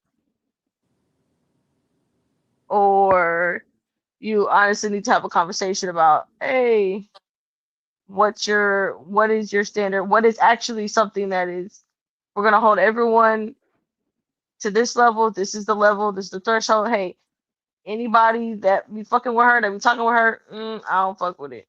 But the other part about it is some of them are her coworkers, so they do have to interact with her some way somehow. They like sadly it's the job. She's employed. They work together. So yeah. What So they're happens gonna when you're interact. not? But what happens when you're not coworkers anymore and you're still kikiing about? Exactly. That's what I was like. I actually understand the coworker one more than former teammates. Exactly. Which is why if you're gonna have like that standard or well, you do have to have room in there, like, well, okay, these people have to interact. They have to interact with her. They work together. For everyone else that don't really work with her, you choose to interact with that lady outside of okay, you seeing her on a basketball court. For people that don't have to see her on an everyday basis, don't have to um interact with her on a daily, be in meetings with her, all that good stuff. For everybody else, you're choosing to talk to that lady. Mine is the hypocrisy. It's just the hypocrisy of one. It's cool when one person does it, but when other people, and I'm not saying like Kelsey Mitchell should be, raked over the coals either, but Kelsey Mitchell on that team, is she fine too? But ain't no problem. Yep. Don't hear people on that. Don't BG hear not people even at on all. the team with Sophie no more, and she over there kikiing with her. But then you guys are gonna get mad about the rookie in the league or the other person who's a teammate? It just how? I'm not understanding. Because it's not about that. It's about who it is. There it is. That's all. Oh. At the end of the day, it's about who it is. Oh, look, they did it. Look at them. Look at them. What? But then when it's somebody else, they on mute. Exactly. Like, can we so then can we just actually have the conversation about what your problem really is? Because your problem isn't about Sophie being transphobic. That's not what your problem is, which is crazy because that in itself is a problem. But that's not what your real problem is. Your real problem is with these specific Black women. Let's actually break that down, and maybe you can get on to the conversation of why Sophie being transphobic is bad.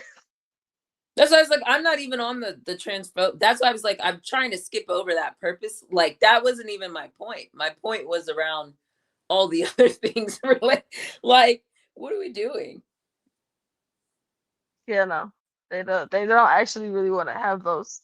They don't actually really want to have those conversations. It's like, what? Yeah. That they're taking your heart, man. But you should really address that. You should probably get down to why. What about AB and Raven irks you this much? What is it about them? Because I'm like, I don't know. People that I don't like, I don't talk about. I don't really talk about them. I don't like them. I don't talk about them. I don't see them on social media. They're probably blocked on social media, and or if I do, scroll past. I'm not interacting with their content. I'm not none of any of that. So why do you continue to speak on speak on someone that you don't like? It's very weird. And continue to call it up. What else we got? That's it for me. It's been a great conversation. Anything else from you, Brittany? No.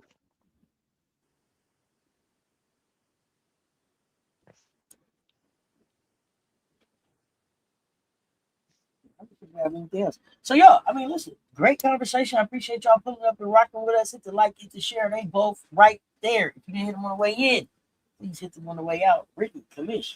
Again, another great afternoon session. Looking forward to the next one. We getting back to hoops this week, y'all. We getting back to hoops this week. We play Chicago this week? Who else do we play? We sure do. On Saturday. We play Chicago. Yeah. Play Chicago on Saturday. So we'll be live for that, but we'll be live for the games before that too. So y'all, until next time, y'all know what it is, y'all. Stay tuned. Talk soon. Baseline Brunch. Brittany, the Commish. Let's talk sports, y'all. And we